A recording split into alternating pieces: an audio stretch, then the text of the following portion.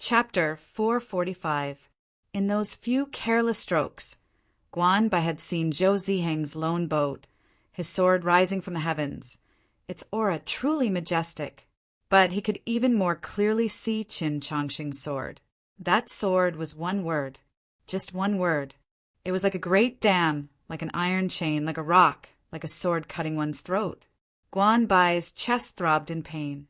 If his junior brother could understand the principle of this sword and take the straight path in all things, how could he have ended up like this?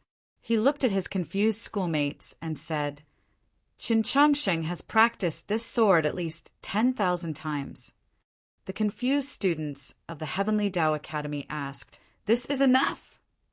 According to what I know, Qin Chongqing has only been practicing the sword for a year. In such a short amount of time, he has practiced such a simple sword 10,000 times. Guanbai expressionlessly said, "Since such a clumsy person with the sword has agreed to discuss the sword with Zhou Ziheng, how could Zhou Ziheng's sword possibly win?" After saying this, he shook his head, got up, and walked out of the room. The Heavenly Tao Academy had a picturesque scenery. No matter where one walked, there was scenery, such as the lake and mountains in front of them. A middle-aged man with a very lonely figure stood by the lake. He was the principal of the Heavenly Tao Academy, Zhuang Huanyu's father. He turned around and said to Guanbai, "You have a very high evaluation of Qin Chongqing." Guanbai replied, "Since they are destined to be opponents, my evaluation should be even more calm and objective." Principal Zhuang looked at him and said, "If you knew that Qin Chongqing had only learned that sword for 30 days at most, would your evaluation of him be even higher?" Guanbai fell quiet for a very long time at these words, then said, "I don't care what Sir thinks, but Huanyu is still my junior brother. I have to do a few things for him." Principal Zhuang sighed. "It seems that you must participate in the Boiling Stone Summit." Guanbai replied, "Yes, because I want to know if Qin Chongqing is given another 300 days, just what level his sword can reach." At the gate of the Orthodox Academy, Zhou Ziheng's sword was accompanied by a sky full of wind and rain, its momentum imposing. If the Li Palace priests had not laid down the array last night, the spectators on the outside would probably have been injured by his sword energy. Just as Guanbai had seen through that sketch, Qin Chongqing had only struck once. Of course, it was impossible for him to truly only use one sword. The one sword here referred to him repeatedly using that sword technique.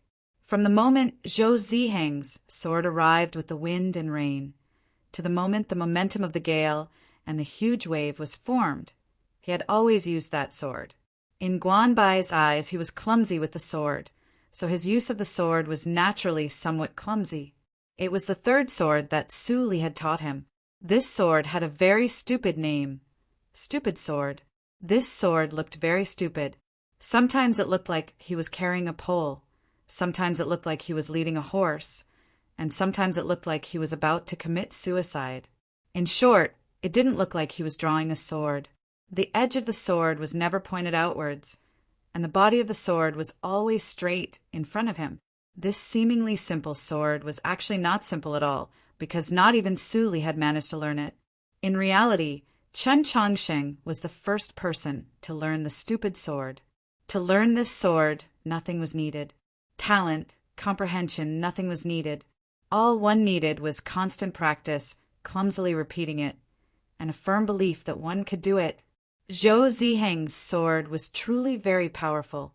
The sword energy was like the waves of the sea, constantly lashing out. But no matter what, it could not pass this sword.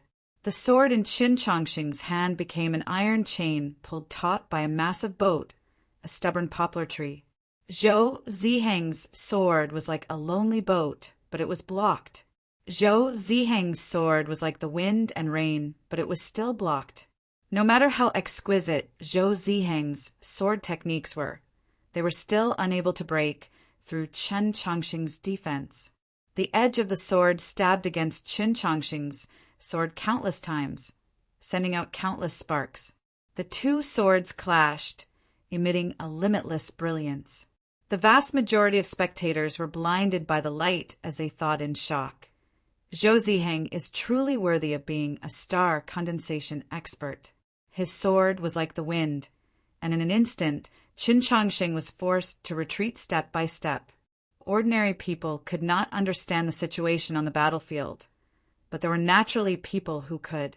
In the instant that Qin Changsheng attacked, cries of surprise suddenly rose up from the pergola. When the painter from the Pavilion of Divination was drawing his second painting, the tip of his brush actually began to tremble. In that tea house in 100 Flowers Lane, Xue Xingchuan sat by the window, gazing at the blazing sword glows. He silently thought of his younger brother's letter and thought to himself, "This child's sword style has actually improved again." The sword glows were so blinding that they were like countless bolts of lightning. In between them were countless peals of thunder. In the next moment, the rumbling sounds of the swords clashing suddenly stopped. Zhou Ziheng sheathed his sword. Looking at Qin Changsheng, who had already retreated to the courtyard gate, he felt an indescribable shock. He had never imagined that Qin Changsheng would actually be able to block so many of his sword strikes. It must be known that his Stormwind solitary boat sword emphasized momentum and was incomparably tyrannical. Not to mention that he was at the star condensation realm while Qin Changsheng was only at the ethereal opening realm. Even if Qin Changsheng's sword style was incomparably exquisite with his cultivation, how could he be able to block so many of his sword strikes without being injured? Not even the hand holding the sword had trembled. In the next moment, the shock in his eyes was replaced by viciousness. His somewhat damaged confidence became firm once more, because Qin Changsheng had retreated.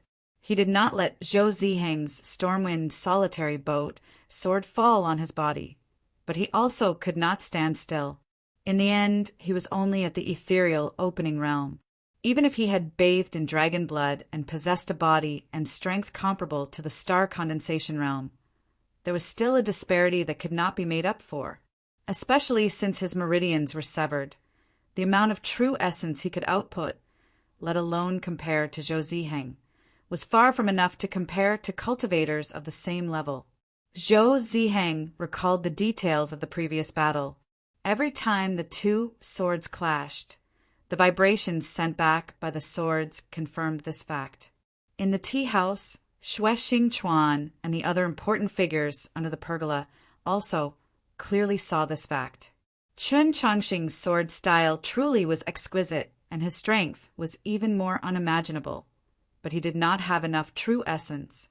He did not have enough true essence to support a battle of this level. These people were not weaker than Guanbai, and there were even people like Xue Xingchuan who far surpassed Guanbai, but they were still not people of the sword. They could not understand Qin Changsheng's self-confidence from his sword style. Zhou Ziheng was a person of the sword, but he was also a player, so he also did not understand. He believed that he had seen through Qin Changsheng's weakness, so his confidence was reborn. He looked at Qin Changsheng, a mocking smile appearing on his lips as he prepared to say a few words. Qin Changsheng did not give him the chance. His sword stabbed forward. At this moment, the gate of the Orthodox Academy was very quiet. It was like the time before dawn, or like the time before the storm. At these times, there would often be the cry of a bird or the low flight of a swallow, and then the dawn would come and a torrential downpour. This was a sort of rhythm. Qin Changsheng's sword had very simply broken this rhythm. Whether it was Zhou Ziheng or the spectators, they all felt extremely uncomfortable because their rhythm had been broken. The dawn had come too quickly, and the torrential downpour had suddenly descended. Too sudden. The sounds of tables and chairs toppling could be heard from under the pergola. In the tea house, Xue Xingchuan suddenly stood up, his face filled with disbelief. In battle, breaking the rhythm of one's opponent was a very common occurrence. The problem was that very few people could do it as naturally as Qin Changsheng. The true reason for their shock lay in this, because it was highly likely that this meant that the rhythm of this battle had always been in Qin Changsheng's grasp. The gap between the star condensation realm and ethereal opening realm was extremely large. In this sort of battle, the latter could struggle bitterly, engage in a bloody battle, could explode with talent, could even be like Wang Po in the past, miraculously breaking through in the midst of battle. But for Chen Changsheng, the weaker side, to be able to control the rhythm of the entire battle from start to finish, to completely face his opponent with the attitude of an expert. Just what sort of self-confidence was this? Just why was he so confident? A few people in the pergola understood, so they threw away the teacups in their hands in absolute shock and kicked over the tables and chairs in front of them. In the tea house, Xue Xingchuan also understood, so he suddenly stood up, so shocked that he couldn't speak. Chen Changxing's self-confidence lay in his sword. This sword of his first sword at Zhou Ziheng. This sword was wondrous to the point of nature. This sword could not be dodged. This sword had already cut off all paths of retreat for Zhou Ziheng. In the instant that Chen Changxing attacked, if Zhou Ziheng had retreated as quickly as possible, he might have had a sliver of a chance, but he did not, because he was at the star condensation realm and Chen Changsheng was only at the ethereal opening realm. He had represented the temple seminary in challenging the Orthodox Academy. Everyone felt that he was bullying the weak and looked down on him. In these circumstances, if he had been forced back by Chen Changxing's sword, he would have lost even more face. Of course, he knew that Chen Changxing's sword was assuredly very strong. Whether it was rumored that he was the Pope's junior or that he had traveled with that Grand Master of the Path of the Sword for many days, this sword was assuredly not simple. As a result, he did not choose to meet it head-on, but prepared to dodge. Yet he shockingly discovered that Chen Changxing's sword gave him a feeling that it could not be dodged. Just what sort of sword was this?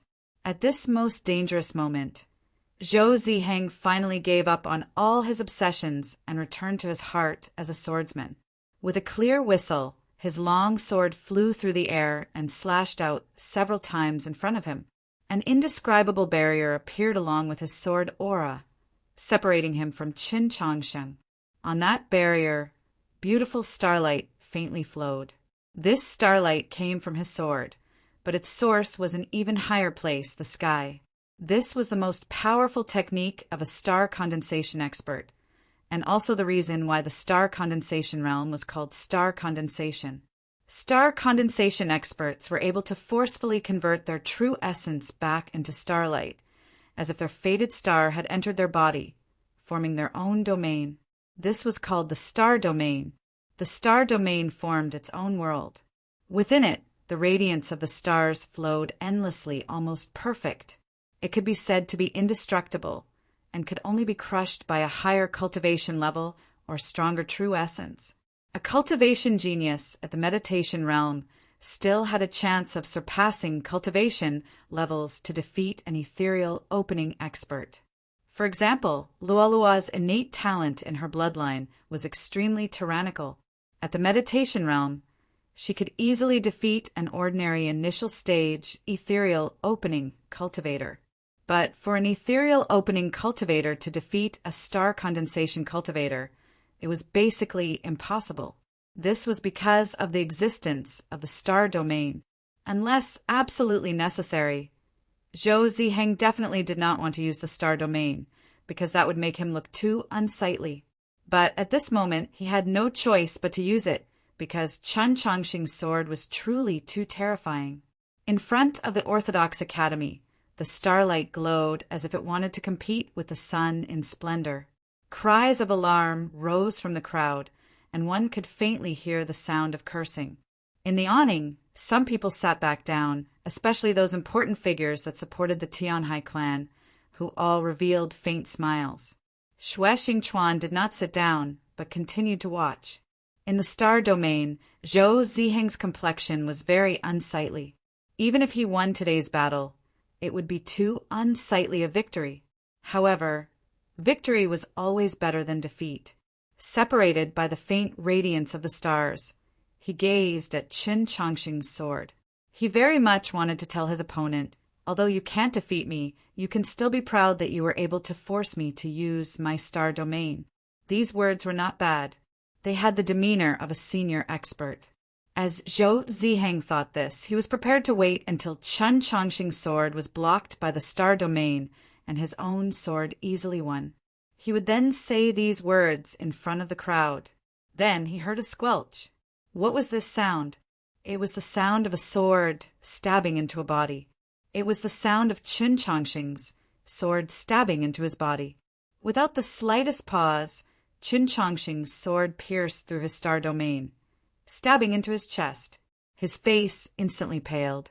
In his mind, he was in disbelief and shock as he madly yelled, "How could this be?" Several shouts of shock rose from the awning. "What's going on here?" "I'm still 1,500 characters short. I'll do it as quickly as possible." Chapter 446. Just like that, Chen Chongqing's sword easily pierced into Zhou Ziheng's chest, as if that star domain did not exist. Those who understood what the star condensation realm signified were extremely surprised, incomparably shocked. Chen Chongqing himself was not surprised. He was very calm, just like how Xue Xingchuan and those other powerful figures were shocked. From start to finish, the rhythm of this battle had been under his control. To human cultivators, being able to condense a star domain could be said to be the most important process. Only by successfully condensing a star domain would one possess an extremely powerful defense and be able to fight equally with demon experts with perfect bodies. There was even a deep-rooted belief in the human world. Cultivators with a star domain were naturally invincible against cultivators without a star domain. Thus, when Zhou Ziheng condensed his star domain, everyone believed that Chen Chongqing would definitely lose. They believed that his continuing to attack was just a way of consoling himself mentally, just a casual attack.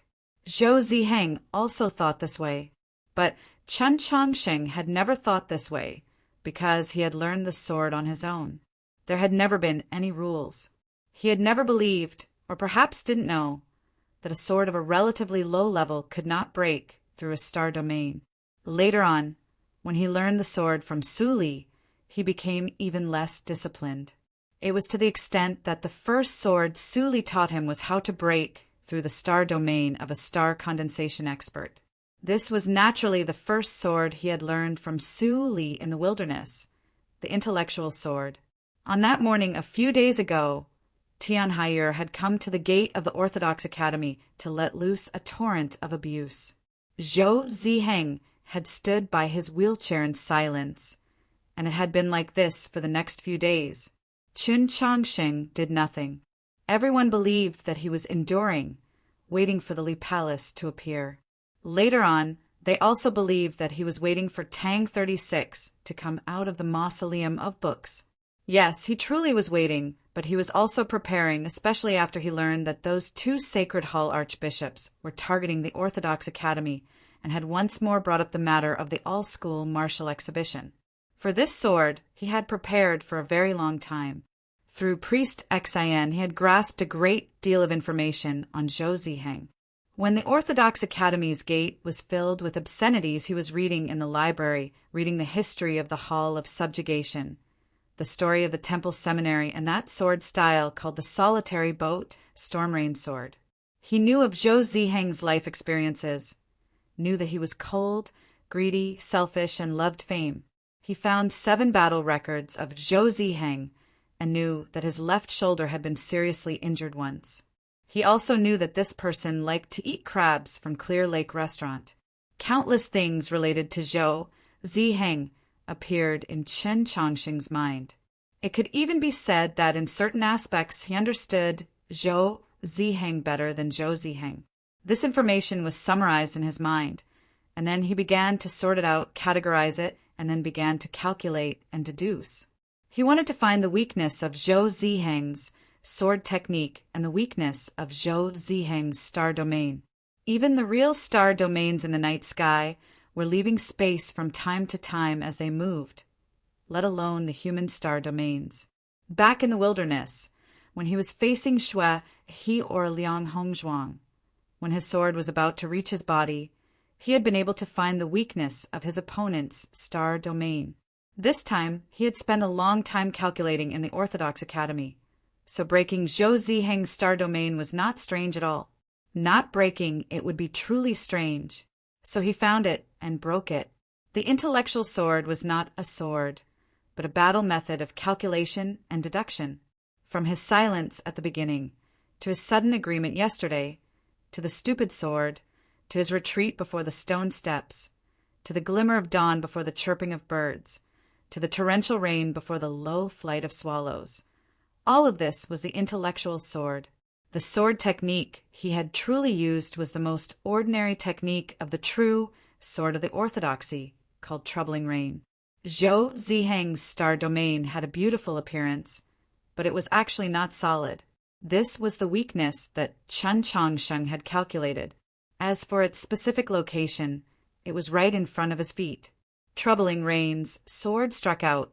The sword fell like rain, stabbing at the blue robes below Zhou Ziheng's knees, but it did not pierce into his chest. With a squelch, blood spurted out. Zhou Ziheng's face was pale, his eyes filled with fear and disbelief. With a howl, he transformed into a storm and retreated into the depths of Hundred Flowers Lane. Qin Changsheng's sword had not completely pierced into his chest. He believed that this was because his opponent did not have enough true essence. Although he was heavily injured, he still had the strength to fight. As long as he could escape from Qin Changsheng's sword, he would have a chance to counterattack. A fierce gale rose. Zhou Ziheng, facing the danger of death, exploded with an unimaginable amount of energy. He forcefully broke through the array laid down by the Li Palace priests and retreated to the street. It had to be known that this place was more than 100 zhang away from the gate of the Orthodox Academy. Yet he still could not escape from Qin Changsheng and the sword in his hand.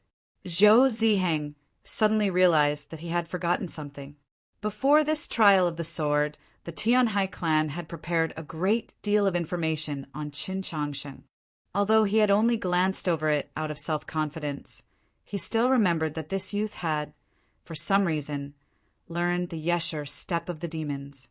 Although it was not the true and perfect Yesher step, it could already raise his opponent's speed to a terrifying level.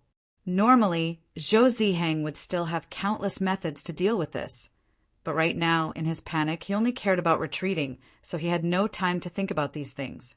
Zhou Ziheng was like a boat in the ocean, constantly bobbing up and down, retreating. Qin Changsheng was like the seawater in the ocean, always following him, not taking a single step away. With panicked shouts, the crowd scattered and then retreated to the two ends of the street. When the wind was calm, Qin Changsheng and Zhou Ziheng stood in the center of the street. Several important figures under the awning exuded their qi, preventing the qi of this battle from clashing and harming the common people. But there was no need. Qin Changsheng's sword had already pierced through Zhou Ziheng's chest. Blood flowed along the sword, incessantly dripping down. In the tea house, Xue Xingchuan, who saw this sight, was once more speechless. Zhou Ziheng's judgment was not wrong. The amount of true essence Qin Changsheng could use was too little, so his sword energy was not vigorous. Xue Xingchuan naturally understood this point, so even though he had already confirmed that Qin Changsheng's sword style truly did come from that person, he did not believe that his sword would have much power after breaking through Zhou Ziheng's star domain. Qin Changsheng's sword once more overthrew the so-called common sense. It was clearly not strong, but it had so easily pierced through Zhou Ziheng's body. Why? It's not that fierce sword style from Xuanyang City that burns one's life and true essence. At the other end of the street, in a gloomy carriage, an official was quickly jotting something down on a piece of paper. Through the window, he watched the scene. After thinking for a while, he wrote another sentence on the paper. Perhaps there's something strange about that sword. There was a soft and subtle sound. Qin Changsheng sheathed his sword. Zhou Ziheng clutched his chest and sat down on the street. There were already people from the 13 divisions of Radiant Green waiting on the side. They hurried forward to treat his wound. Zhou Ziheng was in great pain and also very perplexed. He looked at Qin Chongsheng and asked, "What sword is this?" The street was quiet. The surrounding crowd, the people under the awning, and Xue Xingchuan in the tea house were all waiting for Qin Chongsheng's answer. Qin Chongsheng glanced at the sword in his hand. Blood flowed down the blade, leaving not a single drop behind. The blade once more became bright, untainted by a speck of dust. This dagger had been given to him by Senior Yuren. It now contained the sword soul of Chen Xuanba's Dragon Cry sword. But in the end, he was not Qin Xuanba. In the end, he had to possess his own sword intent. From the garden of Zhou to the snowy plains, from Xuanyang City to the capital, his sword intent had finally reached great success. Then this sword should also have its own name. Qin Chongsheng thought it over, then said, "Let's call it Stainless. It's been a long time since the third watch. I'm really not used to it. I'm tired. Fortunately, it's done. Everyone, I'll see you tomorrow." Chapter 447. In that carriage at the end of the street, the official was still recording, writing on a piece of paper. According to the information and analysis of Xuanyang City, Su Li should have taught Qin Chongsheng 3 sword styles. One of them can help him burst forth with true essence for a short period of time, possessing immense power. It was originally believed that he would use this technique, but unexpectedly Zhou Ziheng's level was too low and was unable to force out this technique. There was another official in the carriage, also from the department for purging officials. On the side, he added, it might be because Qin Chongsheng's dagger was too sharp. The official holding the brush fell silent for a few moments, then said somewhat uncertainly, "But that dagger clearly has no ripples of qi. Just being sharp is enough?" The official also could not be sure. Besides those legendary divine weapons, what other sword could so easily pierce through the body of a star condensation expert? At this moment, the street was very quiet. Everyone's gazes rested on the dagger in Qin Chongsheng's hand. This dagger seemed very ordinary, but everyone knew that this dagger was definitely not as ordinary as it seemed. The right hand of the painter from the pavilion of heavenly secrets that held the brush faintly trembled. For a very long time he did not finish his third sketch. He was already shocked to the extreme. It must be known that the Pavilion of Heavenly Secrets was in charge of evaluating the tier of legendary weapons, so his eyes were naturally not ordinary. With just a glance, he could tell that Qin Chongsheng's dagger was extraordinary. Yes, this dagger had no ripples of qi, only sharpness. But any object, when developed to the extreme, would be extremely terrifying. If a dagger was sharp to an unimaginable degree, what need would there be for other external objects? It wouldn't even need the support of divine qi. What shocked him even more was that Qin Chongsheng's dagger was clearly not an old object. Stainless. The painter from the Pavilion of Heavenly Secrets thought in shock. Could it be that this year's tier of legendary weapons is finally going to have a new name appear? The result of the battle in front of the Orthodox Academy very quickly spread to every corner of the capital. Tian Hai Chenwu sat on the top floor of Clear Lake Restaurant, gazing at the scenery of the lake and mountains outside the restaurant. He suddenly felt rather annoyed, but what sort of powerful figure was he? In just a few moments he gathered his thoughts and calmly thought, so he already has the strength to surpass cultivation levels and kill. Then I'll just continue. My Tianhai clan is the master of the 4 seas, with countless experts submitting to us. I really want to see just how long the Orthodox Academy can rely on this young principal to last. Then he looked at his subordinates kneeling in front of the room and said with a smile, I don't want to eat any more. Finish all the dishes on the table. Don't waste them. That subordinate raised his head in shock and looked at the dozens of dishes on the table, as well as the incomparably huge plate of blue lobster. He thought in horror, how could he finish all of this? Tianhai Chenwu's smile faded as he stood up and walked out of Clear Lake Restaurant. As he passed by that subordinate, he expressionlessly said, "If you can't finish it, your entire family can forget about living." The Heavenly Tao Academy's lake was also tranquil, but there were no restaurants by the lake. There were only cliffs and willow trees. Principal Zhuang stood in the willow branches, gazing at Guan Bai's back. He was prepared to say something, but in the end he said nothing, only sighing. Suddenly, several students of the Heavenly Tao Academy rushed over. Guan Bai stopped and turned his head to look. "Qin Changxing has won!" The Heavenly Tao Academy students shouted to Principal Zhuang from a distance. At the same time, they turned to Senior Guan Bai, their faces brimming with respect. Previously, Guan Bai had only glanced at the sketch and determined that Qin Changxing would win. This sort of insight and experience was truly extraordinary. But to their surprise, upon hearing the news of Qin Changxing's victory, Guan Bai's eyebrows rose up like swords. He was clearly rather surprised, because he had not expected Qin Changxing to win so quickly. He was very disdainful of Zhou Ziheng's sword style and regarded Qin Changxing with extreme importance. But after all, there was an entire cultivation level between the two. He had originally believed that even if Qin Changxing won, he would assuredly rely on the orthodox mental cultivation method of the orthodoxy and his incomparably firm and resolute sword heart. Only after experiencing an extremely long and bitter battle could Qin Changxing ultimately obtain victory. Yet from the time he had seen the sketch of the first sword until now, he had only exchanged a few words with Principal Zhuang by the lake. In such a short amount of time, Qin Changxing had already won?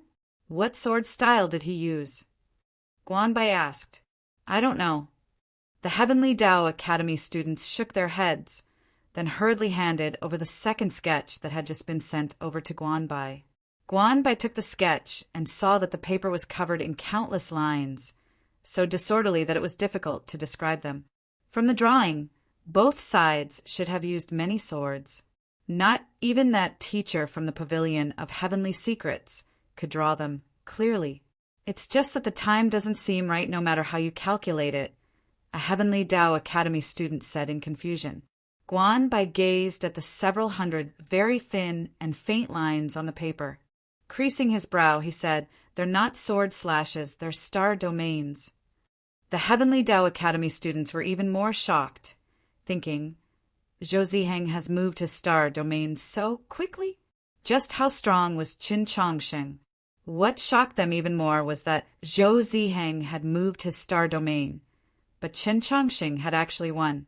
How had he done it? There was also a handwriting on the sketch. It seemed rough, but was actually faint, seemed withered and full, and the strength had penetrated through the back of the paper. Guan Bai gazed at this handwriting. Suddenly, a sword glow flashed through his eyes. Several willow branches by his side were thrown into disorder by the wind, then severed into 10-odd pieces that fell into the lake. "He still only used one sword," he said. "This sword," he did not continue, shaking his head. Previously, when he saw Qin Changxing's first sword, he had praised it as a good sword. Now, when he saw Qin Changxing's second sword, he realized that he didn't know how to evaluate it. Although his sword is fast, he still won't be able to catch up to you in 10 years. At some point, Principal he had arrived at his side. Looking at him, he asked, "Why are you in such a rush?" "The demons might invade the south at any time. I will go to Snowhold Pass, and 10 years from now, perhaps I will already be dead. So before I leave the capital, I want to bring this matter to a conclusion." Guan Bai calmly continued, "It's just that I didn't expect his sword to be even stronger than I imagined. It seems that I really do need to go and see for myself." Saying this, the willow trees by the lake gently rustled, the summer wind stirred, and his figure vanished without a trace. The sorrowful atmosphere in the Bureau of Ecclesiastic Education, following the news of Qin Changxing's victory, was greatly diluted. In the room in the deepest part of the great hall, Luo Luo was very calm, because she had never doubted whether Qin Changxing could obtain victory in this battle. Similarly, The archbishop in the room, filled with plum blossoms, was also very calm, as if he had fallen asleep. The priests of the 13 divisions of Radiant Green were currently treating Zhou Ziheng. Zhou Ziheng clutched his chest. Blood was no longer seeping from between his fingers, but his face was as pale as paper. He knew that Chen Chongqing had been lenient, because that sharp dagger had just brushed past his heart, only a hair's breadth away.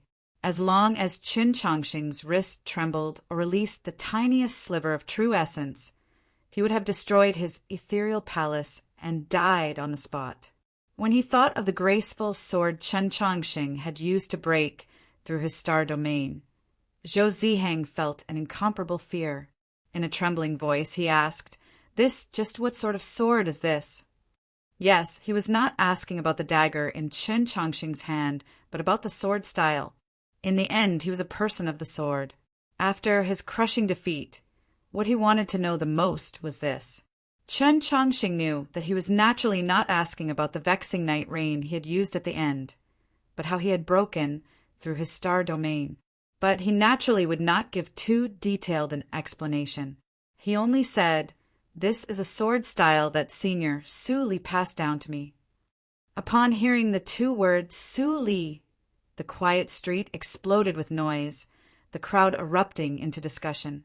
As it turned out, Chen Chongqing had used Su Li's sword style. There were countless experts on the continent, and putting aside the proclamations issued by the Pavilion of Heavenly Secrets, there were also many supreme experts on these proclamations. Just who was strong and who was weak had always been the subject of the greatest interest of the common people, and also the subject of the most discussion. There was only one matter that had never been doubted or needed to be discussed. It was a publicly acknowledged fact of the continent, and even over the span of 1,000 years, this was still the conclusion of the vast majority of people. Zhou Dufu, #1 on the path of the blade. Emperor Taizong, #1 on the path of the spear. Su Li, #1 on the path of the sword. Upon hearing Chen Chongqing's words, everyone looked at him with rather strange gazes, especially those people of the sword under the awning. Their emotions were extremely complex: envy, jealousy, frustration, resentment, and so on. Zhou Ziheng was even more remorseful. Su Li had actually passed down a sword style to Chen Chongqing. If he had known earlier, he would never have been so careless. Yes, the information provided to him by the Tianhai clan had mentioned it, and even many people of the continent knew of what had happened in Xunyang City, but no one believed that Su Li had passed down a sword style to Chen Chongqing. This was because Su Li was very proud and aloof, and his standards were very high. Moreover, passing down a sword style was no ordinary matter. Moreover, Chen Chongqing was the successor to the orthodoxy, an enemy of the Mount Li sword sect. So that's how it was. Zhou Ziheng looked at Chen Chongqing and said hatefully, "Or else how could you surpass cultivation levels and defeat me?" Upon hearing these words, Chen Chongqing shook his head and said, "No, according to what I know, there are at least 5 people in the ethereal opening realm that can defeat you." Zhou Ziheng saw his expression and knew that he was not lying. His sense of defeat deepened and his expression became vacant, as if he had been struck dumb. Chen Chongqing paid no more attention to him, turning around and walking towards the gate of the Orthodox Academy.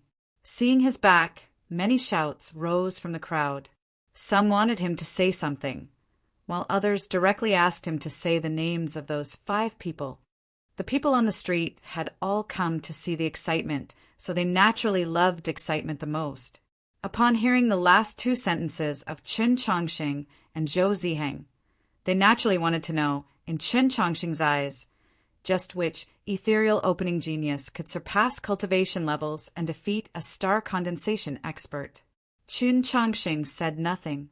Under the protection of the Li Palace priests, he passed through the crowd and returned to the gate of the Orthodox Academy.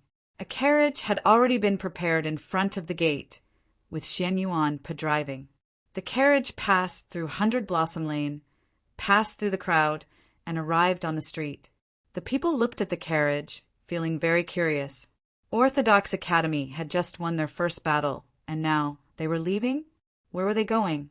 The carriage of the Orthodox Academy arrived on the street. Passing by the pergola, it suddenly stopped. The curtain of the carriage window was lifted, revealing Tang 36's face, immediately attracting the cheers of many young girls. Tang 36 looked at the young girls and smiled, then looked at the people under the pergola and said, "Yesterday I spent 6 hours to build this broken pergola. It was too much of a waste of time." Building a pergola to watch the show, but this show only lasted for a short while, even less time than the pergola. This was very funny. Tang 36 didn't like these people that came to watch the show, so he specifically had Xian Yuan stop the carriage and laugh at them. Many of the important figures under the pergola didn't have good expressions, but the stewards of the 4 great markets didn't have any change in expression. Tang 36 let down the curtain, looked at the short sword at Qin Chongqing's waist, and said, "Stainless, this name isn't bad." Back then, at the Plum Garden Inn, he had wanted to see this sword, but was refused by Qin Chongqing, so he had always been unhappy. Today, he finally understood some of the reasons. Qin Chongqing wasn't sure of his naming ability, so he asked, "Is it really not bad?" Tang 36 said, "The sword is like the person. It is indeed not bad." Qin Chongqing smiled faintly and prepared to say a joke, such as, "The person is like the sword." Although easily defeating Zhou Ziheng was within his expectations, it was still something to be happy about. He was very happy at this moment. At this moment, his gaze passed through the curtain that was lifted by the wind and landed on a place in the crowd on the street. A man was standing there. His posture was tall and straight. His expression was calm and indifferent, but there were a few grains of dust on his hair, as if he had just finished a very long journey. Qin Chongqing didn't know who this person was, but he felt that this person was like the long sword beside him, very calm, but also extremely dangerous. The next few days will be a bit slow because on the 1st of May, I have to go to Shanghai to participate in the first performance of the story of Choosing Heaven. The journey back and forth will definitely take up a lot of time and energy. Hopefully, I can finish 2 or 3 chapters in the next 2 days, so I'll try my best. To those who are going to watch the show, I'll see you then. Also, today, I will be doing the nth Q&A activity on my WeChat official account. If anyone has any compliments on the recent plot, wants to ask, or has any questions about life, you can send them to me. I will reply to everyone before the end of next week. Yes, I am the caring uncle. Chapter 448. Just by glancing at that person in the crowd, Qin Chongqing's eyes felt a stabbing pain. Only when the wind blew past and the curtain fell, cutting off his vision, did he no longer feel this pain. What a powerful sword intent. Qin Chongqing had seen many experts in the last few months. In the garden of Zhou, he had become one with 10,000 swords and traveled with Su Li. His sensitivity to sword intent had long since surpassed that of a normal person. He could sense that although that person's sword intent was inferior to that of an important figure of the divine domain like Zhu Luo, it was still extremely frightening. Even more frightening was that this person's sword intent contained a strand of killing intent, and that killing intent was completely unmasked and aimed at him. "Who is that person?" he asked. Tang 36 had noticed his previous strangeness. Raising a corner of the curtain, he very naturally discovered the figure of that man. His expression instantly turned grave as he said, "He is Guan Bai." Qin Chongqing had heard of this name before. After a moment of silence, he asked, "That Guan Bai of the Heavenly Tao Academy?" "Correct." Tang 36 let down the curtain and turned his head to say, after finishing his studies in the Heavenly Tao Academy, he was always traveling. "I didn't expect him to suddenly return to the capital. You should be well aware why he returned." Qin Chongqing asked. He had a very good relationship with Zhuang Huanyu. Tang 36 replied, Zhuang Huanyu was not willing to accept his father's care. After entering the capital, Principal Zhuang entrusted Guan Bai with the care of him for a year. The two could be said to be brothers. Qin Chongqing was silent. Right now, Everyone believed that Zhuang Huanyu had been forced to his death by him. If Guan Bai really did regard Zhuang Huanyu as a brother, then it was only natural that he would come to take revenge. He probably won't use the name of the Ivy All-School Martial Exhibition to challenge you. Tang 36 looked at his expression and said, "After all, he's an expert of the proclamation of liberation. He won't be as shameless as Zhou Ziheng." Qin Changxing asked, "Then what method do you think he will use?" Tang 36 replied, "If my calculations are correct, he will give you 1 year." Qin Changxing did not understand the meaning of these words. Tang 36 explained, "Next year will be the Boiling Stone Summit. At that time, if he kills you on the spot, His Holiness won't be able to do anything. Even if he has to give an explanation afterwards, he will at most return his life to the Li Palace." Qin Changsheng didn't know what to say. The sword spirit he felt before already told him that Tang 36's guess was very likely true. Tang 36 sympathized with him. Anyone who was sworn by a rancor of the proclamation of liberation to die under his sword at the cost of his own life would have a hard time, and this could last for a year. He couldn't imagine how he would get through this year if something like this happened to him. But he didn't know that Chan Changsheng was already very experienced in withstanding this kind of pressure and facing this kind of shadow. Therefore, it only took a moment for his expression to return to normal. Tang 36 saw the change in his expression and was a bit surprised. He was worried that he was pretending to be calm, so he changed the topic. "Let's not talk about this anymore." He looked at Qin Changsheng and asked very seriously, "Just now you said to Zhou Ziheng that there were at least 5 people who could defeat him while in the ethereal opening realm. Which 5? Many people had heard the conversation just now, and this was what everyone was most interested in. "I know, definitely not me." Meeting Qin Changsheng's gaze, Tang 36 said very indifferently, "So you don't need to care about my feelings." Qin Changsheng didn't think for too long, directly saying, "Qiu Shanjun, Su Yu Rong, Lady Chu Jian, Go Han Chi Nank." It was very obvious that he had considered this question many times before.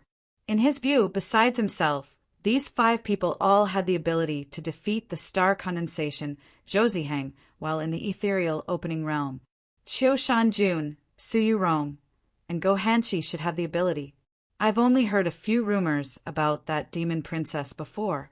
A few days ago, I heard you say that she beat you black and blue in the Garden of Zhou, making you feel like you were better off dead.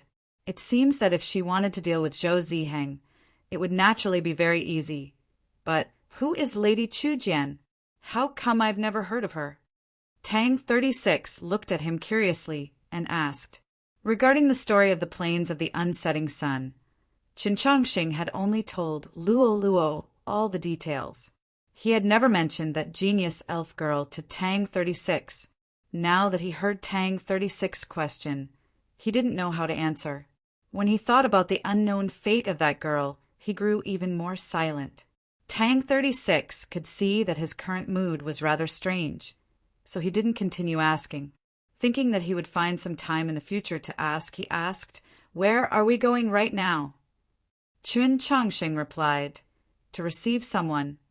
As the crowd watched the carriage gradually drive away, they all began to discuss.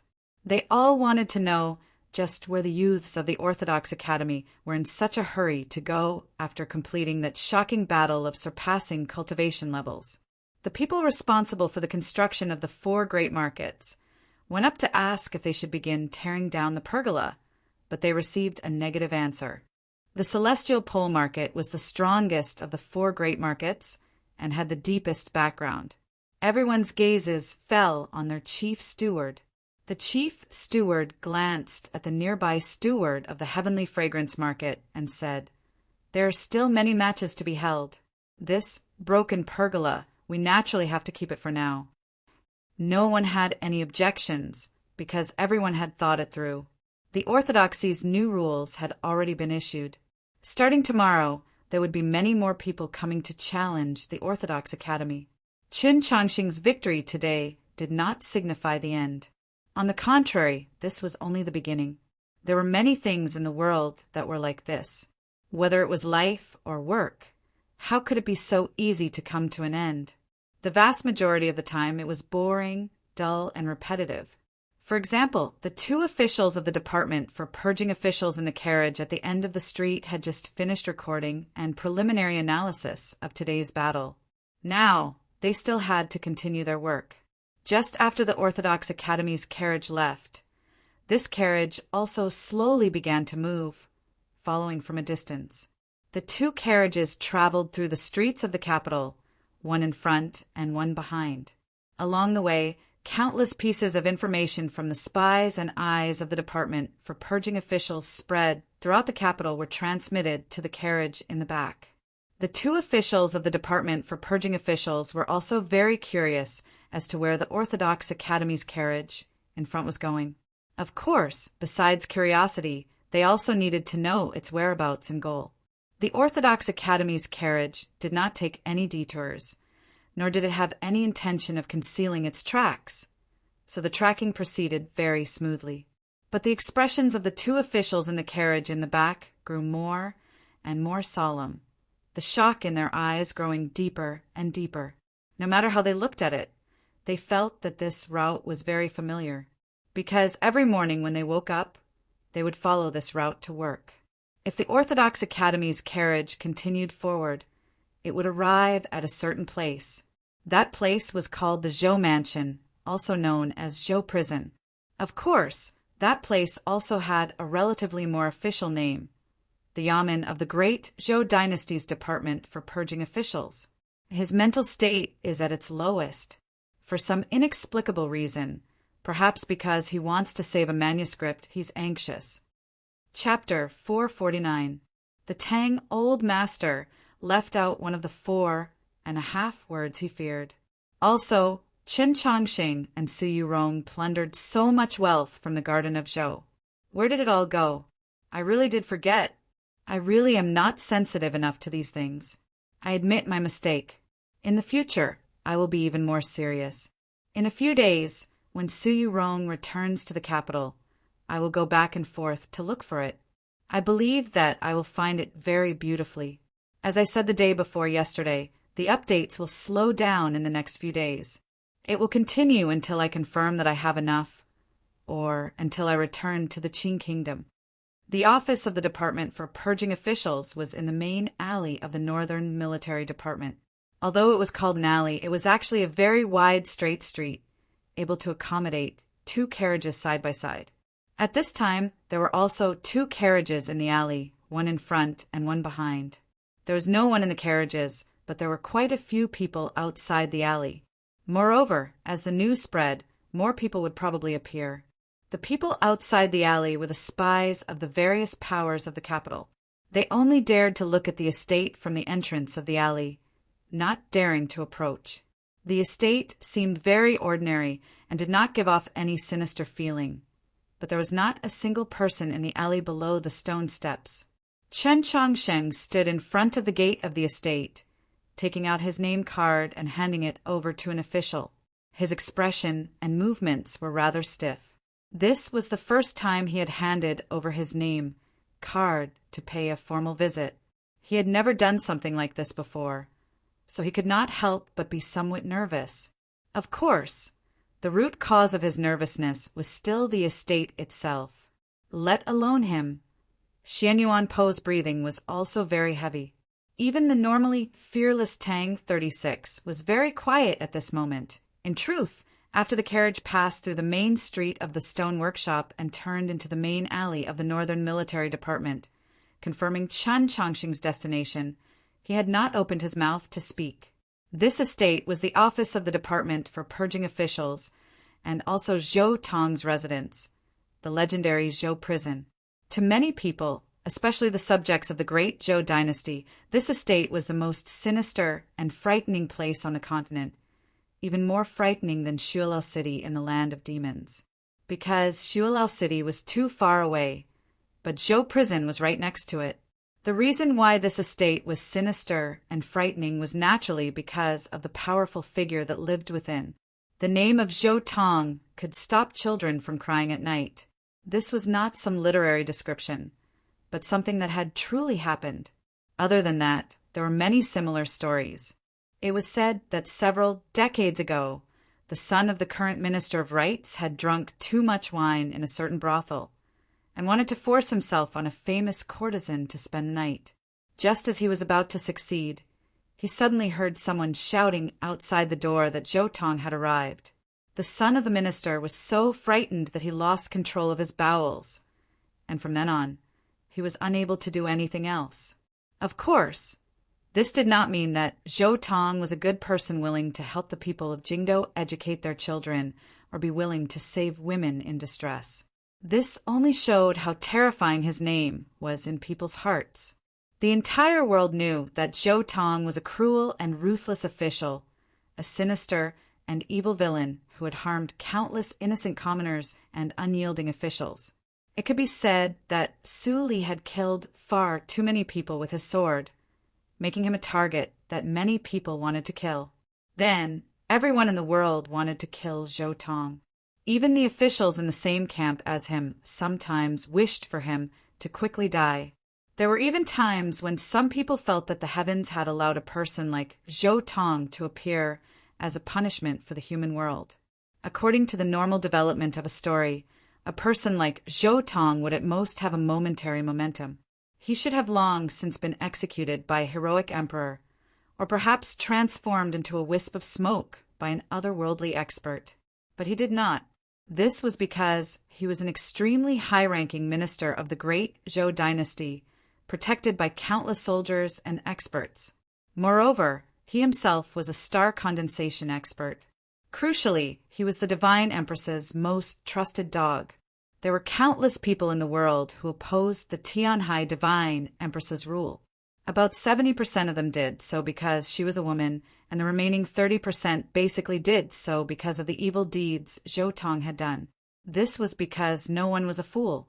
Even the most foolish common people, after so many years, should be able to see that Zhou Tong's tyrannical and evil was actually a manifestation of the divine empress's will. The divine empress had already ruled the continent for more than 200 years. Her methods of ruling could be considered perfect, but there were still countless people who opposed her. She was keenly aware that, as sovereign, she could not blindly conciliate. Thus, she needed a vicious dog, a swift blade, to tear and chop at those people who secretly opposed her. On a deeper level, she needed a person to carry out her evil will. This person was Zhou Tong. He perfectly fulfilled the divine empress's requirements. He had no childhood shadow, no entanglement of profit, no necessity. He simply enjoyed imprisoning people under the name of the great Zhou's laws, torturing and abusing them. From this perspective, Zhou Tong was actually a very pure person. He was a pure, evil person. Chen Changsheng had come to the department for purging officials today precisely to see Zhou Tong. From Xining village to the capital, he had heard far too many things concerning Zhou Tong, so he couldn't help but feel somewhat nervous. Only when he pinched that object in his sleeve did he feel slightly better.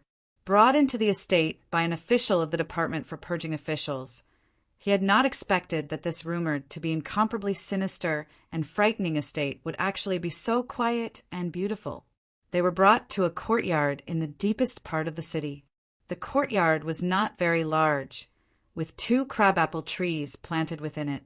The trees were probably rather old, their branches already reaching over the courtyard walls, and a few pink flowers that had yet to fade could still be seen on them.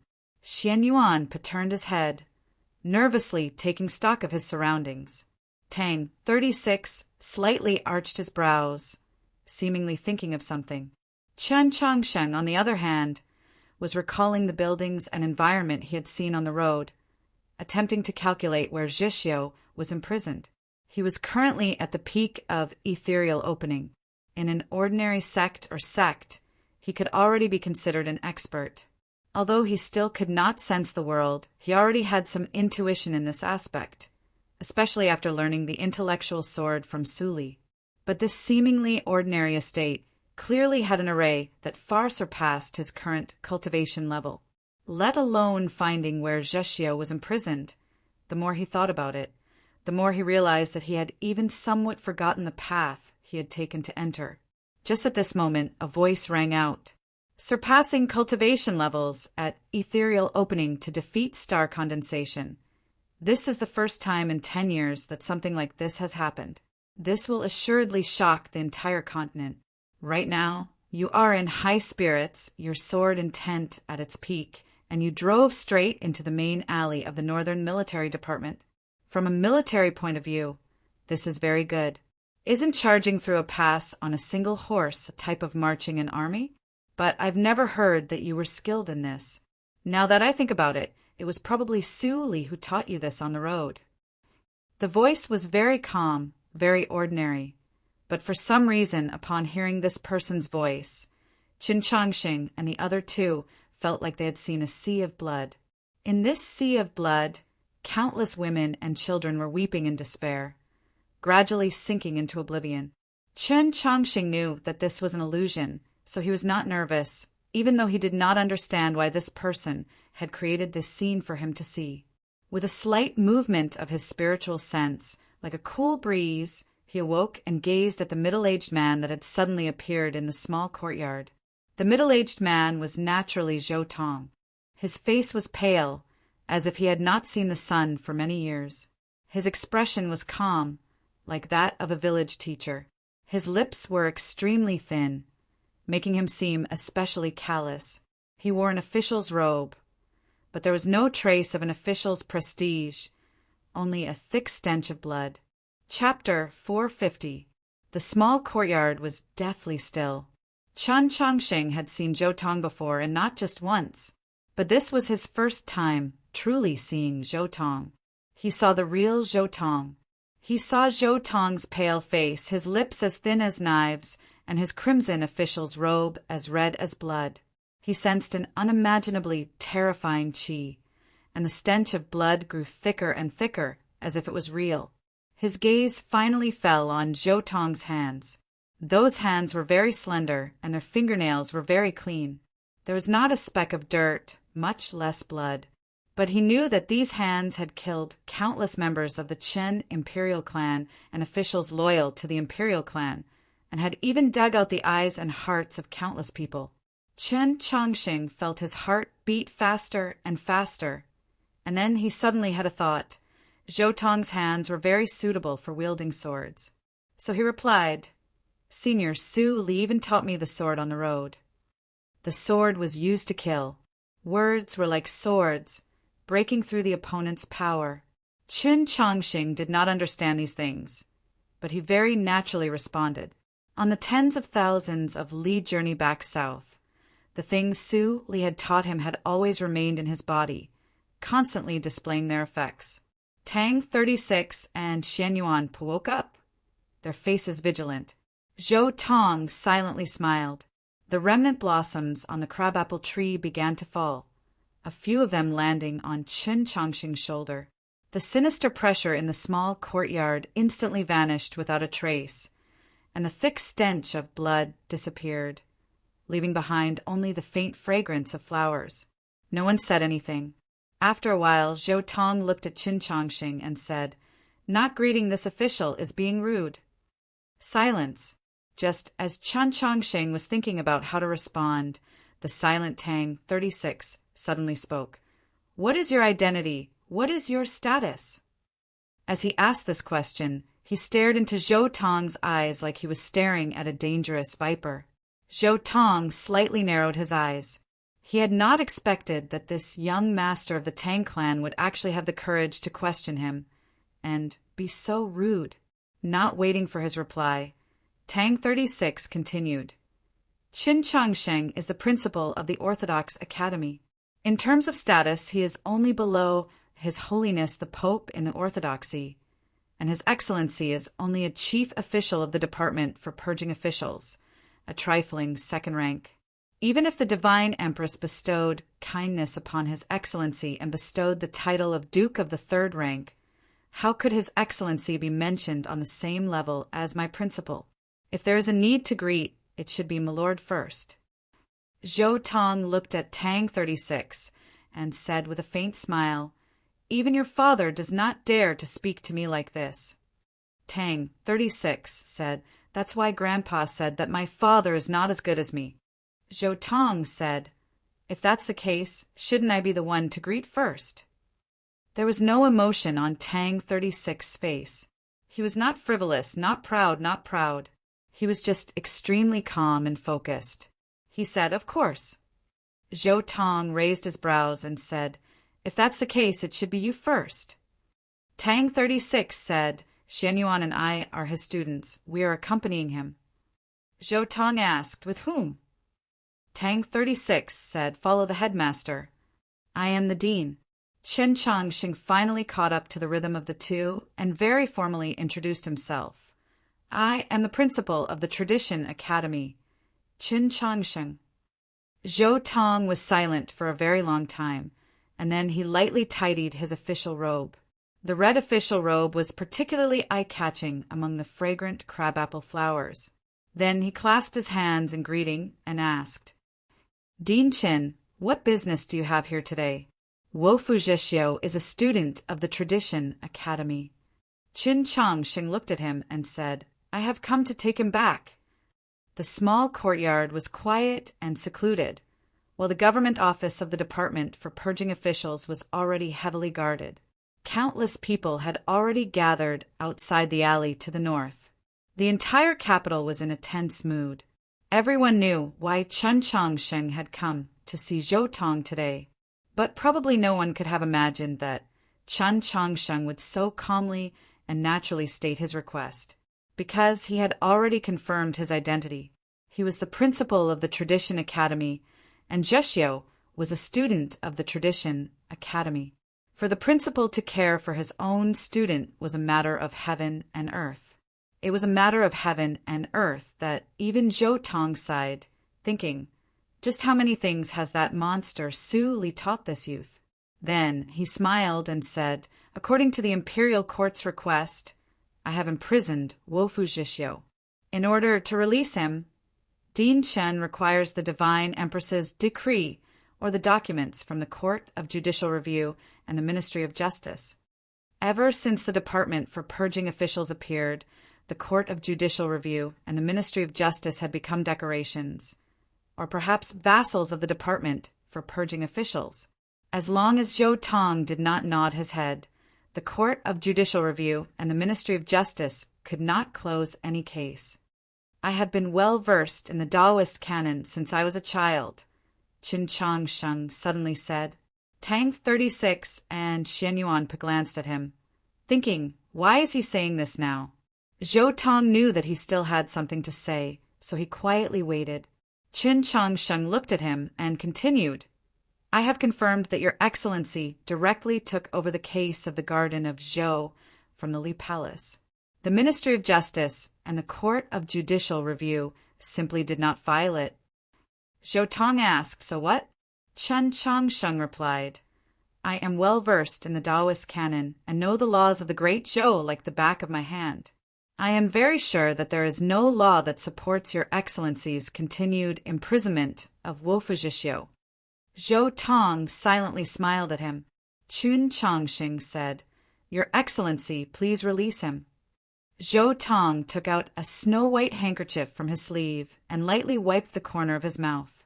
His movements were very elegant, but his words were very taunting. Our future pope is actually so impatient. One cannot help but worry for the future of the orthodoxy. Whether it was because of Zhou Tong's actions or because of those words, Tang 36's brow creased. I promised Your Eminence that I would wait another 2 days, but Chen Changxing fell silent for a while, then continued, He's dead, so I don't need to wait any longer. Zhou Tong calmly looked at him and said, I think you have forgotten one thing. Zheshio's crime is colluding with the demons. As long as I have this crime, I can imprison him for as long as I want. Your Excellency seems to have also forgotten one thing. The people accused of colluding with the demons in the Garden of Zhou are 3, Zheshio, Qi Jian, and me. Chen Changxing looked at him and said seriously, If my lord really believes that Zheshio is colluding with the demons, then the first thing my lord needs to do right now is to imprison me. If not, then you should release him." The small courtyard became incomparably quiet, even deathly still. Only the sound of falling flowers and breathing could be heard. This was the choice he had left Zhou Tong: release Zhixiu or capture him as well. Zhou Tong's eyes slowly narrowed, gradually turning into willow leaves. It also seemed like the willow leaf blade that he was most proficient in. His voice drifted out from his thin lips. It was the same, and it was even colder. "Are you threatening this official? After a day of running, I've just sat down, and I'm almost as hungry as a ghost in Zhou prison." Chapter 451. Not all milk was tasty, and not all people would be scared into silence by a single sentence from Zhou Tong. For example, there were some young people in the world who would not. If it was Go Hanshi, after hearing Zhou Tong's words brimming with killing intent, he would probably very warmly say, "My lord, you misunderstand. I just want to help you solve your problem." If Qiu Shanjun had heard Zhou Tong's words, he would probably have laughed and said, "Yes, my lord, you did not misunderstand. I am threatening my lord." If it was the usual Tang 36, he would have said, "Idiot, I'm threatening you. What can you do?" It was somewhat regrettable, but also somewhat fortunate, that Zhou Tong spoke to Qin Changsheng and not Tang 36. Qin Changsheng's reaction was very much in line with his temperament. He quietly stood in place, looking into Zhou Tong's eyes. He didn't add fuel to the fire, but he also didn't have any intention of backing down. The cold qi under the crabapple tree gradually vanished. Zhou Tong looked at Qin Changsheng and said, "If I'm not wrong, from the moment you entered the Northern Military's department, you were very nervous." Qin Changsheng thought about it. This wasn't shameful, and there was no need to hide it. He said yes. Zhou Tong said, "But you still came." Qin Changsheng said yes. Zhou Tong said, "Then you should be mentally prepared that I won't let him go." Qin Changsheng said yes. Zhou Tong raised his brows and said with interest, "I really want to know how you prepared." Qin Changsheng remained silent for a very long time before finally coming to a decision. He looked at Zhou Tong and said seriously, "If my lord doesn't release him, I'll prepare to kidnap him."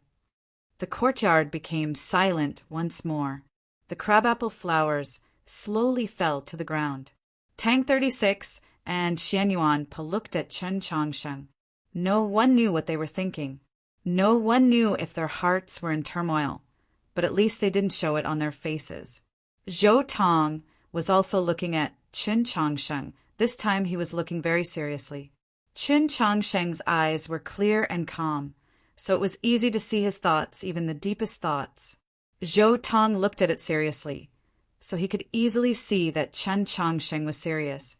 He wasn't joking when he said that. If Zhixiu could not leave Zhou prison today, he really would try to snatch him away. The problem was that it was a joke. Zhou Tong laughed, then shook his head. This was the Zhou estate, the garden of Zhou, the Zhou prison. This was the most heavily guarded place in the great Zhou dynasty, not inferior to the imperial palace. Who knew how many experts were hidden in the surroundings of this beautiful residence? The streets in front and behind it were also heavily guarded by the imperial court soldiers. Even Wang Po of Tianliang had no way of snatching people here, let alone them. Yes, these 3 young people were very talented cultivation geniuses, but they were still young. At least for now, they did not have the power to fight against the world. There wasn't even a need for the experts of the imperial court hidden in the shadows to appear. Only Zhou Tong needed to move a finger, and Qin Changsheng and the other 2 would be unable to leave this small courtyard. Zhou Tong didn't pay any more attention to them. With his hands behind his back, he walked towards the north wing of the small courtyard. The bright red official robe was still very eye-catching in the light rain of falling petals, even dazzling. In Qin Changsheng's eyes, there was only this red official robe, just like the sea of blood that previously filled the world. Zhou Tong had his back to him. This sort of disregard would probably make many people feel humiliated, but it would only make him even calmer. It was very clear that Zhou Tong simply did not care if he acted or not, or even believed that he would act. Tang 36 and Xian Yuanpa looked at him, waiting for his decision. From start to finish, from the Orthodox Academy to the Department for Purging Officials, they had not communicated at all, but they had never hesitated or wavered. Chen Changsheng wanted to come to the Department for Purging Officials, so they followed. Chen Changsheng wanted to see Zhou Tong, so they followed. If Chen Changsheng said he would act now, they would naturally follow. "My lord, please wait." Chen Changsheng's voice finally rang out. At the same time, his hand gripped the hilt of his sword. The sword's name was stainless, just like the person. Tang 36 took in a deep breath and circulated his true essence. His right hand gripped the hilt of the Wenshui sword while his left hand gripped a magical artifact in his sleeve. Xian Yuanpa turned his head to search for a suitable weapon, his gaze ultimately falling on the crabapple tree to his left. He thought, although it's a little thin, it can be used. Zhou Tong stopped, but he did not turn around. His crimson official robe lightly swayed in the wind. A sea suffused with the stench of blood instantly drowned the entire courtyard, sinister and terrifying to the extreme. Rumble. Thunder boomed. It was not that someone in the courtyard had attacked, but that the thunderous sound of hooves could be heard from outside the courtyard. Even the ground was trembling. Soon after, the nervous shouts of the officials of the Department for Purging Officials could be heard everywhere. It was the Orthodoxy cavalry. You can't mobilize the Orthodoxy's cavalry. Zhou Tong turned around and thoughtfully said to Qin Changsheng, "In the entire capital, there were not many things that could escape his eyes." From the moment it was confirmed that the Orthodox Academy's carriage might be headed for the alley of the Northern Military Department, countless relevant intelligence reports had been sent to this place. He was keenly aware that Chen Changsheng had not arranged any contingency plans. He had relied on his victory over Zhou Ziheng, his sword intent, to directly charge into this place. "It has nothing to do with me." Chen Changsheng truly could not mobilize the Orthodoxy cavalry. These Orthodoxy cavalry were directly under the command of the Li Palace and possessed extremely powerful fighting strength. Zhou Tong suddenly recalled a certain day last year. On that day, the entire capital had besieged the Orthodox Academy, and the area in front of the Bureau of Ecclesiastic Education had been packed with people. Then the Orthodoxy cavalry arrived. Like the autumn wind sweeping away the fallen leaves, they cruelly and forcefully cleared the area. Many people had died on that day. It was also from that day onwards that many people understood that the Archbishop of the Bureau of Ecclesiastic Education, who seemed like he could fall asleep at any moment, actually possessed such high prestige within the Orthodoxy and so much hidden strength. From the looks of it, these Orthodoxy cavalry that had just arrived were probably one of the legacies left behind for Chen Changsheng by that old man who had just passed away. Zhou Tong expressionlessly said to Qin Changsheng, "You know what the result will be if you attack me." Qin Changsheng replied, "I will die." Zhou Tong replied, "In front of me. Even if you want to die, it won't be that easy." Qin Changsheng replied, "No, I naturally have a way to die." For some reason, Zhou Tong suddenly became somewhat angry. "Then why don't you go die?" Qin Changsheng replied, "Your Excellency, you've never acted. Presumably, you're afraid that we really will die."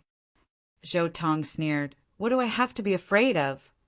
Just now, Your Excellency said that I was threatening you, so you should be clear that if I want to threaten you, there's only one method." Chen Changsheng continued, "I'll stake my life on the line, and then we'll see whether in the eyes of those powerful figures, my life is more important or Your Excellency's." It was the beginning of summer, and as the sun gradually rose into the sky, the quiet and secluded courtyard became somewhat stuffy and hot. The sound of cicadas came from some place in the distance, somewhat vexing, just like Zhou Tong's current mood. When he learned that Prince Qinlu had arrived and Mao Chuyu had also arrived outside the alley, this vexation reached its peak. "Went to see a play." Chapter 452. The capital was especially lively today. Not long after dawn, the battle at the gate of Orthodox Academy began. Qin Changsheng surpassed his cultivation level and defeated Zhou Ziheng. This matter could already be said to be shocking enough, but no one would have thought that he would do something even more shocking. He had brought the remaining 2 students of the Orthodox Academy and driven a carriage straight into Zhou prison. It was rumored that he was currently in a standoff with that terrifying Lord Zhou Tong. The Orthodox Academy wanted him. Zhou Tong refused to release him. Upon learning of this news, many people of the capital rushed over to watch the excitement. However, unlike the excitement of the morning, Zhou prison's fiendish aura was too heavy and its image among the common people was too sinister. No one dared to get too close. Thus, when those 500 Orthodoxy cavalry howled through the streets, they did not accidentally injure anyone. Soon after, a head eunuch from the imperial palace arrived, followed by the deputy prime minister and Mao Qiuyu. Finally, the carriage from the royal prince's mansion arrived. No one entered Zhou prison, not even the alley. Prince Chen Lu dismounted from the carriage and glanced at the 500 Orthodoxy cavalry. He imperceptibly creased his brow, then turned to Mao Qiuyu and gave a bitter smile. This matter has caused too much of a ruckus. Today's matter had indeed blown up too much. Everyone knew that the Orthodoxy's new rule regarding the all-school martial exhibition was the imperial court, or more accurately, the Tianhai clan and those 2 archbishops loyal to the divine empress, suppressing the Orthodox Academy. But no one had expected the Orthodox Academy to react to this matter so fiercely and so quickly. It had just obtained victory in its first battle, but it immediately went to Zhou prison. They wanted him. The former principal of the Heavenly Tao Academy, Mao Qiuyu, was now the Templar Archbishop of the Hall of Illustrious Persons, standing among the 6 giants. His presence unquestionably represented the attitude of the Li Palace. The problem was that even such an important figure was standing outside the alley, not entering. Everyone knew that the relationship between the Divine Empress and the Li Palace had undergone a massive change in the last year. They were gradually drifting apart, but on the surface, they still maintained a calm relationship. While the 2 saints remained silent, no one wanted or dared to make the situation even more tense and out of control, because no one was willing to bear that terrifying outcome, until the carriage of the Orthodox Academy entered this alley. If something really did happen in that small courtyard today, then the capital and even the entire human world would be in big trouble. In the small courtyard, Tang 36 looked at Zhou Tong very seriously or even sincerely and said, "My lord, I have to tell you the truth. Chen Changsheng's life is really very good. It can be said to be indescribably precious. I don't know what the Divine Empress will think, but in His Holiness the Pope's eyes, Your Excellency's life is assuredly not as precious as Chen Changsheng's. If he really did die in Zhou prison today, do you think His Holiness the Pope would spare Your Excellency? And what will her ladyship think of you? Indescribably noble?" Zhou Tong looked at Qin Changsheng with slightly narrowed eyes. It was unknown what he was thinking. Tang 36 continued, "Moreover, Sir might not understand him. At times he really is very stubborn, very stupid. He really is capable of exchanging his own life for Zhishio's. In the end, you're still threatening me." Zhou Tong felt a great deal of emotion and said, "Is it because there have been fewer stories about me in Jingdo recently that no one is afraid of me anymore?" Tang 36 smiled and said, "You can think whatever you want." Zhou Tong coldly rebuked, "Can any of you bear the consequences of this matter?" Qin Changsheng replied, "It's not that I want to be the principal of the Orthodox Academy, but I don't believe that I need to bear the consequences." The meaning of these words was very clear. He was the principal of the Orthodox Academy, and Zheshio was a student on the Orthodox Academy's register. Zheshio had been imprisoned in Zhou prison for far too long, so he naturally had to rescue Zheshio. As for the deeper meaning hidden behind the curtain, He truly did not understand, nor did he want to think about it. Thus, he only needed to bear the consequences that a principal should bear in order to protect a student. As for whether this matter would give rise to any other serious consequences, it was naturally the responsibility of the person who had made him the principal of the Orthodox Academy and the person who had made Zhou Tong imprison Jishio. To put it another way, if a storm really did arise in the small courtyard today, if the imperial court and the Li Palace became like fire and water, even if the world fell into chaos, the demons seized the opportunity to invade, the people became destitute and homeless. Even if the human race was enslaved for 10,000 years, it would all be the fault of the Pope and the Divine Empress. The small courtyard once more became incomparably quiet. Zhou Tong had no idea that this was Qin Changxing's meaning. He slightly narrowed his eyes, the chill suddenly deepening, and the petals on the ground were covered in a layer of frost. Tang 36 and Xian Yuanpa looked at Qin Changxing with deep admiration. The Li Palace, the Great Hall of Light. Countless statues of sages, some solemn and some sacred, exuded a faint radiance as they gazed at the sky outside the hall. The Pope was also gazing at the sky, his expression calm. It was like he had not heard what Qin Changxing had done or said. How can someone like Qin Changxing, who does not understand the greater good, inherit the orthodoxy? The speaker was Daoist Siyuan, the master of the Hall of Subjugation. Standing next to him was Ling Haizhiwang, the master of the Hall of Heavenly Judgment. As the youngest of the orthodoxy's 6 prefects, as well as the 2 most powerful Sacred Hall archbishops, they were still respectful to the Pope, but their words were very direct. Perhaps it was also because they were only a step away from the divine domain and could already see the Pope's back. When the entire continent believed that these 2 archbishops continued to support the Divine Empress and were unwilling to stand on the Pope's side, it was because they held an unquenchable enmity and distrust towards the Qin imperial clan. They had not imagined that besides this, an even more important reason was that the Pope had decided to entrust the future of the orthodoxy to that young man called Qin Changxing.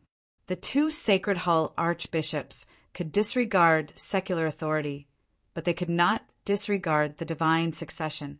Ling Haizhiwang expressionlessly said, "The Holy Maiden's message clearly states that there is hope for that matter to succeed. This means that there is a reason for pressuring Mount Li, and that Zhou Tong has performed meritorious service in this matter." The Pope remained calm, saying nothing. Daoist Siyuan sighed. "My Holiness should clearly understand that neither the ownership of the divine staff nor the imperial throne is a reason for us to oppose My Holiness. Our unease lies in the fact that My Holiness and the Empress still have several decades to live. Why is My Holiness in such a rush to make a decision?" This decision still referred to the ownership of the divine staff and the imperial throne. Ling Haizhiwang's face remained expressionless, but his voice was like the deepest and serene ocean, containing an unimaginable might. As for Zhou Tong, just kill him. All his crimes are his own. He should have long since understood what his mission was. Just a moment ago, he had said that Zhou Tong had performed a great service. Now he had said that if there was a problem in that small courtyard, just kill Zhou Tong. In the next moment, a somewhat uneasy and panicked voice came from outside the Great Hall of Light. In the main alley of the Northern Military Department, something that no one expected had occurred. Zhou Tong had actually released Zhou Tong. There will be an update tomorrow. I plan to write it on the plane. One write for 3,000 li. What sort of heaven-exploding style? Chapter 453. In the Church of Light, the Archbishop was thinking of a dark slaughter.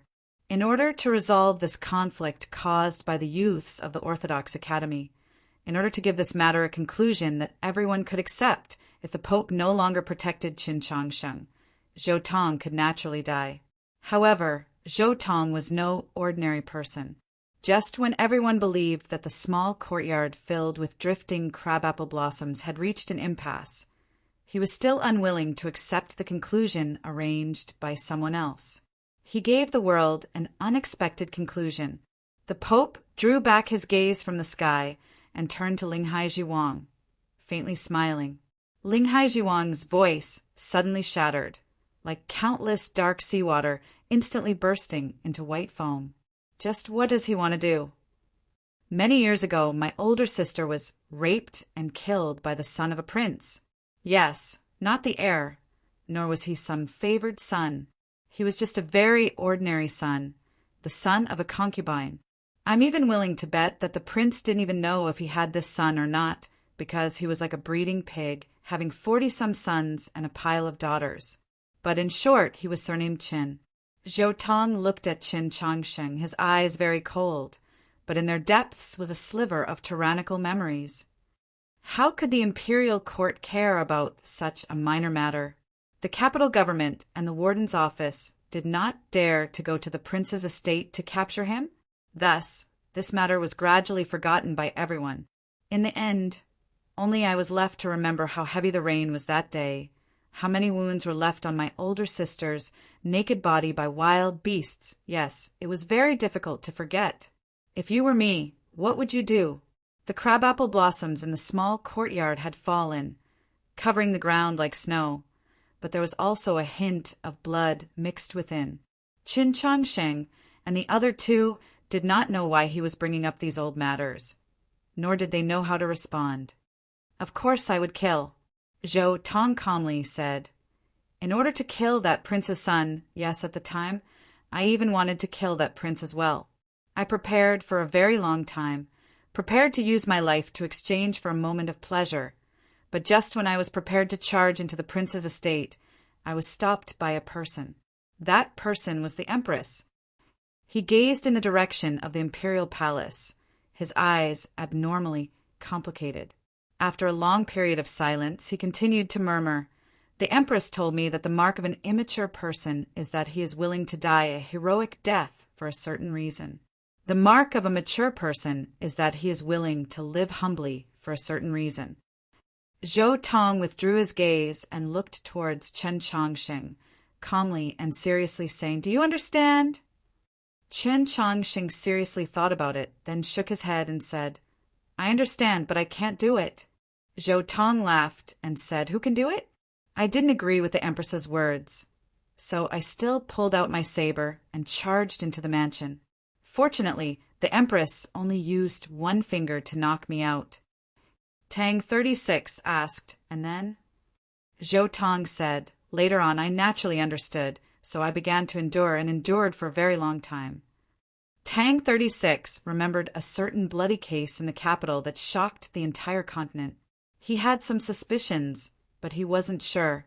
He asked finally, "In the end, of course, I killed that person and that prince. Of course, it was death by 1,000 cuts. Of course, the entire mansion was killed by me. Their 40-odd sons and daughters, even if they were as fertile as pigs, how could they compare to the speed at which they were killed? The Empress truly was correct. I humbly, even lowly, lived a few more years before finally being able to accomplish my goal." Zhou Tong laughed like a child. He was very happy and naive, so he felt that it was very cruel. Xian Yuan opened his mouth, but didn't know what to say. He felt that the little courtyard had suddenly become cold. Tang 36 confirmed that it really was the case of the entire family of King Qishan's mansion being executed, but he remained silent. Qin Changsheng suddenly said, "I think that the you back then who held a saber and prepared to charge into the mansion was better than the you later on." As he said this, he very seriously looked into Zhou Tong's eyes. Zhou Tong asked, "Even if it was immature or even stupid?" Qin Changsheng said, "There are some things and sometimes it is better to be immature." Zhou Tong was quiet for a very long time, and then he suddenly began to laugh. He turned and walked towards the back of the courtyard, the two sleeves of his crimson official's gown lightly lifting up a red and white flower petal. The side gate of the courtyard creaked open, and several officials of the department for purging officials walked out, carrying a stretcher. Zhexiu lay on the stretcher, his face pale and his eyes tightly shut. Zhou Tong had imprisoned Jishio in Zhou prison for so many days. No matter how much pressure the Li Palace and Star Caesar Academy exerted, he had turned a blind eye to them. This was because this was the will of the divine empress, and it was also to exert pressure on Mount Li, just as he had said to Qin Changsheng. Jishio's presence in Zhou prison meant that the case in the Garden of Zhou had not been concluded. The Mount Li sword sect, which had just escaped its internal strife, would assuredly have to pay a little for this matter. To the great Zhou, this was naturally a good thing. Of course, he was not willing to release Jishio for a deeper reason, but he could not tell anyone. Just like at this moment, no one knew that he had actually been prepared to release Jishio a long time ago. But, Your Excellency, why did you agree to release him? In the coldest room of the department for purging officials, Priest Xian asked in confusion. Priest Xian, no one could have imagined that the person that Archbishop Mei Lisha had trusted the most in the last few months would actually appear here. Moreover, it was very obvious that he had an unusual relationship with Zhou Tong. Just who was he? Why didn't you release him? The pressure on Mount Li should have been enough. I originally wanted to see how the Li Palace would react, but it turned out that a saint like His Holiness the Pope was truly not someone that I could scheme against, but at least I saw with my own eyes what sort of person he was. Zhou Tong closed his eyes and thought back to that clean youth he had seen under the crabapple tree. Priest Xian thought to himself, the definition of maturity and immaturity that Your Excellency had just spoken of was extremely reasonable and extremely difficult to deal with. He had originally believed that Chen Changsheng's answer had touched Your Excellency's soul for Your Excellency to agree to release him. Touched? Zhou Tong seemed to have the ability to read the mind. He opened his eyes and expressionlessly said, This official has never had an elder sister, so who can be moved? And whose answer can move me? Priest Xian shook his head. Before His Eminence passed away, he was always reading this book. As he spoke, he took out a book from his bosom and handed it over. Zhou Tong took it and realized that it was the famed scroll of time of the Orthodoxy. As he gazed at this book, he thought of the youth under the crabapple tree and fell silent for a very long time. He had spoken the truth to Priest Xian. He had never been willing to release Jishio precisely because he wanted to use these two crabapple trees and the murderous aura of Zhou prison to carefully and seriously examine Qin Changsheng from head to toe, from inside to outside.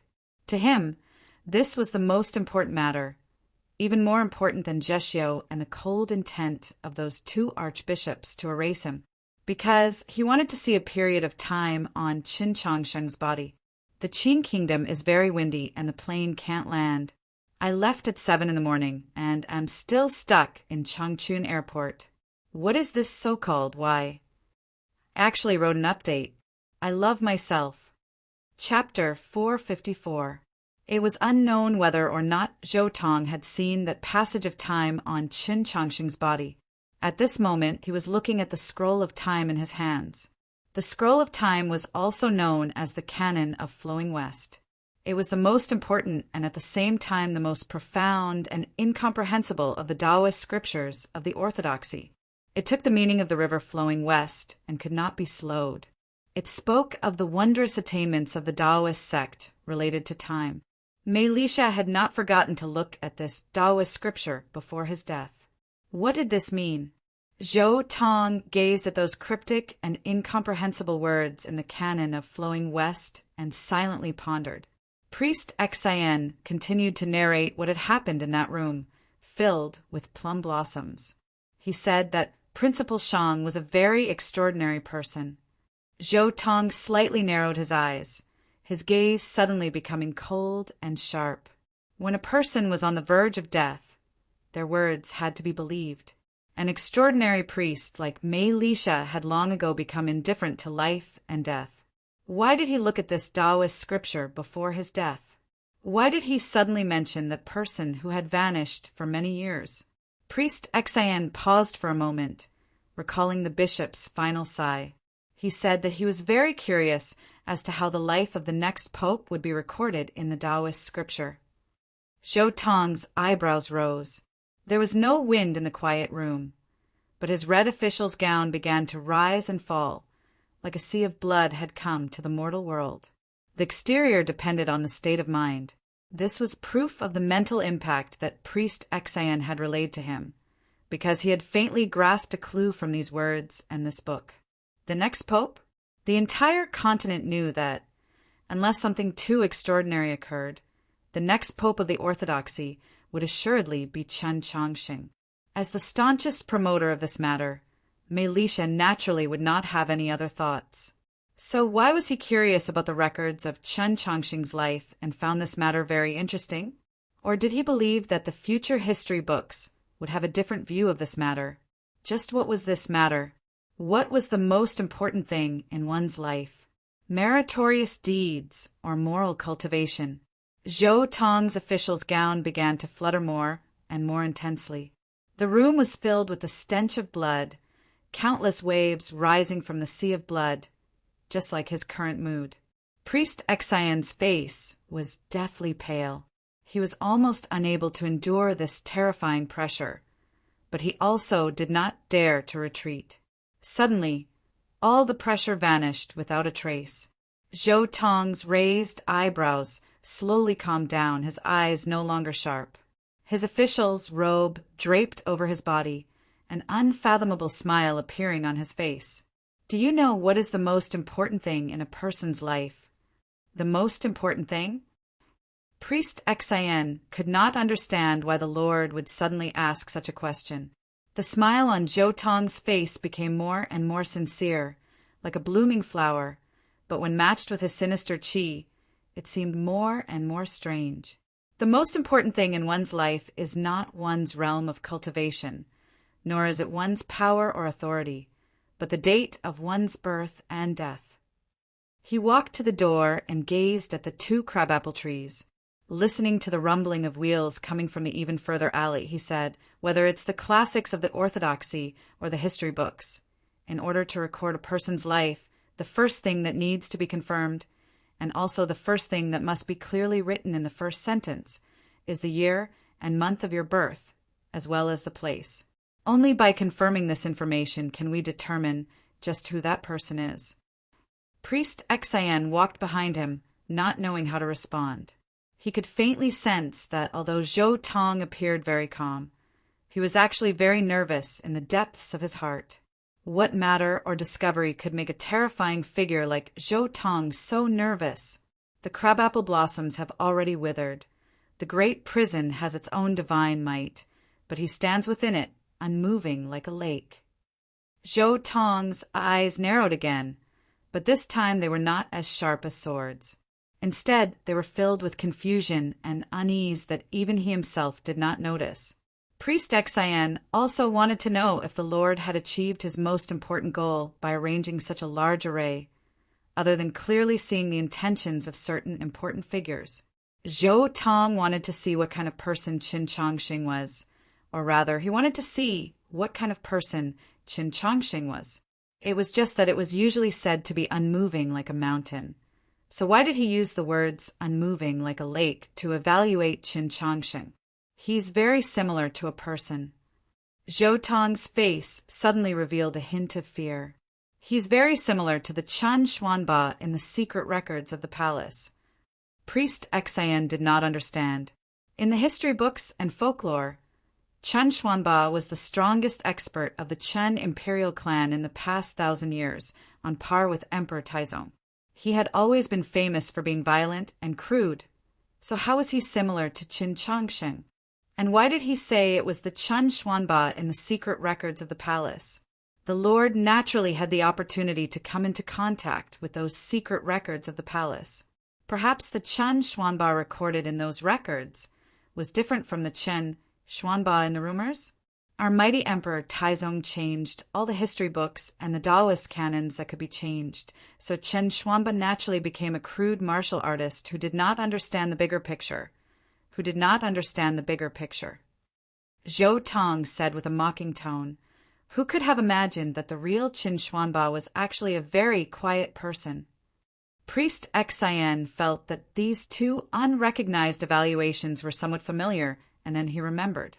These were the evaluations that the Lord had made of Chen Chongsheng not too long ago.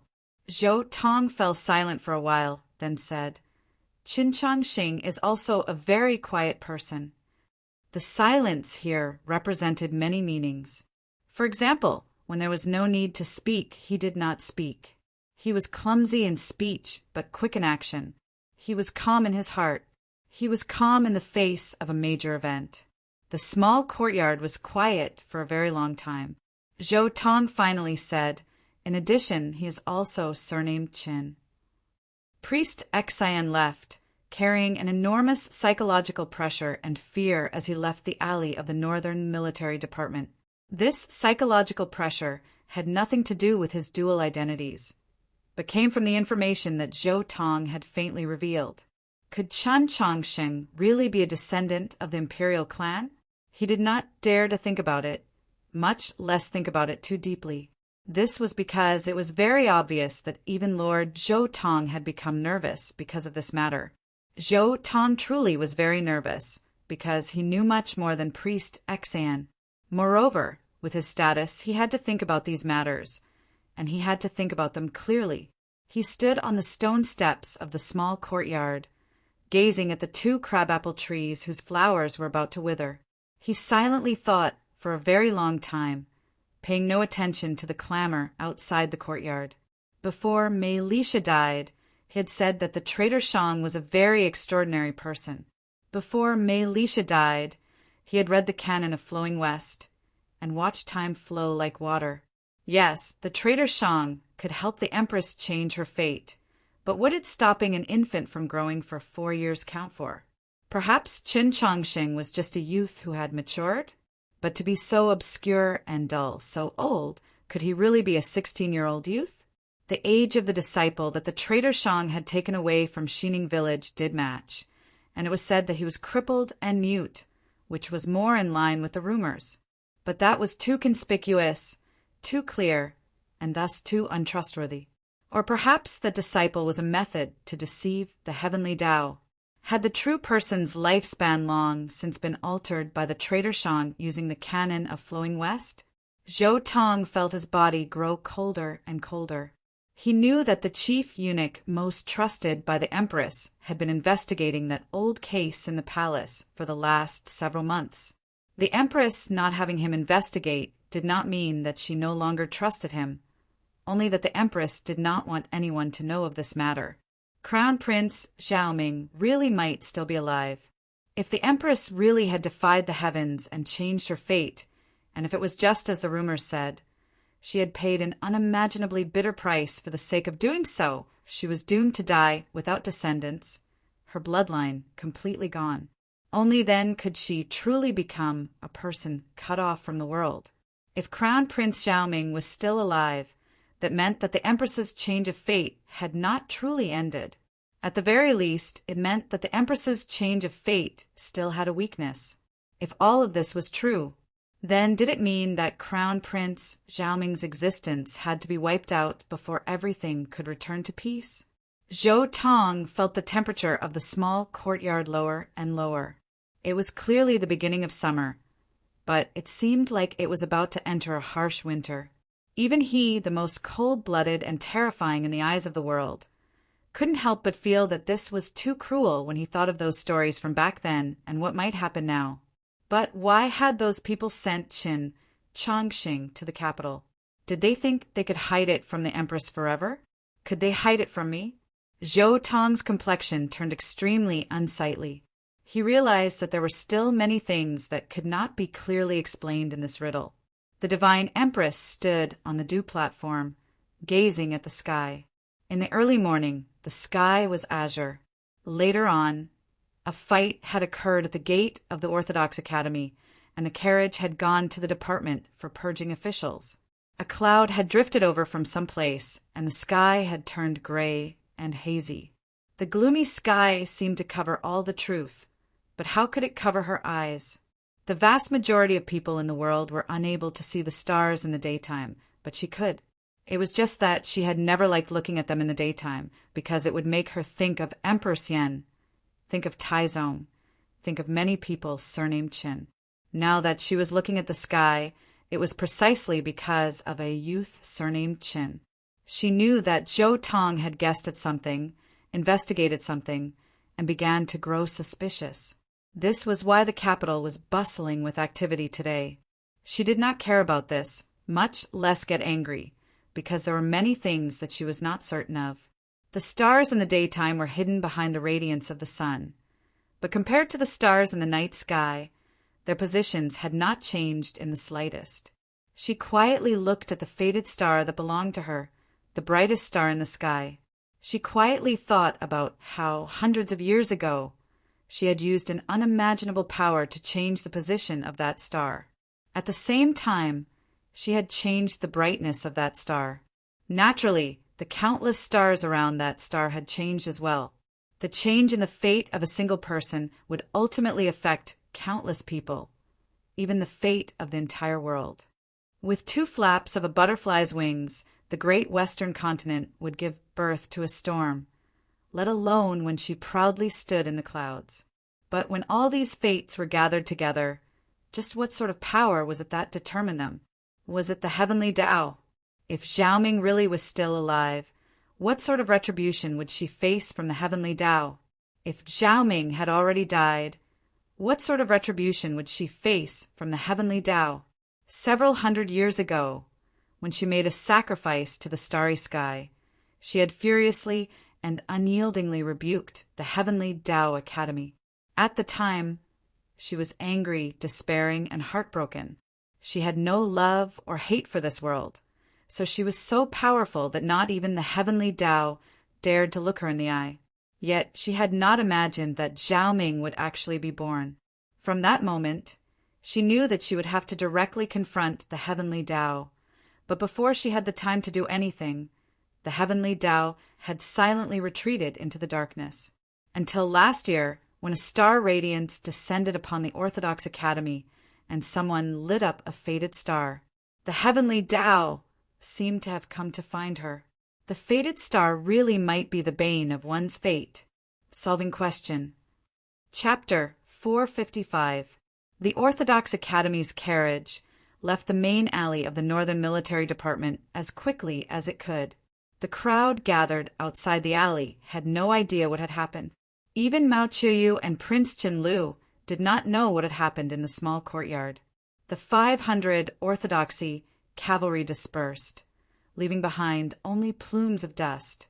Chen Chongsheng and the others were in such a hurry, not because Zhexiu's injuries were so severe that he could no longer endure, but because that small courtyard had left a terrifying shadow in their hearts.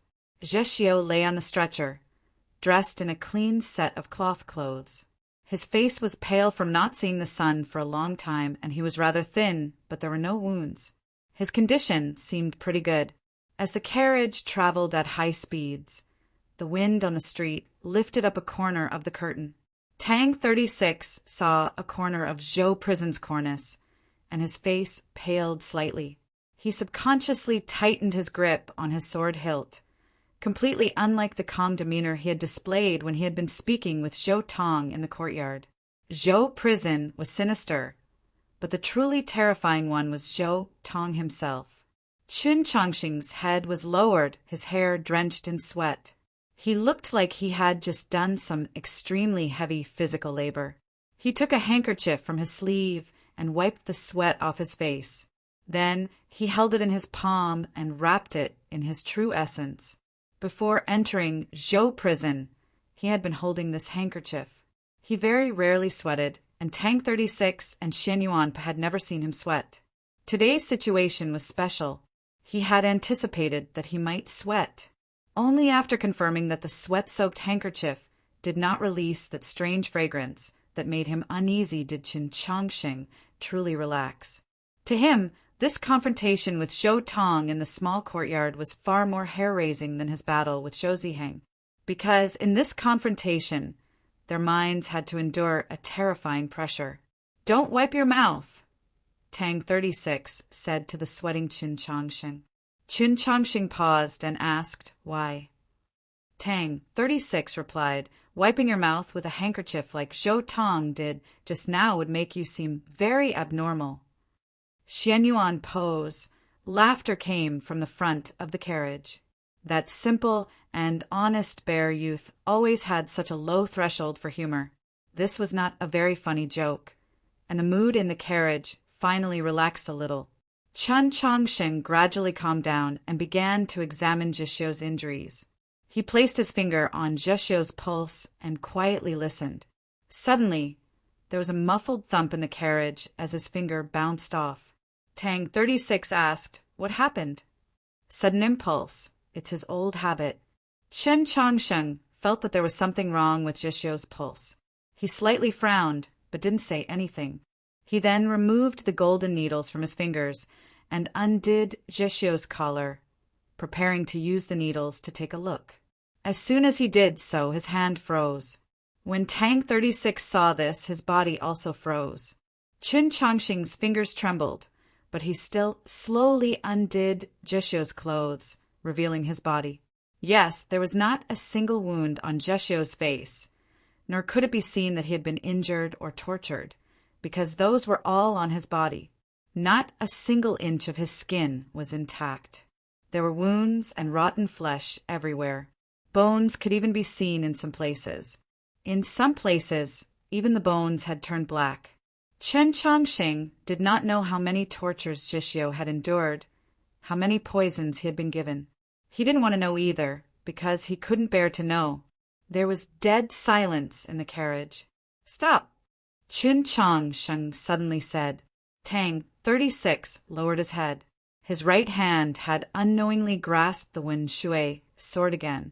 Xian Yuan did not know what had happened in the carriage. After stopping, he squeezed in and saw Zhixuo's miserable state. His eyes instantly reddened and his breathing became rough and ragged. Because of his anger, his arms began to thicken and his hair, like steel spikes, protruded from his skin. This was the sign of his transformation. "I want to kill Zhou Tong." Chun Chongsheng and Tang 36 said nothing, but they also thought this way, which was why they had yelled for the carriage to stop, which was why they had gripped the hilts of their swords. Zhixuo had been tortured so wretchedly that Chen Chongsheng could no longer maintain his calm and steady state of mind. Tang 36 could no longer care about his status as a descendant of a noble clan. If Liang Xiaoxiao had used his own death to accuse Zhixuo of colluding with the demons, then Zhixuo had been implicated by Qi Jian. But Zhou Tong had refused to release Zhixuo and had used such cruel methods to torture Zhixuo. Then he was suffering on behalf of the Orthodox Academy. They were the Orthodox Academy, so they naturally had to take revenge for Zhixuo. Just at this moment, Zhixuo opened his eyes. The depths of his eyes were still the color of lemons. This was the fusion of Nank's poison and the fierce blood of the wolf tribe. But because he had been infected with too many poisons in Zhou prison, the various poisons clashed with each other. In the last few days, his vision had actually gradually recovered. Every time he awoke in Zhou prison, he would be greeted by endless pain, so when he opened his eyes, they were cold and filled with hatred. But at this moment, what he saw was not those strange torture tools that were specially designed for the demon clan, but 3 young faces that were filled with concern. In a very short amount of time, Zhixuo had completely awakened, and from their expressions, he could guess what they were preparing to do. The wariness and hatred in his eyes gradually vanished, but his face remained expressionless. He said to Xian Yuan, "Poa, drive." His voice was very weak, but it carried a feeling that it could not be refused. Xian Yuan yelled, "We're preparing to slaughter our way back to Zhou prison to take revenge for you." Zhixuo expressionlessly said, "There are many kinds of barbecue in there. Do you want to make braised bear paw for them?" This was still a joke that was not funny, and this time no one laughed. Of course, it was not because Zhixuo never told jokes, so everyone was rather shocked. "But there's really no way to swallow this anger," Tang 36 said. Zhixuo replied, "When you can't beat your opponent, you have to endure it. Keep your eyes on him, strengthen yourself, and then bite him to death." This was the wolf's way of survival. Chen Chongsheng looked at him and sorrowfully said, "I'm sorry, it was all my fault for dragging you down." Zhishio closed his eyes and ignored him. Xian Yuan returned to the carriage, which continued to move. They were getting farther and farther away from Zhou prison, but the four youths on the carriage were keenly aware that there would be a day when they would return to this place. A cold and flat voice suddenly resounded from within the carriage. It was Zhishio's voice. His eyes were still closed. "If you think I'm too miserable, I'll pay more." Upon returning to the Orthodox Academy, the long-awaited priests of the 13 divisions of Radiant Green began to use the sacred light technique to treat Zhishio. Then Chen Chongsheng personally began to treat him, cautiously using needles and knives to treat the terrible wounds on Zhishio's body. It took him an entire half a day to finish. The sky was already completely dark. Zhishio's injuries were too severe. For the convenience of treatment and to avoid moving, he did not live in one of the small buildings by the forest. He spread out a thick blanket on the wooden floor of the library and lay on the ground. Under the illumination of the lantern, Chen Chongxing looked at the directory of the Orthodox Academy, then put it back into the drawer. Looking at the wolf youth who was silently enduring the pain with his eyes closed, he remembered that in the garden of Zhou, Zhishio had said that he wanted a sword. "Money. I don't have too much right now."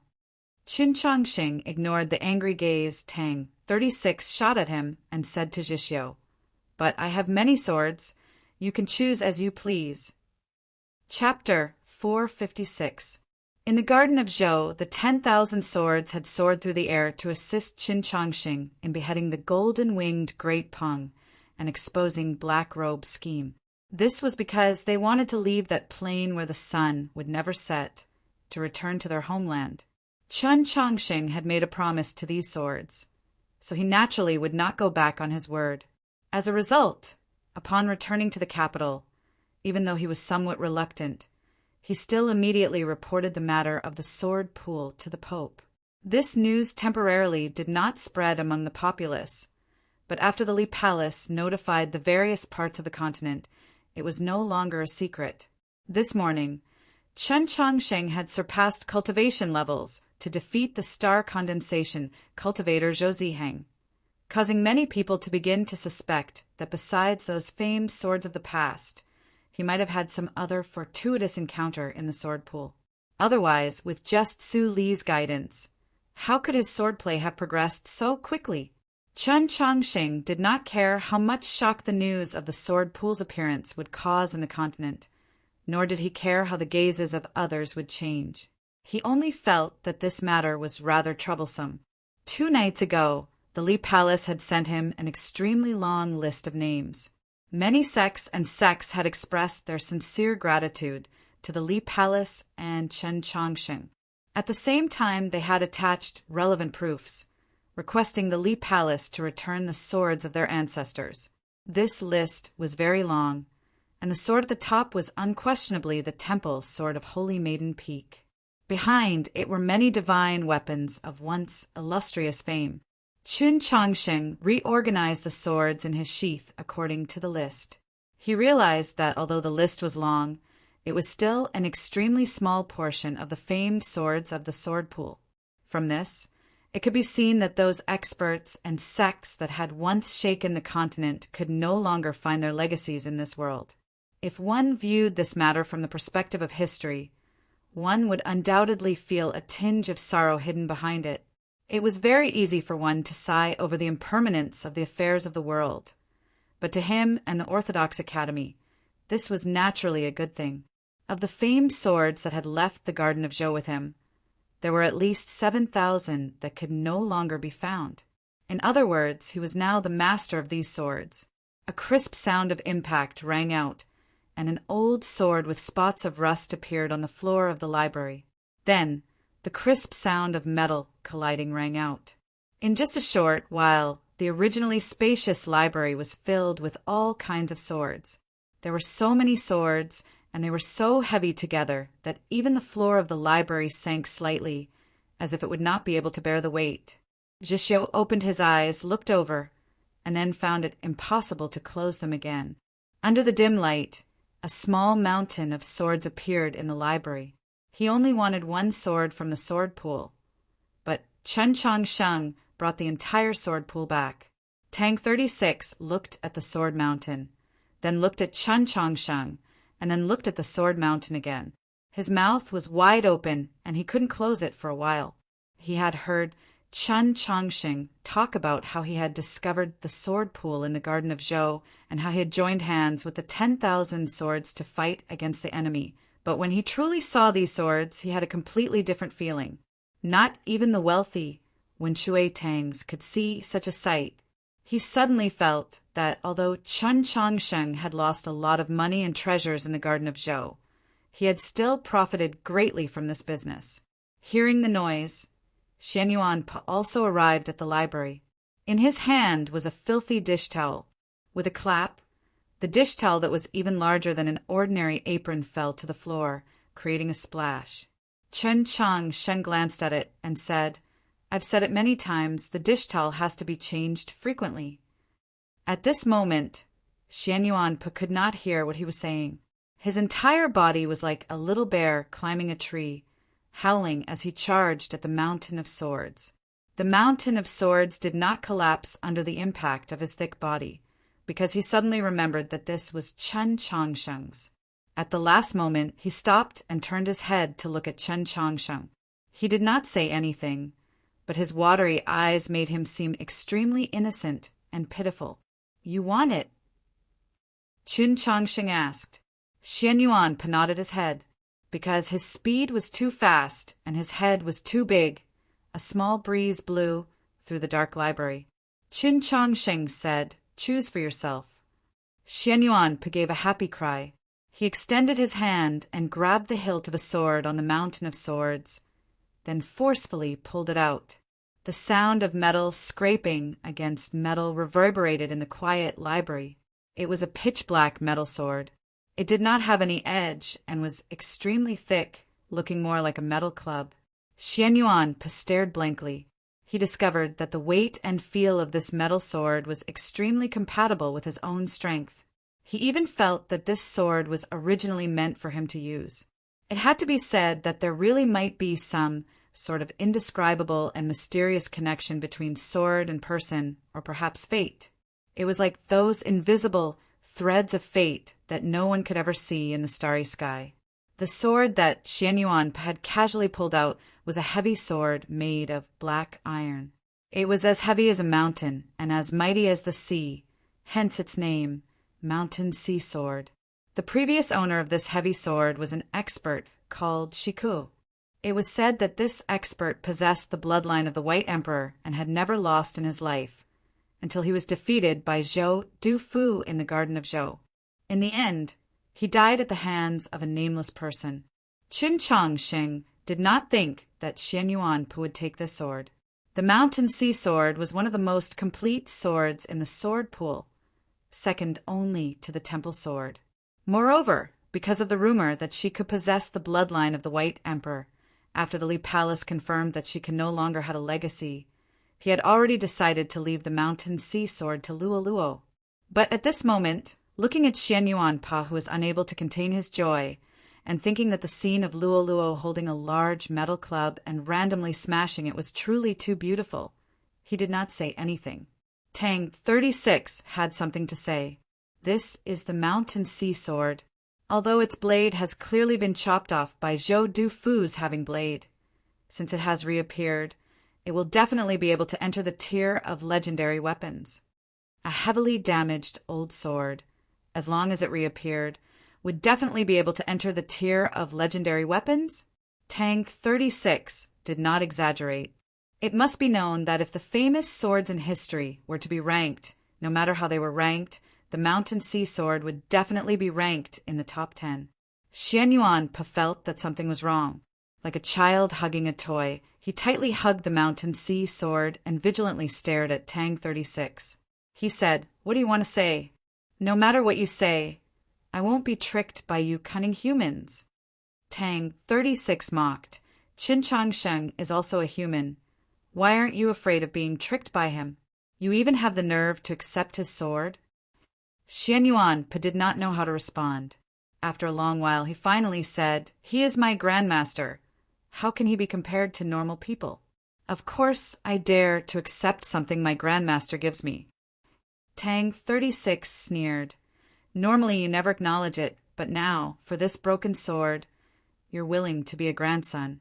If anyone says that your bear tribe is simple and honest, I'll get angry with them." How could Xian Yuan win against him? He angrily stopped talking, only hugging the mountain sea sort of bit tighter. "What do you want to say?" Chun Changsheng asked. Tang 36 said, "A baby carrying a precious treasure walking through the streets. What problem do you think there will be?" Chun Changsheng followed his line of sight and looked over. Xian Yuan Po's body was as thick as a small mountain. The originally extremely heavy and huge mountain sea sword did not seem out of place in his embrace. But Tang 36 was right in this dangerous human world. Xian Yuan Po was a baby, a bear cub. Currently, he was the principal of the Tradition Academy and the Pope's appointed successor. Therefore, even though they clearly knew that he carried a precious treasure, other than a few people, no one dared to do anything against him. But Xian Yuan Po was different. No matter if it was the Tradition or White Emperor City, they would not make a big fuss over a normal Yao youth. If he really was a bear cub, I wouldn't care about his life or death. The problem is, this kid's recent performance is not bad.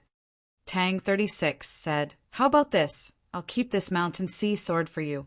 When you can defeat me and prove that you have the ability and qualification to wield a godly weapon, I'll return this sword to you." When he said this, he looked at Xian Yuan Pa. His expression was very natural and his tone was very casual.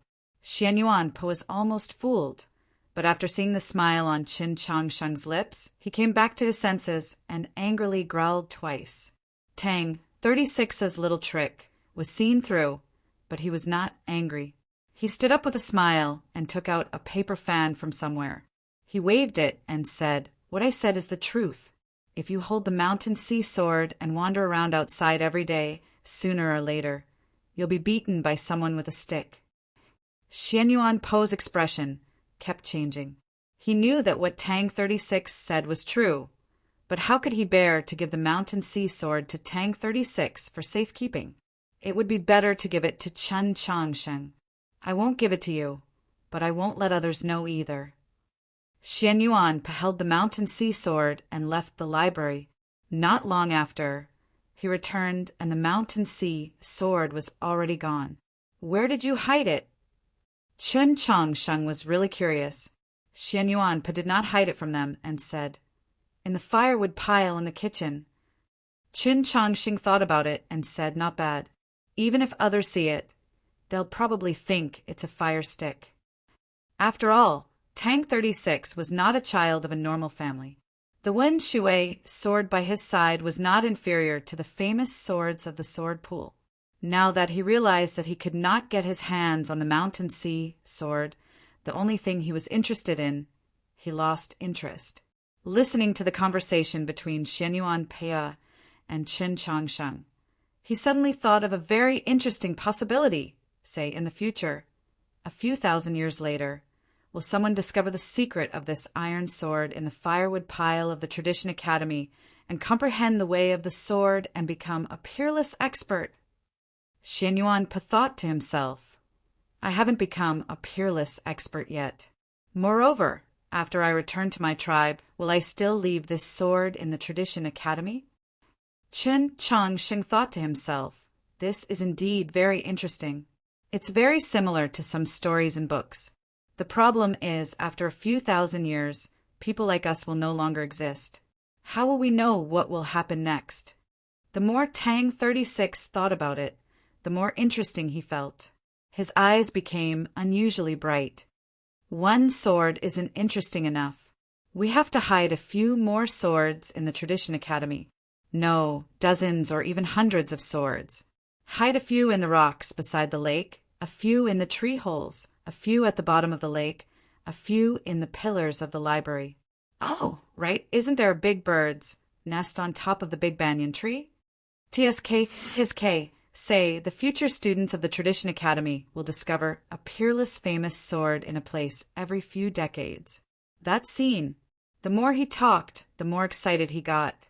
Chun Chang Sheng, on the other hand, felt more helpless. He thought to himself, forget about the fish in the lake. How did the birds in the tree offend you? Tang, 36, did what he said.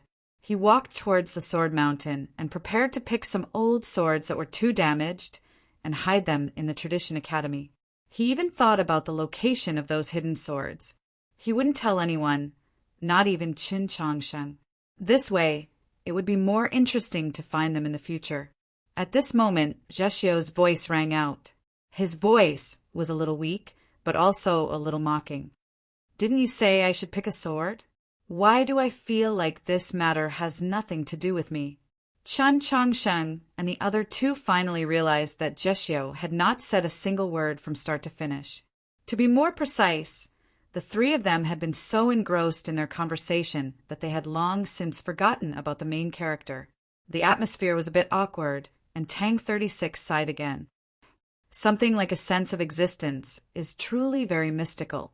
You're clearly the most savage of us, but now you're in such a miserable state, and yet Chun Chang Sheng saw Zheshio's expression and hurriedly stopped Tang 36 from continuing. He cautiously asked, "Which sword do you want?" Zheshio raised his arm and pointed at a certain place in the Sword Mountain. Because his injuries were too severe, his movements were rather difficult and slow, but they were very firm. Chun Chang Sheng and the other two followed his finger and looked over. Their expressions subtly changed. "You're sure you want this one?" "Yes, but the origin of that sword in the future, it might provoke some discussion. Since Zhou Tong says that I'm a demon spy, then I naturally want to use a demon sword." The sword that Zheshio wanted was already old and slightly damaged, but its surface was still suffused with an extremely profound demonic qi and the smell of blood. It was the demon commander's banner sword. This sort of scene and story is the greatest motivation for me to write Chronicles of Choosing Heaven. I like writing these things. Chapter 457. After dividing the swords, Zheshio had no interest in chatting with them and closed his eyes once more. Chun Chang Sheng felt his pulse and confirmed that his wounds were improving. He was slightly relieved, but he felt that a new problem had appeared in his meridians. The rhythm of the tide rush of blood was much slower than before. Was this a sign that his true essence was running out? Chun Chang Sheng did not dare to think of this possibility. He dimmed the light of the oil lamp and returned the sword mountain to its sheath. He indicated for Tang 36 and Xian Yuan to follow him out of the library. "No problems?" Tang 36 asked. Chun Chang Sheng did not directly answer this question, but asked, "Just what kind of person is Zhou Tong?" Today, after leaving the department for purging officials and seeing Zheshio's miserable state in the carriage, he had already made up his mind. However, he also remembered very clearly that when he stood in that quiet and secluded courtyard, the crabapple blossoms falling like snow, Zhou Tong's red official's gown gave them a terrifying mental pressure and feeling of terror. He really wanted to know how long he would have to wait before he could truly face this kind of terror. Zhou Tong lied. He doesn't have an older sister. In the afternoon, the Winshui Tangs sent over the relevant information. Tang 36 said he and the Empress did not meet in front of some princely estate, but in the 100 Herb Garden. At the time he was probably still at the meditation realm, but his cultivation advanced by leaps and bounds, and he quickly succeeded in star condensation. It said that this was because he received the Empress's decree to raid the estates of those princes and secretly took many treasures. Does the divine Empress not care about these things? Chun Chang Sheng naturally did not think that the divine Empress did not know about these things, so he used the word not care. Tang 36 shook his head and said Zhou Tong's strongest technique is called the Great Crimson Gown. It's a technique that leans towards the mind. It's said that it can forcefully enter a cultivator's sea of consciousness. Chun Changsheng and Xian Yuan thought of the sea of blood they saw in the courtyard today and felt a chill run down their bodies. Tang 36 continued, "If the great crimson gown moves, Zhou Tong can very easily crush our seas of consciousness. Of course, he won't do this. But if you want to take revenge for Zhixio right now, then you'll definitely get a taste of that." This was a reminder and a warning. Qin Changsheng was somewhat confused. Since he doesn't dare to kill us, why did he use the great crimson gown in the courtyard today? Just to establish dominance? Zhou Tong is a ruthless and sinister person, but his schemes are outstanding. Logically speaking, he wouldn't do such a meaningless thing. Tang 36 also couldn't figure it out. He raised his sword-like eyebrows and said, "At that time I felt that he wanted to use that sea of blood to shock our Tao hearts and then see something." "What does he want to see?" Xian Yuan said from the side. "In any case, I'm not afraid. I don't have any secrets." Qin Changsheng was silent because he had many secrets. In reality, when he came to the capital from Xining village, he only had secrets related to his body. But as time passed, he had more and more secrets. For example, the heavenly tome monoliths in the Garden of Zhou. For example, the black nightmare coffin in the tomb of Zhou. For example, the having blade style on the coffin. For example, the Garden of Zhou might not have been destroyed. The path to the Garden of Zhou was currently in his sheath. Returning to the small building, he took a bath and calmed his mind. He went to the window and glanced at the sea of stars in the night sky. He sat cross-legged on the floor, closed his eyes, and began to meditate. He prepared to carry out his nightly homework, to draw in starlight for purification, and then once more attempt to use the image of the black monolith to find the path through the Garden of Zhou. However, perhaps because he was used to cultivating in the library, or perhaps because the mental shock he had received in Zhou prison today was too great, he was unexpectedly unable to enter a meditative state. In the next moment, an extremely faint and serene fragrance wafted into his nose. Only then did he understand that the reason he was unable to meditate was not because of these reasons, but because someone had come. Mo, you floated out of the Orthodox Academy's forest directly to the window and then floated in. Under the starlight, her beauty seemed untainted by the mundane world. She seemed especially familiar with the entire process, as if she had practiced it countless times. However, she had not expected that tonight Chun Changsheng would be sitting cross-legged on the floor behind the window. As a result, when she floated into the small building and crouched down, she just happened to crouch in front of Chun Changsheng. The distance between the two was very close, their noses almost touching, their eyes staring at each other. The scene was rather awkward. Fortunately, Mo's chi was like an orchid and Qin Changsheng was as clean as the sky after the rain, so the two did not feel too angry.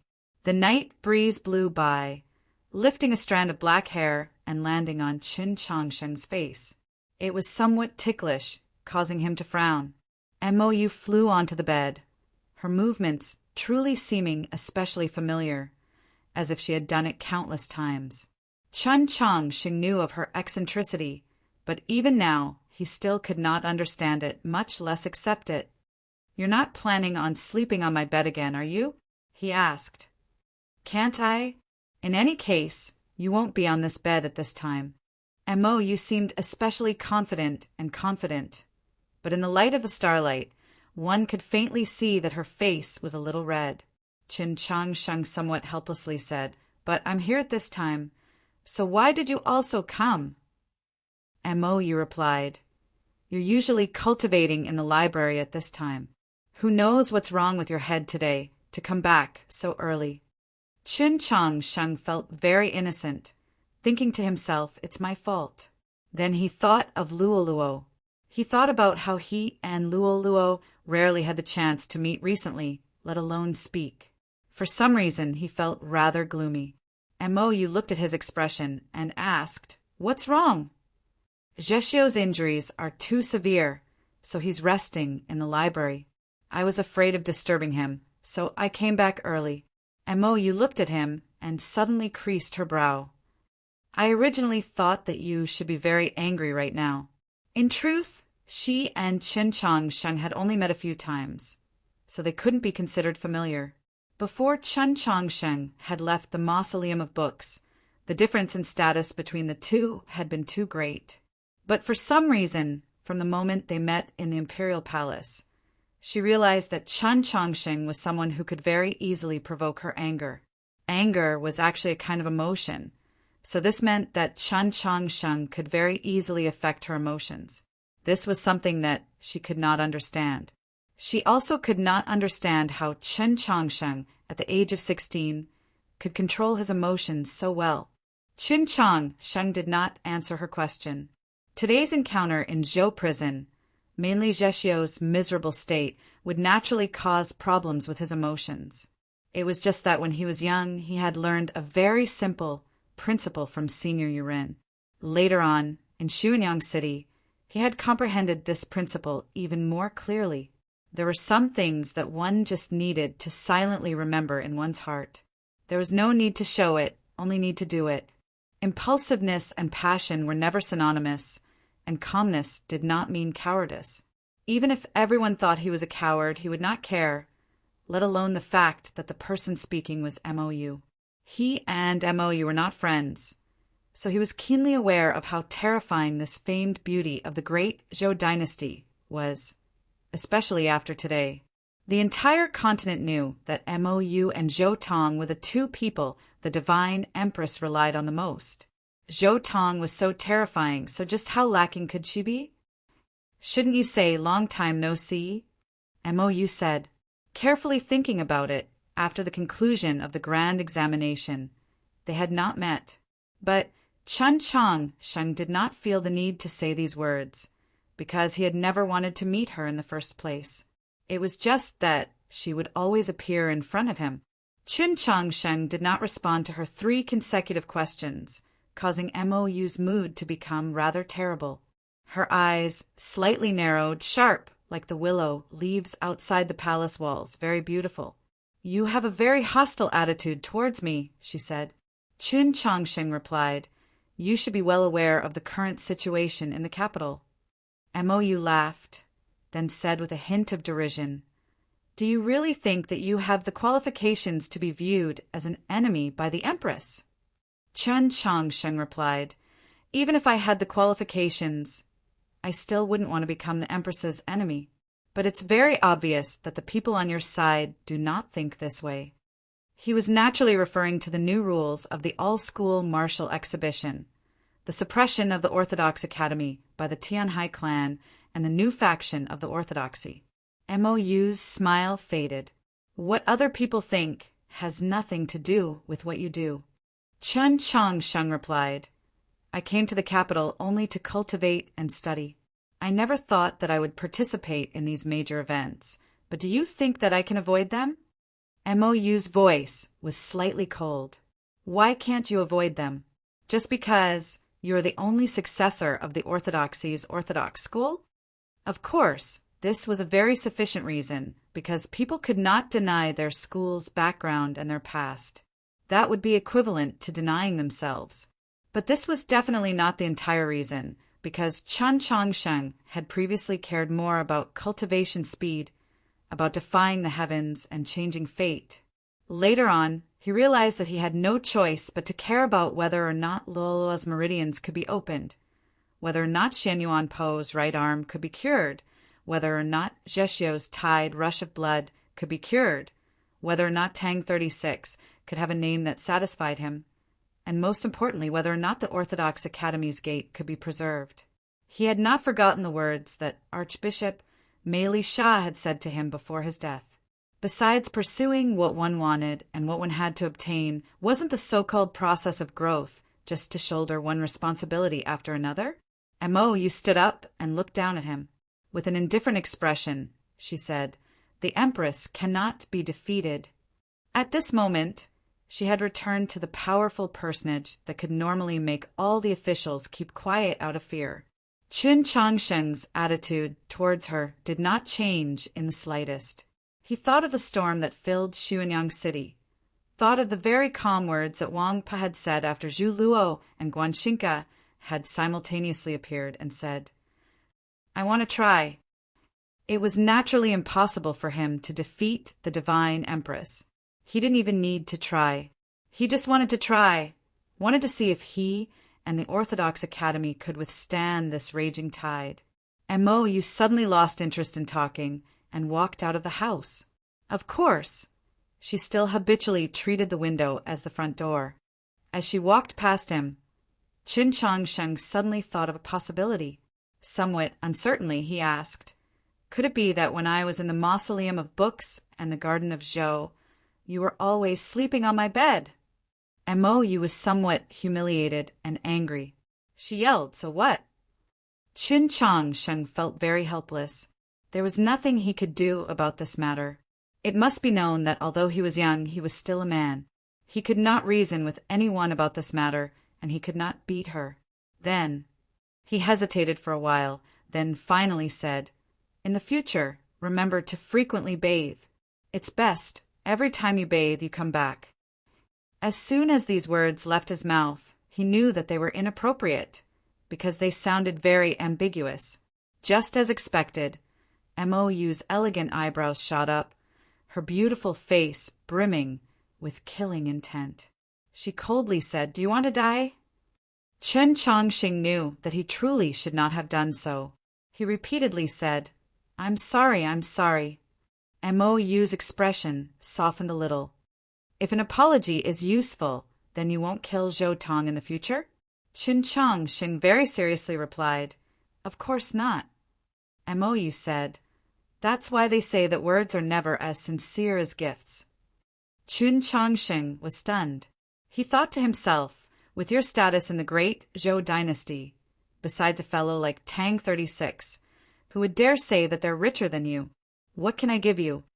I hear that you have a maiden sword? And Mo sweetly smiled at him. Don't you think this is a coincidence?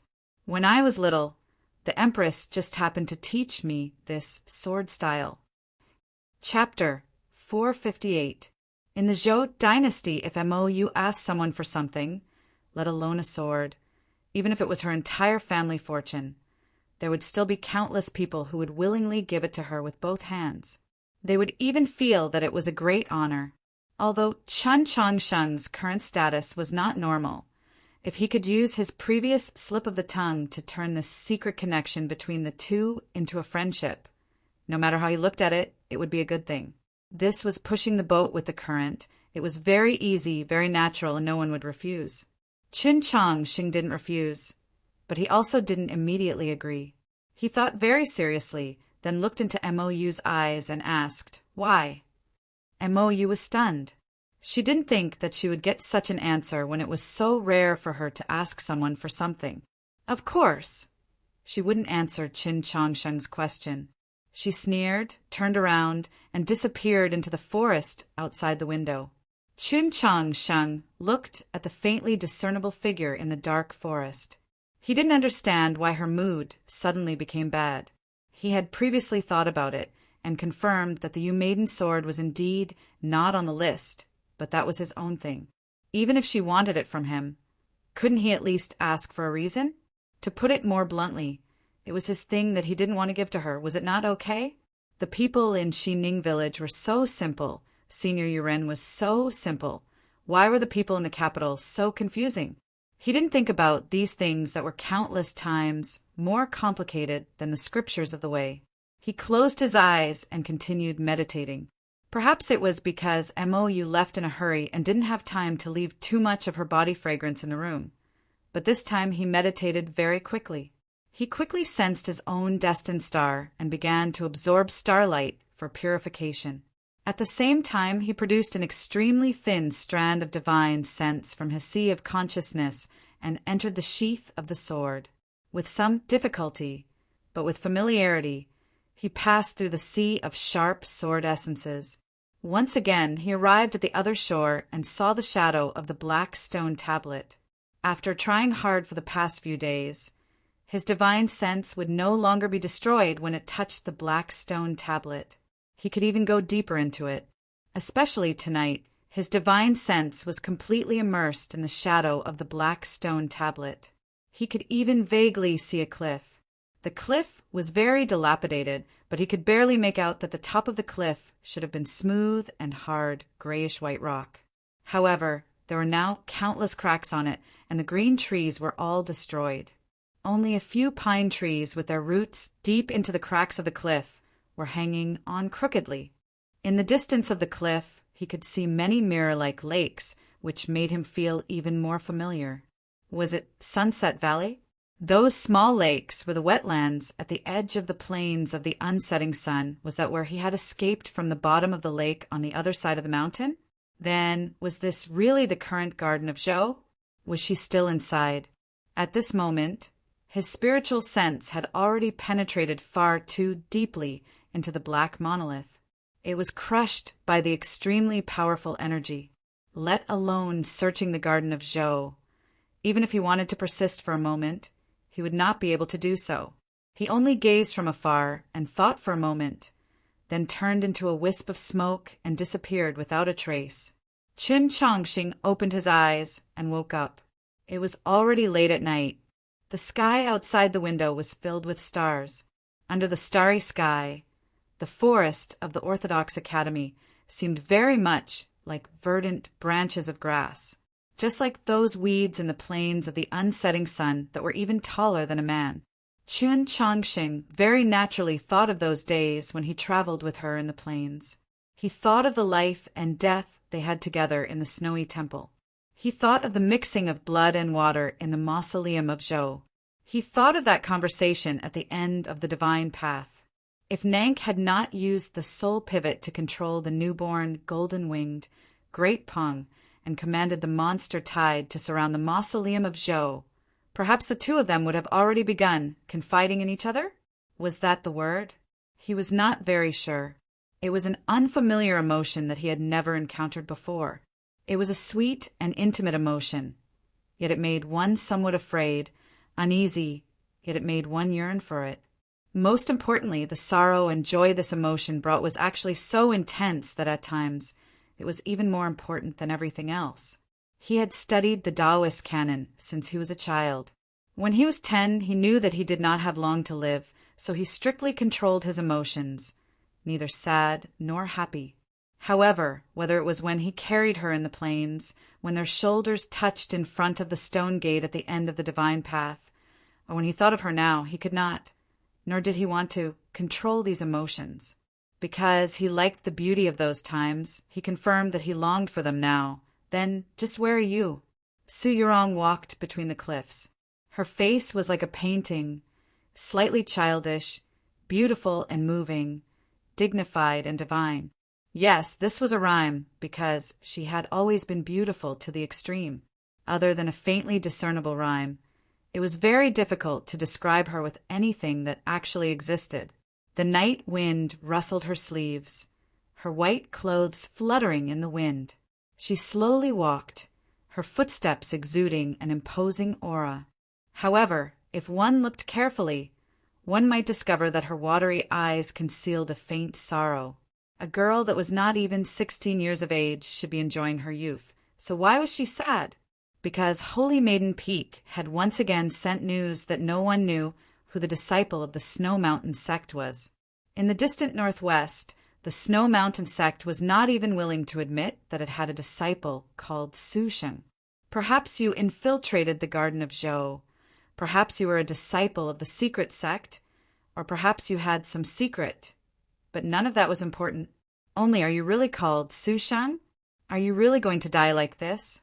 After leaving the Garden of Zhou, because her injuries were too severe, she had always secluded herself behind Holy Maiden Peak to recuperate. She no longer admired the snow, listened to the rain, or gathered herbs every day. She only ate, read, and quietly pondered. She quietly pondered her experiences in the Garden of Zhou, the life and death in the plains, and that man. She had long ago resolved to dedicate her life to the great Tao in the books. How could she have imagined that she would truly experience the first throbbing of her life? And yet, that throbbing had so quickly vanished with the wind. It was an indescribable faint sorrow, a memory carved into her bones as she had no place to talk to. She was keenly aware that perhaps that memory would forever accompany her in her endless years of cultivation.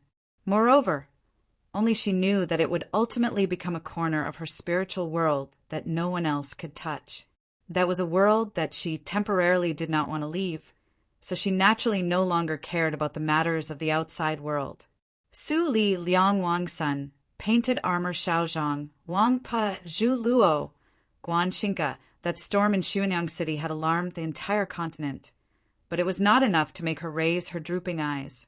Only the names of her holy maiden teacher and Chen Changsheng could make her focus for a few moments. But there was a person that she had to care about, and she really did care about. Mount Li was in internal strife.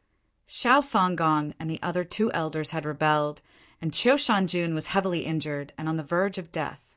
These news had long since spread throughout the south. When her injuries gradually healed and she walked out of Holy Maiden Peak, she heard this news and knew that she had to go and take a look.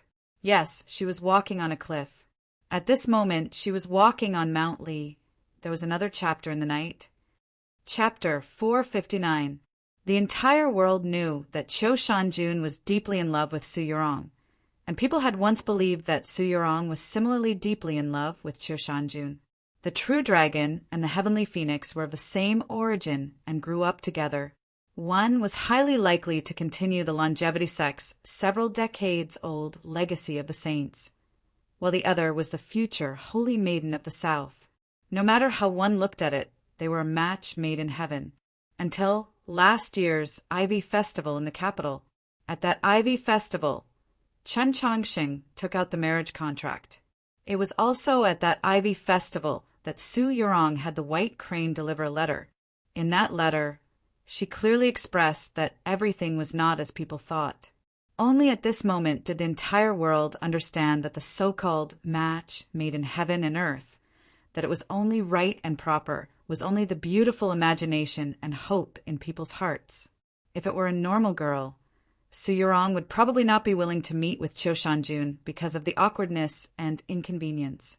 If it were those exceptionally intelligent and decisive girls, they would also not meet with Qiu Shanjun, because it seemed like only by meeting with him could he quickly calm down. But Su Yurong did not do this. She was not that youth like the cool breeze. Her Tao heart was also untainted.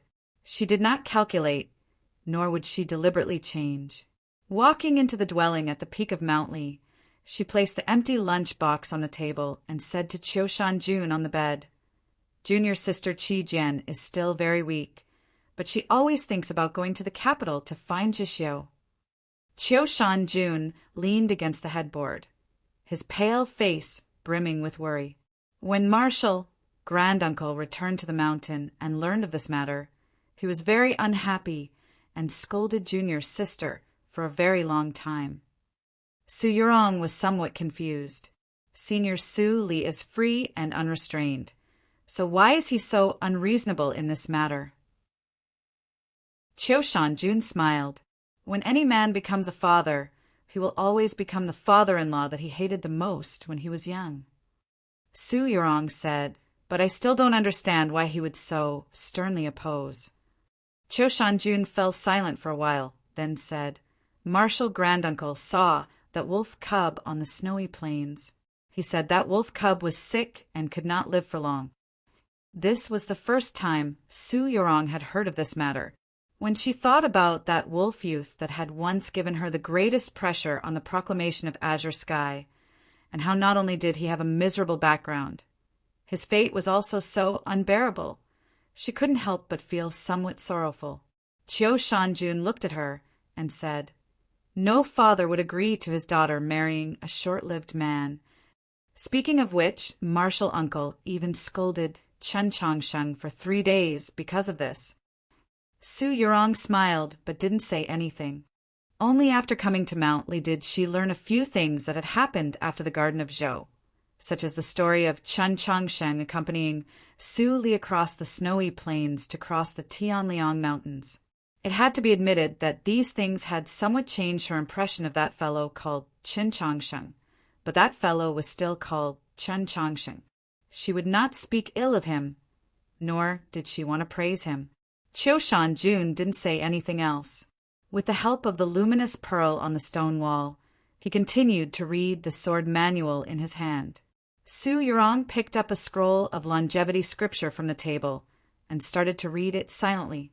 The cave was very quiet, but it wasn't warm, just very natural. Just like when Su Yurong walked in, the two of them started to talk and then ended the conversation. There was no need to deliberately do anything. Several years ago, when Su Yurong was still a little girl, she came from the capital to Holy Maiden Peak and began to cultivate, study, and comprehend the heavenly tomes at South Stream Temple. The two of them would often meet, often sitting across from each other like this, quietly reading, not speaking.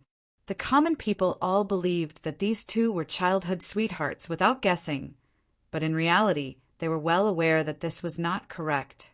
The reason they did not guess was because they both clearly understood what the other was thinking. After some time, Su Yurong stood up and said, "Senior, I'll be leaving first. I'll come see you tomorrow." Qiu Shan Jun moved his gaze away from the book and looked at her. However, he did not act like he did a few nights ago, like he did a few years ago, and tell her to be careful on the road. These were the most joyful and tranquil nights he had experienced in the last several years, because he could calmly look at her, whether it was the faintly blinking eyelashes, the fingers flipping through the pages of the book, or the lines at the corners of her lips. He didn't need to look at her from time to time. Just when he was tired from reading, he could casually raise his head and see her sitting there. This made him feel at ease, calm, and then happy. He really wanted these kinds of nights to be more, so he wanted to say a few more words. Because of martial uncle's matter, the Lishan sword sect owes him a huge favor.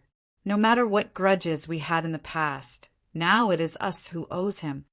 Qiu Shanjun looked at her and said, "But this kind of thing has nothing to do with favors. What I want to say is he is very excellent and deserves you. He is definitely not as naughty as you said when you were young. And he is definitely not as unbearable as you mentioned in your letter last year. So now, what do you think about this marriage?" The person mentioned in this paragraph was obviously Qin Chongsheng. Qiu Shanjun's tone was very calm, very open, and very sincere. Su Yurong thought for a while and said, "After a while, I will return to the capital to cancel the marriage." "Cancel the marriage?" Qiu Shanjun said seriously, "For Chen Chongsheng, it is a bit unfair. Gossip is a fearful thing. What your family did in the capital last year was already close to humiliation." Su Yurong looked at his eyes and said calmly, "But if you fulfill the marriage, it is unfair to me." The marriage with Chen Chongsheng was decided by her grandfather. No one had ever asked for her opinion. After a moment of silence, Qiu Shanjun said, "I'm sorry." The sorry here was referring to the matter of the Southern diplomatic mission going to the capital last year to propose. At the time, no one had asked for Su Yurong's opinion. Su Yurong smiled and said nothing. She understood Qiu Shanjun's character and believed that the matter had nothing to do with him.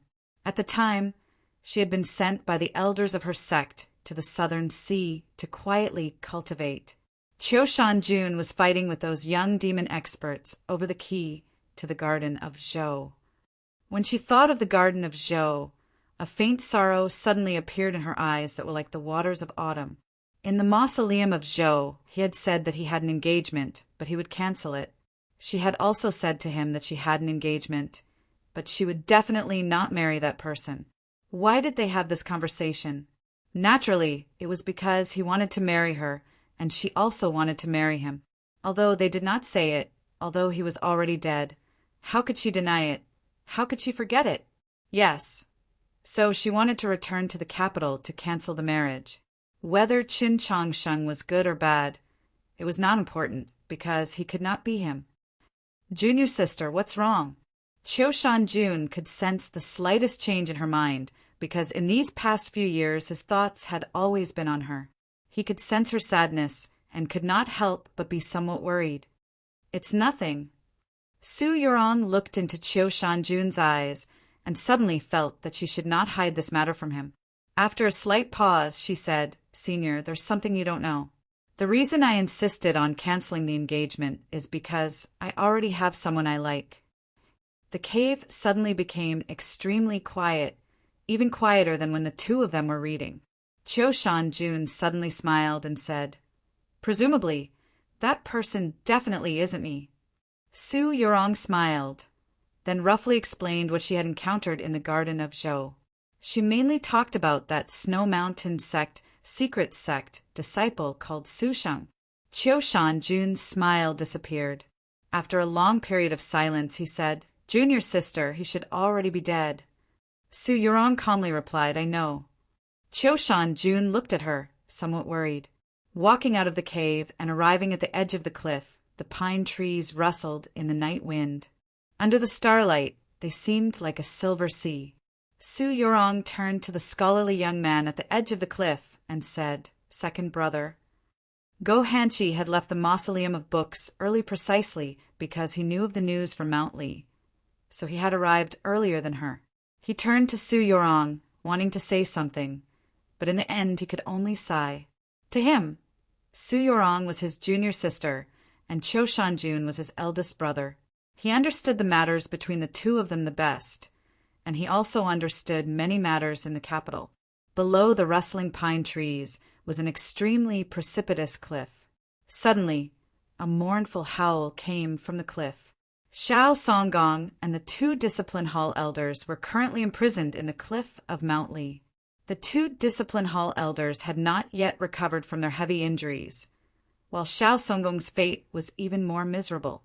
Su Li had directly ordered his 2 arms to be chopped off.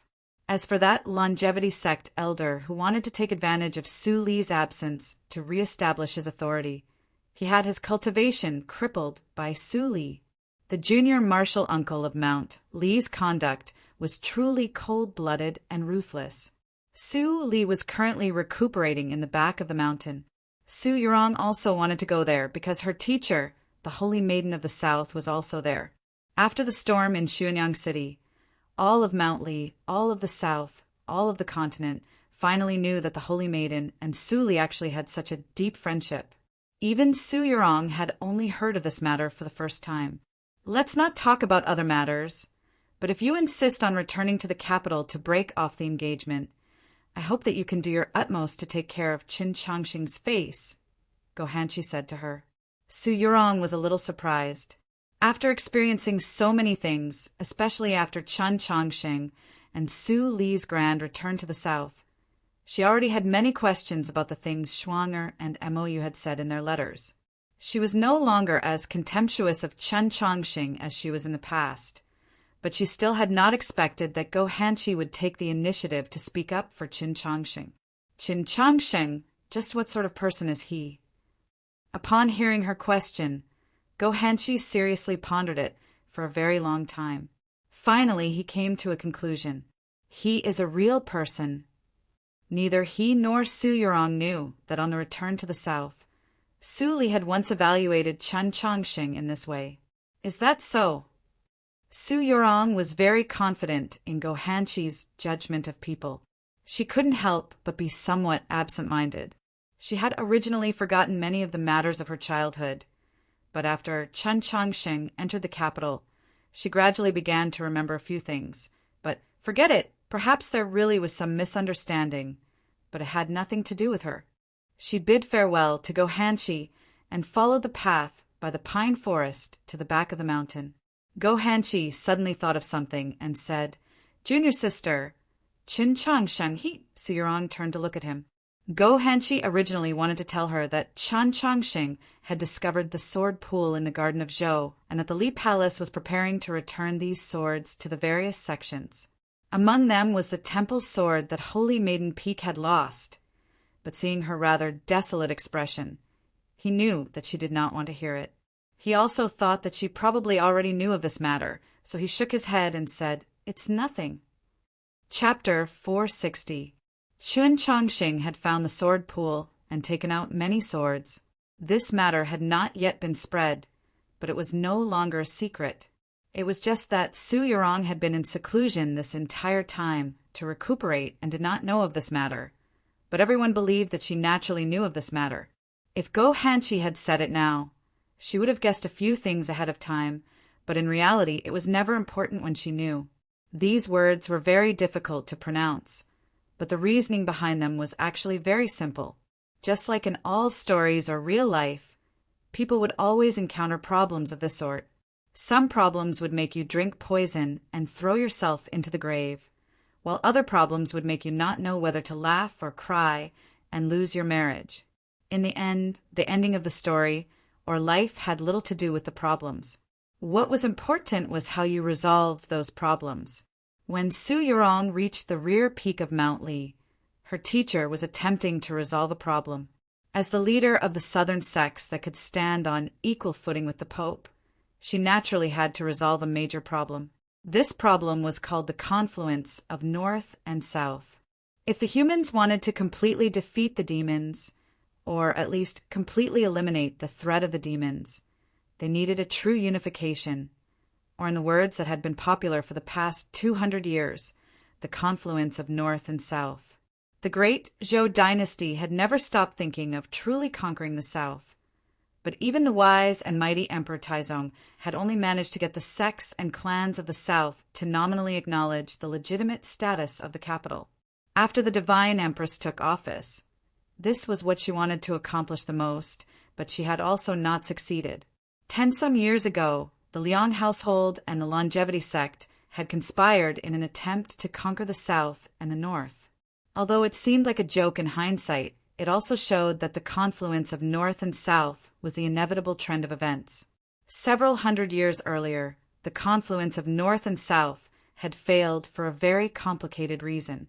But in the last 200 years, the entire continent, including the demons, knew that the reason the Tianhai Divine Empress, the Pope, and the Holy Maiden of the South had not been able to advance the confluence of North and South even a single step was because of the existence of a single person.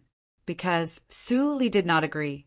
Why was it that after Su Li's bloody battle with the demon experts on the snowy plains of the land of demons, he had to immediately face the shameless pursuit of the human world? Why was it that the saints and the storms of the 8 directions did not hesitate to damage their reputations in order to put him to death in Xuanyang City? Was it because he had killed too many people? Of course not, but because only with Su Li's death could the great cause of confluence of North and South truly be realized. I don't want you to become the second Zhou Dufu. The Holy Maiden looked at Su Li and softly said, "If you feel that the faces of the people of Zhou are truly shameless, then what the eyes don't see, the heart doesn't grieve." Su Li shook his head. "You still don't understand why I don't agree to this matter. When have you ever truly opened your heart to me?" The saintess looked into his eyes and smiled. Su Yurong knew that her teacher and Su Li knew of her arrival. It was just that the actions of the elders could be like the cool breeze and the numerous stars, but she could not continue to listen. She stepped forward to bow. Su Li pointed at her and said to the Holy Maiden, "If you have time, you should first solve your disciple's problem." Su Li's asked, she asked. Su Li continued, "Her problem is even more troublesome than the confluence of the North and South. Not even I know what to do." The saintess raised her eyebrows slightly and asked, "What problem?" Su Li replied, "Of course, it's a question of the most important matters in life. Between Qiu Shanjun and that idiot Qin Changsheng. Even I can't tell who's better. Just who is she going to marry?" The saintess said with slight annoyance, "What nonsense are you spouting in front of me?" Su Yurong truly found it impossible to accept this sort of scene. She sighed in her heart, but she also felt that Senior Su Li's words had faintly made him feel a little closer to Qin Changsheng. "I won't marry anyone," she said. "After returning to the capital, I will break off the engagement." The tip of Su Li's eyebrows slightly perked up, like a sword that wanted to fly into the night mist of Mount Li, but in the end he said nothing. The saintess looked at her with pity. Su Yurong had encountered something in the garden of Zhou, but no one had told it, not even her. But what kind of person was she? With a glance a few days ago, she knew that her female disciple had encountered a romantic obstacle, so she no longer brought up the matter of the engagement. Instead, she said, "When we go to the capital, go to the Li Palace in my place to pick something." Su Yurong said, "Yes, master, but I don't know what it is." The holy maiden said, "The sword pool of the garden of Zhou has once again seen the light of day. Qin Changxing is willing to return those swords to the various sections. The temple sword is among them, but it is temporarily kept in the Li Palace."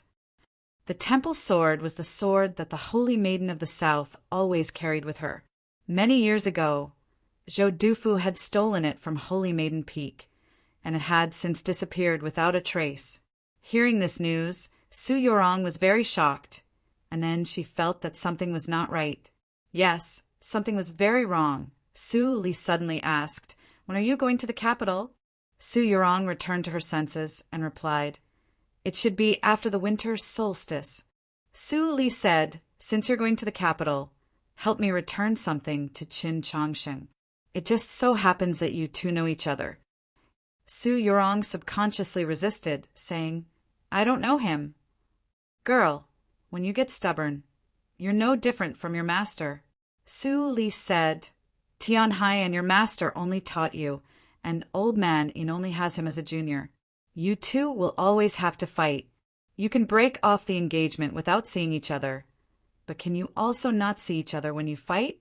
Su Yurong knew that this was indeed the case. After returning to the capital, she ignored the matters of the Ivy League gathering and the grand examination. Based on the current situation, her battle with Qin Changxing was unavoidable. What thing? An umbrella. Su Li took out a yellow paper umbrella from somewhere and threw it to Su Yurong. This was the umbrella that he cherished the most in the past. Within it was the sword that he most wanted to find, and it also represented a period of time. So on the snowy plains, even when he was bickering with Qin Changxing like a child, he could not bear to give it away. But now he just casually threw the umbrella away. The holy maiden's expression changed slightly, and her voice trembled. "You really agree?" Su Li replied, "I'm still considering it, but if there really is a chance to go to other worlds and see, it really is better than smelling the stench in this swamp." The holy maiden said no more. She quietly gazed at him, her face filled with gratification and sentimentality. If Su Yurong saw this scene, she would definitely feel very helpless, but she did not, because she was currently looking at the umbrella in her hand, that old umbrella. Of course, she recognized this umbrella. She had held this umbrella before. She had raised this umbrella before, from the plains to the mausoleum of Zhou.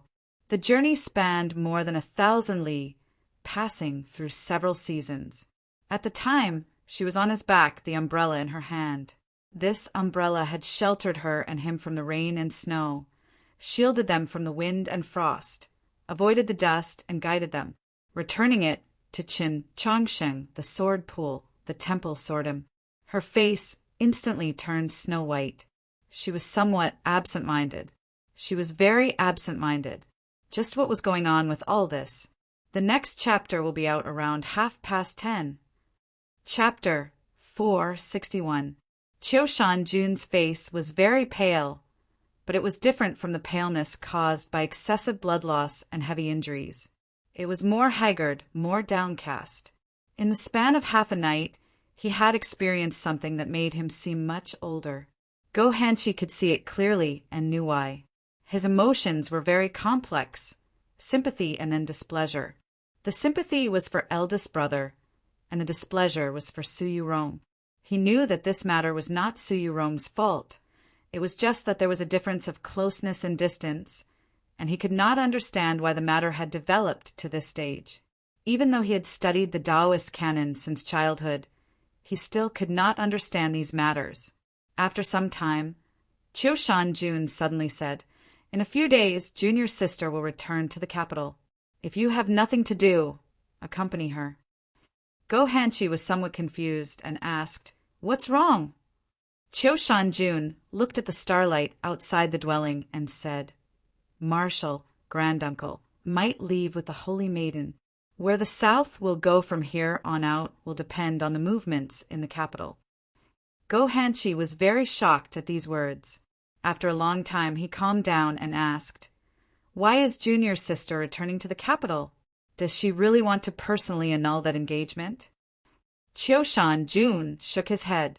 "That matter is not important. On the contrary, I am mainly worried about her battle with Chen Chongsheng." Go Hanshi was even more confused, thinking, why does Marshal, granduncle, master, and senior all insist that junior sister Yurong will definitely battle with Chen Chongsheng after returning to the capital?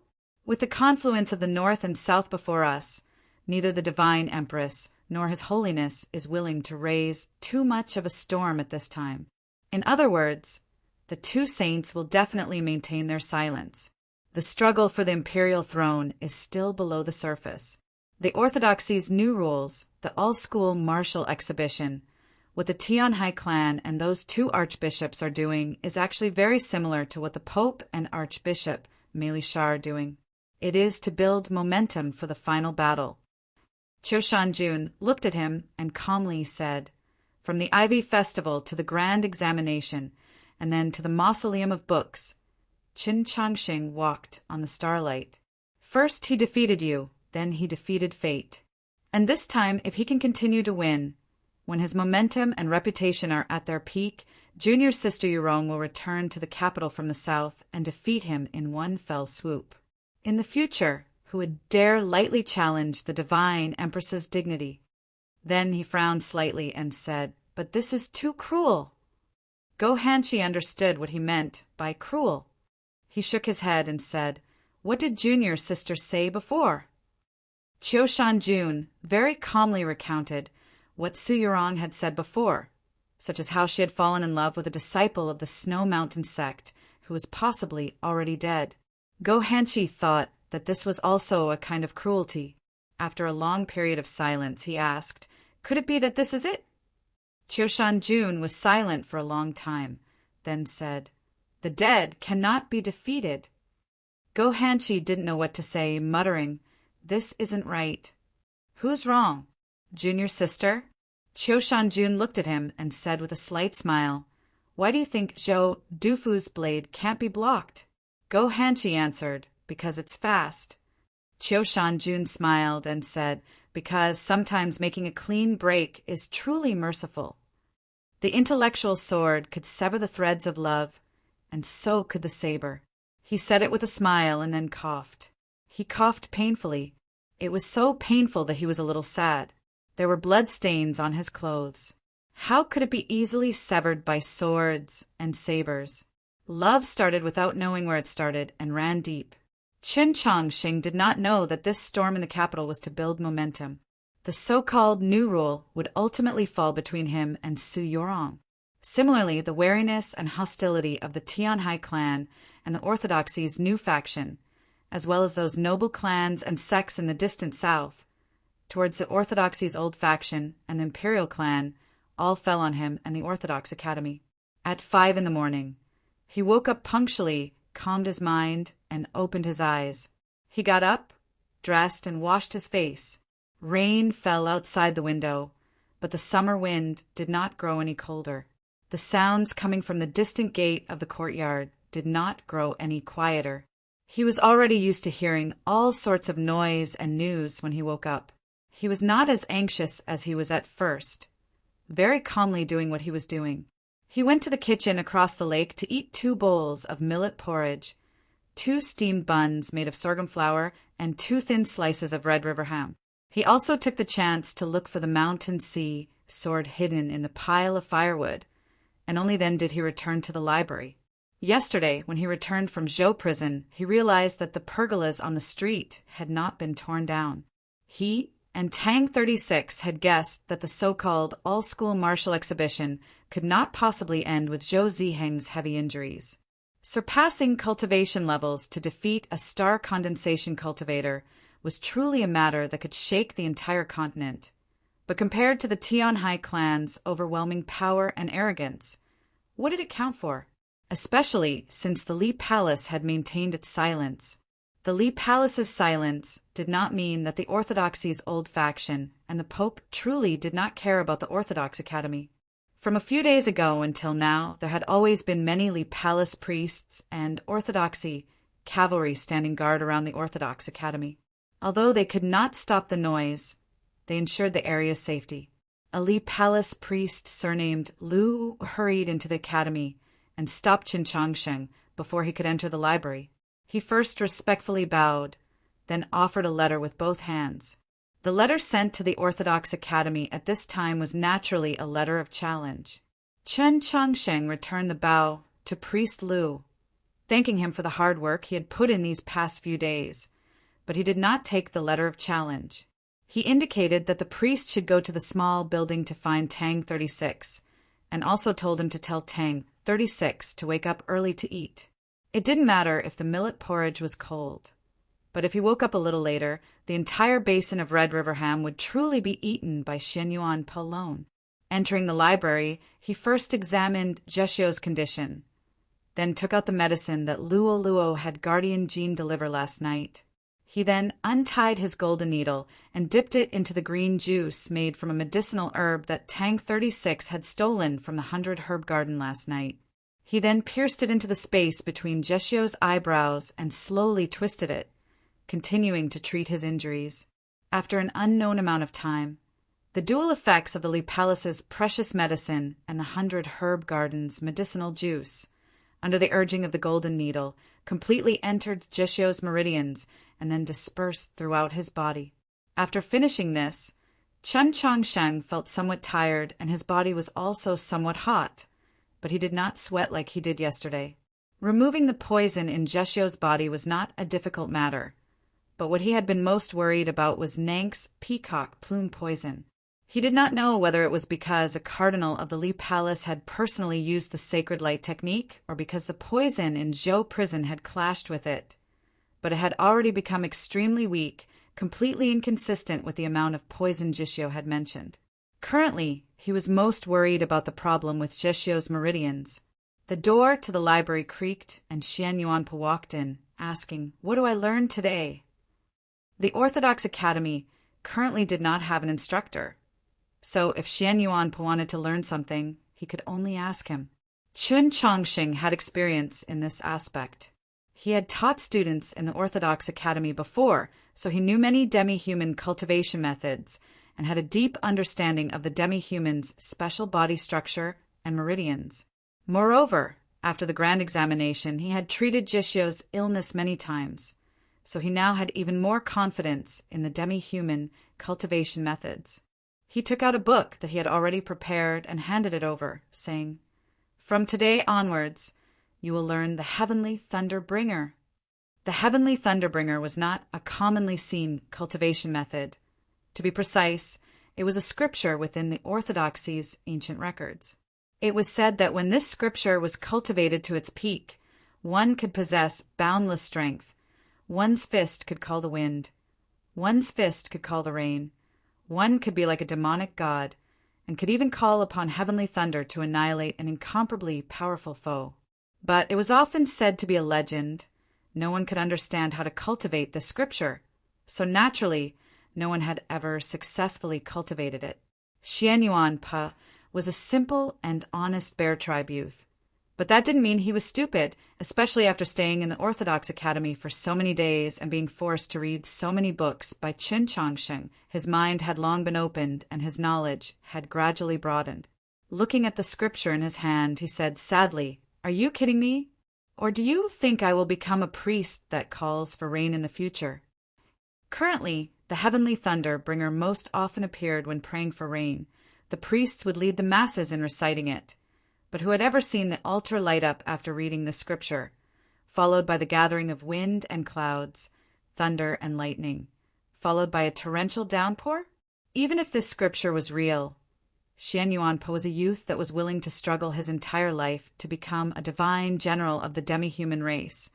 Why would he be willing to become a Taoist priest that could call for wind and rain? Qin Changsheng didn't explain. He used his position as principal, his dignity as a grandmaster, and most importantly, Luo Luo's request, as well as the ownership of the Mountain Sea sword to successfully suppress the first possible case of truancy since the reopening of the Orthodox Academy. Xian Yuan panted heavily. He angrily and unwillingly walked to the window, facing the sunlight, and began to cultivate. Although the area outside the Orthodox Academy's gate gradually grew quiet, it didn't mean that the situation had calmed down. The all-school martial exhibition was a simple term, but it involved the Orthodoxy's training of cultivators and, more importantly, the war between humans and demons, so it obviously had a set of rules and regulations. Chen Chongqing didn't care about these things. After confirming that Zheshio had fallen asleep again and that Xian Yuan had truly begun to earnestly read the scripture, he also began to meditate and cultivate. Last night, in the illusion of the black monolith, he had caught a glimpse of the scenes in the garden of Zhou. This allowed him to see hope, which made him even more anxious. As for the matters outside the academy gate, naturally, Tang 36 would be responsible for handling them. Chen Chongqing and Xian Yuan didn't have this ability, and even if Zheshio wasn't injured, he only knew how to fight and kill. As a result, Chen Chongqing and Xian Yuan had always been waiting for Tang 36 to come out of the mausoleum of books, and Tang 36 had lived up to their expectations. On the first day of his return, he had sent Tianhaiya, or flying with a kick, and cursed Zhou Ziheng silly. What would he do today? Tang 36 was chewing on a small portion of a steamed bun made of sorghum flour. Within the steamed bun was the last piece of red river ham that he could find in the kitchen. He took the letter of challenge from the Li Palace priest surnamed Lu, and without even looking at it, he directly walked out of the academy gate. Two groups of Orthodoxy cavalry stood in the drizzling rain, surrounded by a dense crowd. When they saw that the gate of the Orthodox Academy had been pushed open, the crowd exploded into a loud clamor. He was given a fright, and the steamed bun in his mouth almost fell into the rainwater. He mumbled, "What's going on?" Qiushan Jun is good. Tang 36 is good. Chapter 462.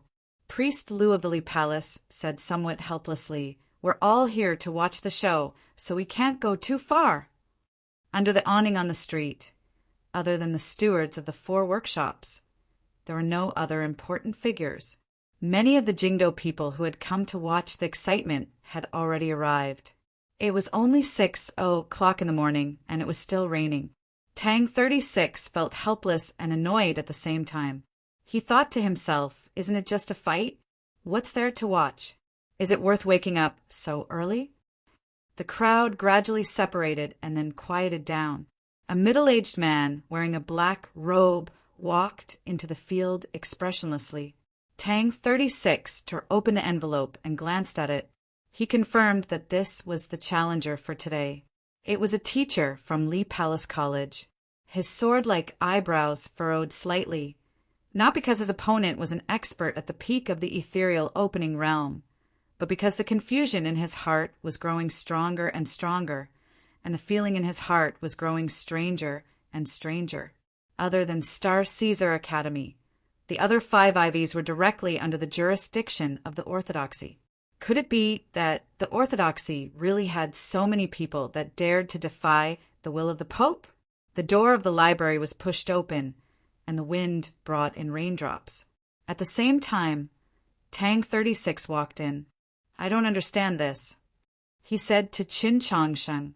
Qin Chongsheng shook his head and said, "In the current Orthodoxy, including many priests in the Li Palace, they all experienced the chaos of the Orthodox Academy back then.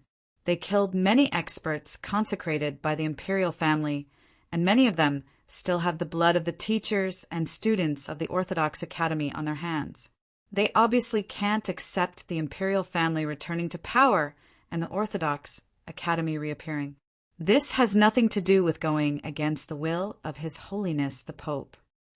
After a short pause, he continued, "His Excellency the Bishop was right.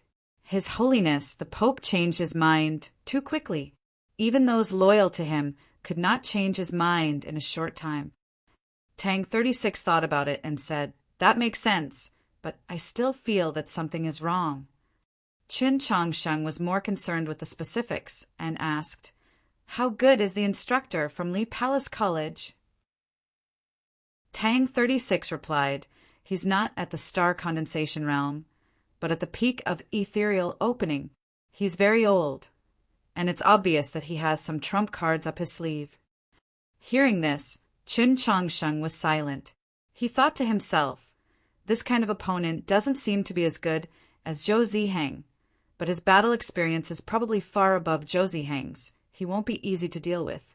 He asked, when is the appointment with the other party? Tang 36 was startled and asked, what do you mean when? Chun Changsheng was also slightly startled and said, when are you going to fight with that instructor from Lee Palace College? Tang 36 finally understood what he meant and said casually, it's already over. Chun Changsheng didn't really hear it and asked, finished? Yes, it's over. Chun Changsheng didn't expect this at all and didn't know what to say for a moment. Xian Yuanpo was no longer able to focus on his studies and looked over in shock. Even the ears of Zheshio, who was lying on the ground, slightly twitched. Who did it? The answer was obvious, but Chun Changsheng still wasn't sure. Tang 36 felt that he was an idiot to a certain extent and said, of course it's me. Xian Yuanpo was even more naive. He really thought that Her Highness Luoluo had returned. Hearing him admit it, he subconsciously asked, can you beat her? Since the instructor of the Lee Palace College was at the peak of ethereal opening, how could Tang 36, who had just entered the upper level of ethereal opening in the Mausoleum of Books, be his opponent? What do you mean? Chun Changsheng can defeat a star condensation cultivator, but I can't even defeat an old man? Tang 36 sneered and said, look at my elegant, handsome, and unaffected appearance. You should know who won. It was quiet in the library. Chun Changsheng didn't know what to say. In the Ivy Festival and the Great Trial, Tang 36 was obviously weaker than Qi Jian and Guan Fei Bai, not to mention Go Hanshi. As a talented disciple of a noble family, he was suppressed by the poor disciples of the Li Mountain sword sect to the point that he couldn't even lift his head. Chun Changsheng knew that he didn't show it on the surface. He was still careless, rich, willful, and full of vulgarities, but in reality he was very irritated. Therefore, Tang 36 worked very hard in the Mausoleum of Books and finally caught up to, and even surpassed Guan Fei Bai. Shockingly, he directly entered the upper level of ethereal opening. But Chun Changsheng still didn't expect that he would improve so much that he could beat a senior at the peak of ethereal opening. He looked at Tang 36 and confirmed that he really wasn't injured. He asked, what happened in the end? Tang 36 sat on the floor with his legs crossed. His clothes were slightly wet and there were some water droplets in his hair. He didn't answer Chun Changsheng's question immediately. He stayed silent for a while and then said, I cut off one of his hands. Chun Changsheng also stayed silent for a while and said, that's a bit heavy. Tang 36 said, you have to make them pay some price, or else you will get challenge letters every day. What can you do? Can you keep fighting? If you make a mistake one time, they will dare to cut off your hand. He said this very calmly and firmly, because he knew that it was something that was bound to happen. Chun Changsheng noticed that his face was a bit pale. Then he remembered that although Tang 36 shouted that he would destroy Tianhaya Air after he entered the capital, in reality, he grew up in Wenshui with a golden spoon in his mouth.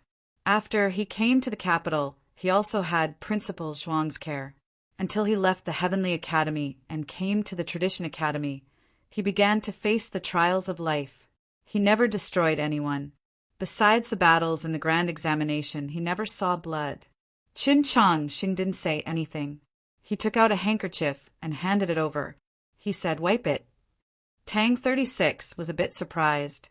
Xian Yuanpo was very surprised. Even Zheshio opened his eyes. They were the closest people to Chun Changsheng in the world. Now they all knew that Chun Changsheng had a very serious and rarely showed obsession with cleanliness. It can only be rainwater. Chun Changsheng explained with a heavy tone, if you want to wipe off the blood on your sword, then you don't need to return the handkerchief to me. Tang 36's attack was very heavy, but the summer rain was even heavier. The light rain in the morning suddenly turned into a storm in the evening. The bloodstains in front of the Tradition Academy's gate were quickly washed away, other than making the girls of the capital feel that he was even cooler and even more infatuated with him. This incident didn't seem to have any effect on the Tradition Academy or the Tradition Academy's opponents. On the morning of the second day, the Tradition Academy once again received 3 letters of challenge. But unlike yesterday, the gate of the Tradition Academy never opened. Only the sound of argument and even quarreling could be faintly heard. It wasn't until the evening that the gate was opened again. Seeing Tang 36 walk out of the gate, the idlers of the capital, the stewards under the awning, and the people in the carriages on the street all became spirited. It was indeed different from yesterday. Today there was no rain, only a sky full of sunset. The one Shui sword left its sheath. The bright body of the sword reflected the sunset. At the same time, it seemed to have some kind of magic power that absorbed all the sunset in the west of the capital. The street was dark and then bright again. Tang 36's first move was the most powerful 3 moves of Wen Shui. The evening clouds disappeared and the sword's spirit rose. The ground in front of the gate was left with some rainwater. The puddles were like a lake that had shrunk countless times. His true essence surged and his sword energy surged. The surface of the lake glowed with a golden light and the heat instantly disappeared. The alley resounded with the shrill howls of countless swords. The swordsman that seemed to come from the temple seminary but was actually an expert of the Tianhai clan flew backwards and landed heavily on the street. With a bang, those small lakes were smashed by the figure, and the golden light turned into countless broken scales. The swordsman's body was crisscrossed with more than 10 wounds. Blood flowed everywhere, and he could no longer stand. Tang 36 didn't give him another glance. Gripping the Wen Shui sword, he looked at the crowd and said, "Next." The crowd was silent, and then with a boom they exploded. Especially those girls of the capital, they were even more infatuated. They shouted his name with all their might and threw the flowers in their hands at him. Flowers were constantly thrown at the gate of the Tradition Academy. Not long after, a thick layer of flowers had accumulated on the ground, like a sea of flowers. He stood in the center of this sea of flowers. Today there will be the second chapter. The time is uncertain. Chapter 463. One day this summer, Tang 36 broke the hand of the teacher of Li Palace College. The second day, he severely wounded the master of the Tianhai family with 1 strike. Then he won 2 more matches. The third day, he won 2 matches in a row. The fourth day, he won 1 match easily. The fifth day, he won 4 matches in a row. So far, he represented the Tradition Academy in 12 matches without losing a single match. The area in front of the Orthodox Academy had become a sea of flowers. For the first time, the 100 Flowers Lane lived up to its name. Even more joyous were the hawkers selling flowers in the lane and the 4 great markets in the pergolas. No matter how the odds changed, no matter how the contents of the bets were adjusted, as long as people paid more and more attention, the merchants would always be able to obtain the greatest profit. People were discussing how long Tang 36's winning streak could last. At the same time, they confirmed that the young master of the family of Wen Shui, who had been known as a genius since he was a child, was just like what Elder Tianji said when the proclamation of Azure Cloud changed last year. As long as one cultivated diligently, one's strength could easily increase by leaps and bounds. Some people were already wondering how far the 17-year-old Tang 36 would go if the proclamation of golden distinction changed this year. Just like a few days ago, Tang 36 stood in the sea of flower petals. His expression was calm, as if he wasn't moved by the beautiful scene and the shouts of the girls on the street. However, he was thinking about something else. The weather was a bit hot recently. The flowers that the flower vendors brought from Green Hill County were too luxuriant. Standing in the sea of flowers, he felt like he was standing in a pile of fat and tender pork belly. "You really are amazing." A cold voice suddenly came from the crowd. "I'm very curious if the proclamation of golden distinction changed now. Where would you rank?" With this voice, a man dressed in black, his entire body suffused with a cold aura, slowly walked to the gate of the Orthodox Academy. This was a question that many people in the capital were curious about, but no one was more suitable and more powerful than this man. Because this man in black was one of the experts on the proclamation of golden distinction. He was ranked 27th and was at the initial level of star condensation. His surname was Mu, and his name was Boss, so he was called Mu Laoban. In reality, he really was a boss in the business of selling tombs. Mu Laoban grew up in the southern Yiling Mountains. The method he cultivated leaned towards the sinister fire of the earth. His fighting methods were strange and unpredictable. Even experts of the same level would find it hard to defeat him in a one-on-one battle. He was a guest of the family of Tianhai. Just like Zhou Ziheng, he was also a teacher of the temple seminary. Therefore, he had the right to challenge the Tradition Academy. With Mu Laoban's appearance, the temperature in front of the Orthodox Academy's gate instantly dropped, a chill appearing in the midsummer sky. The crowd subconsciously moved out of the way, and the shouts of the young girls turned into worried whispers. The people who came to challenge the Tradition Academy today all handed in their letters of challenge last night. Tang 36 was not surprised by the appearance of these people, and he had already made ample preparations. He knew he was not Mu. He was Mu Laoban's opponent, so Laoban and 6.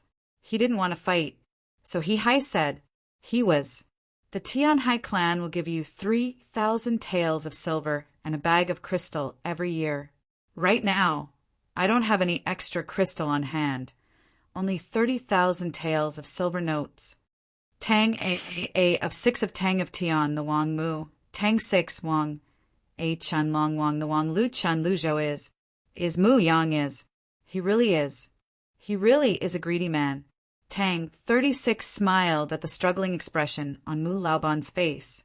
Then he remembered how he had used a roast chicken to deal with Jishio in the grand examination.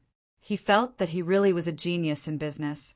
Seeing this, the people of the capital were dumbfounded. How could it be like this? What Tang 36 regretted. But what made the people of the capital happy was that Mu Laoban was able to resist the temptation of money. "I really do like money, but there are many things in this world that are more important than money." Mu Laoban regretfully said to Tang 36, "You understand." Tang 36 understood. To Mu Laoban, a vile person, things more important than money were not things like justice or promises. It could only be that the family of Tianhai had something on him, or even more money. Mu Laoban took a short black spear from his disciple and walked to the edge of the sea of flowers. This spear was probably forged from refined iron, but for some reason it was especially short. Presumably, the spear technique used in battle was extremely treacherous, but the most treacherous part was the terrifying poison on the tip of the spear. "Is this also okay?" Tang 36 called out to the tea house across the street. The priests of the Li Palace were responsible for the safety of the Orthodox Academy, but the person truly qualified to confirm the fairness of the all-school martial exhibition was in that tea house. Only an extremely small number of people in the capital knew that in the past few days, Archbishop Mao Chiu of the Hall of Illustrious Persons and First Hall Master Taoist Siuan of the Hall of Subjugation would sometimes sit in that tea house and drink tea. There was no sound from the tea house, which meant that Taoist Siuan and Mao Chiu did not believe that the spear soaked in poison was against the rules. Mu Laoban looked at Tang 36 and smiled. Between his scarlet lips, his dense white teeth seemed like the bones of an animal in the depths of ice and snow. His voice was similarly cold and threatening. Please my ass," Tang 36 said. Mu Laoban's expression subtly changed, the sinister chill in his eyes growing even stronger. Could it be the Orthodox Academy wants to concede? Idiot, I'm not the only one in the Orthodox Academy. Tang 36 sheathed his sword without hesitation, turned around, and walked towards the gate, yelling, "Hurry up and come out. Since this guy isn't willing to take the money, I can't do anything about it." The gate of the Orthodox Academy was pushed open, and Qin Changsheng walked out. When he passed by Tang 36, he couldn't help but complain. "Back then, you said you could solve this problem, but this is how you solved it? What did I do wrong?"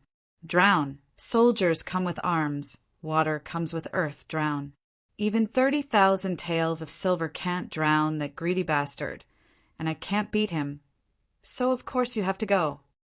Qin Changsheng stopped and said somewhat helplessly, "Can I not?"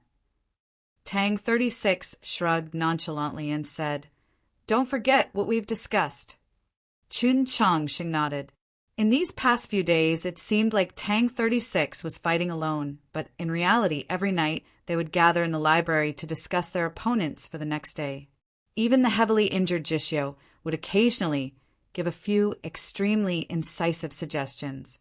Coupled with the constant stream of intelligence sent over by the Wunshui Tangs and the Bureau of Ecclesiastic Education, they were able to obtain 12 consecutive victories that shook the capital.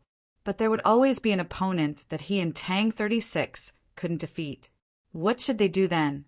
They set a rule: no matter who won or lost, they could not receive any unrecoverable injuries, such as the Sea of Consciousness or the Ethereal Palace, or losing an arm. As for other situations, they didn't need to worry too much. The Li Palace had sent 2 cardinals who were highly skilled in the Holy Light technique to guard the Orthodox Academy, so it didn't matter how they got injured. Seeing Qin Changsheng appear on the stone steps, the crowd that had just quieted down for a moment suddenly burst into an even louder cheer than before.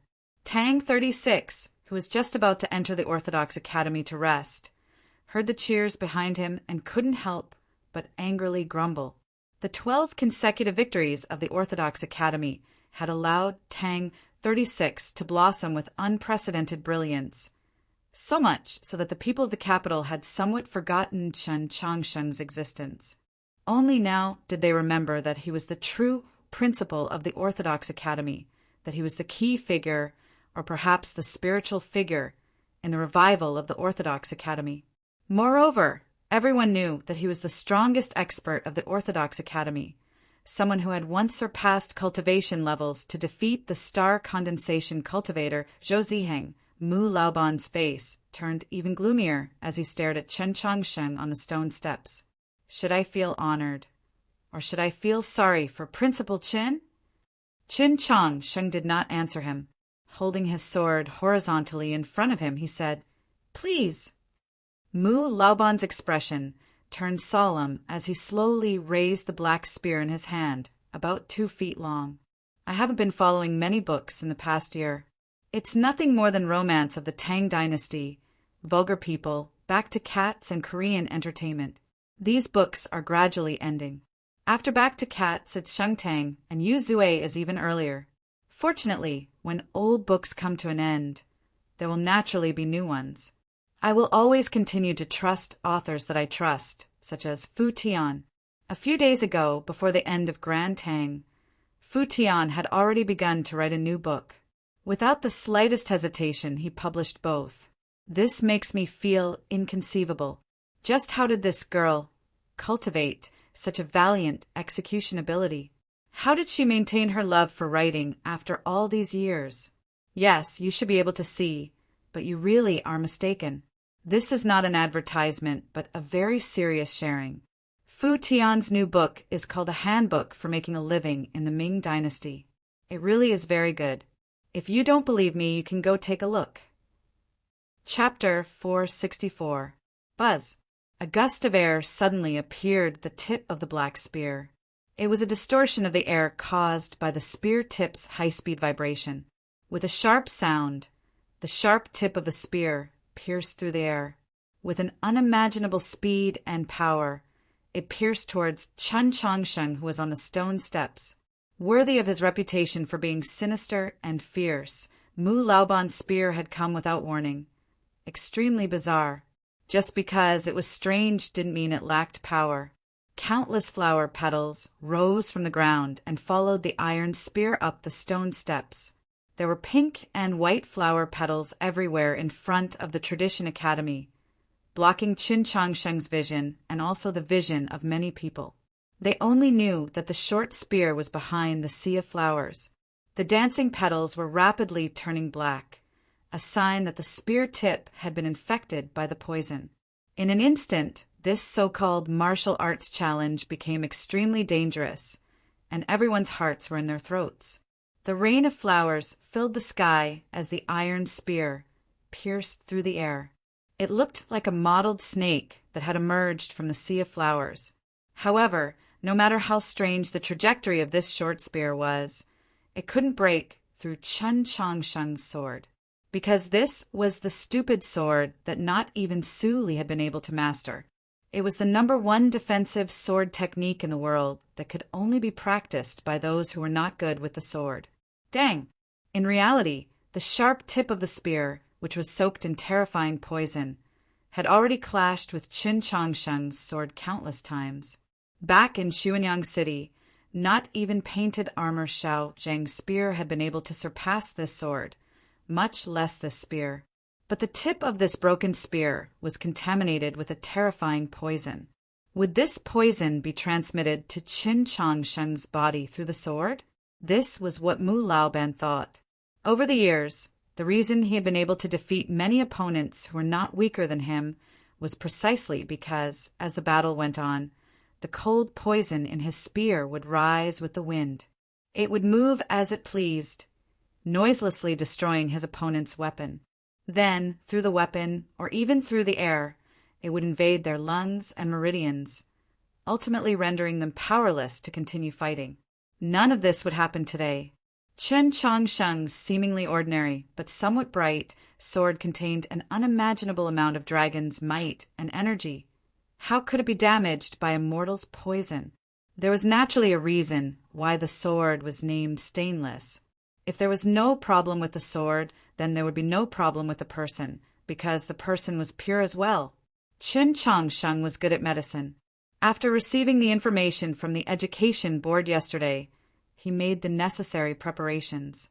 Even if he hadn't taken the medicine in advance, the cold poison on the spear wouldn't have been able to harm him in the slightest. This was because the soul of a black frost dragon had once resided in his body, and he had once bathed in the true blood of that black frost dragon. The strength of his body far surpassed that of a perfect purification.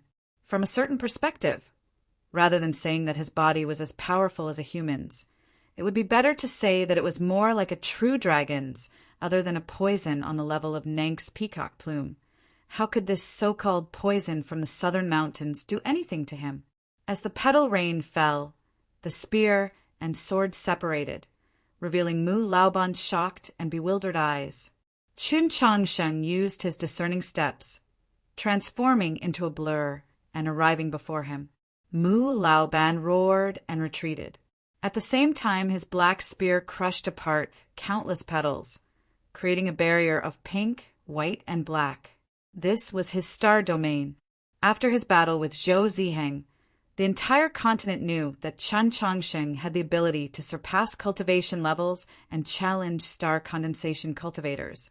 Mu Laoban did not dare to be careless, and it was clear that he had learned the lesson from Zhou Ziheng's battle. His retreat was firm and decisive. More importantly, he had used his star domain extremely early and extremely quickly. Before Chen Changsheng had even attacked, it had already enveloped his entire body.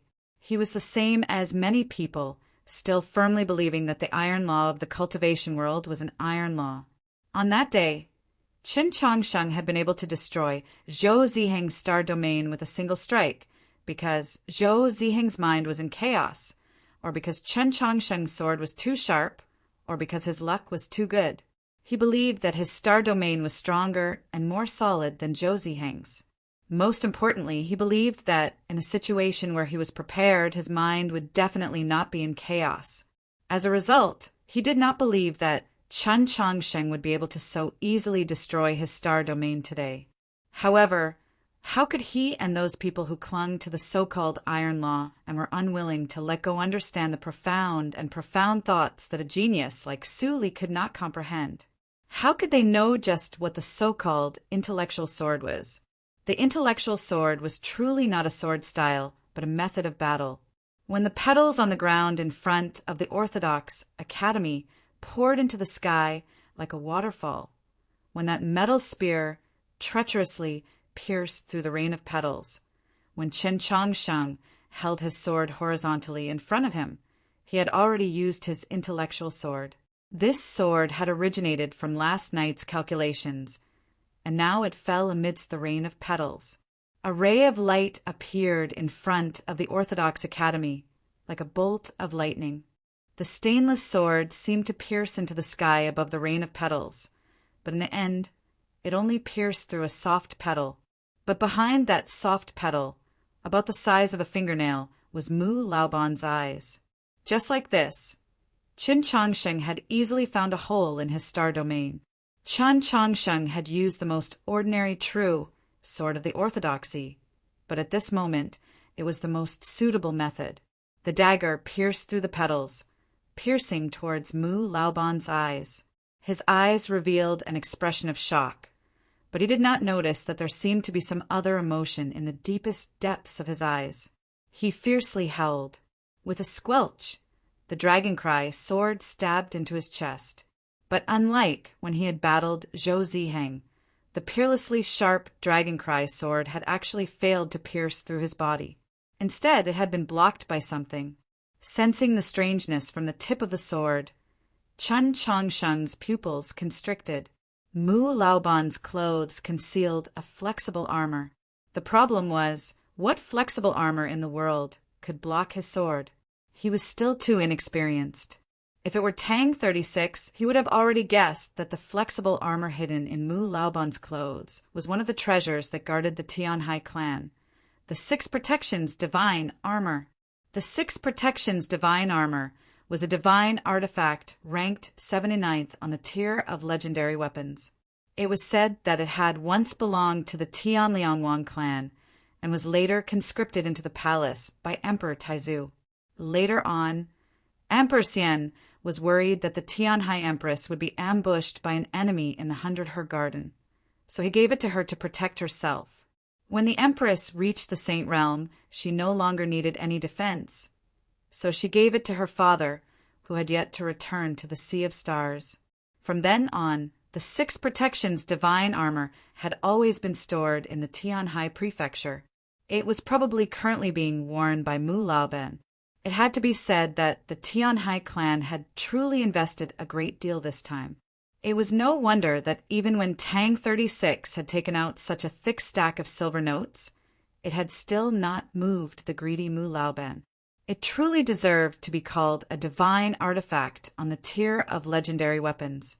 The Dragon Cry sword was actually unable to pierce through it in one blow, and Qin Chongsheng's sword technique was forced to stop midway. The fear in Mu Laoban's eyes instantly transformed into a berserk, killing intent. With a howl, his short spear fiercely pierced towards Chen Chongsheng's throat. Even more frightening was that his spear energy continued to explode, reconstructing the star domain in an extremely short amount of time, trapping Qin Chongsheng within. Logically speaking, the most important method of a star condensation expert was their star domain. They would never allow their opponent to enter their star domain, but the current situation was very special. Yes, he had to admit that the iron laws of the cultivation world had already lost their effectiveness before Qin Chongsheng's sword. Then, he might as well use his star domain to trap Qin Chongsheng and then face him head-on. The people that had come to challenge the Orthodox Academy in the past few days had all studied Qin Chongsheng very deeply, especially his first battle with Zhou Ziheng. Everyone could see that the sword intent he had inherited from Su Li was incomparably exquisite, and his sword style was as vast and complex as the sea. Although his Yesher step was incomplete, it was enough to help him move as fast as lightning. However, Qin Chongsheng had a great weakness. He had not yet reached 16, was still a youth. He had determined his fated star, and it had only been a year since he had begun cultivating.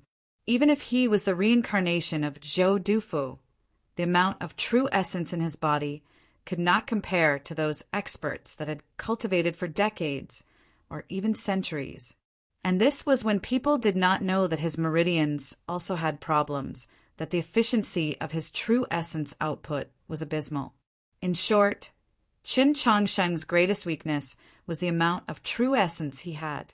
However, Mu Laoban did not know one thing, and at the same time he did not remember a few things. In Xuanyang City, Liang Wangsun had once used a similar method to deal with Qin Changsheng.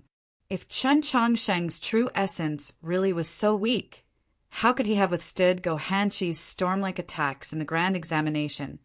And how could he have broken through Liang Wangsuan's broken star domain in Xuanyang City? If not even Liang Wangsuan's star domain could hold him down, who under star condensation could? Under the awning, many people believed that Qin Changsheng might lose this battle and began to stand up in shock. But the people in the tea house and in the quiet carriages at the end of the street did not think this way. They knew and would never forget what Qin Changsheng had done in Xuanyang City.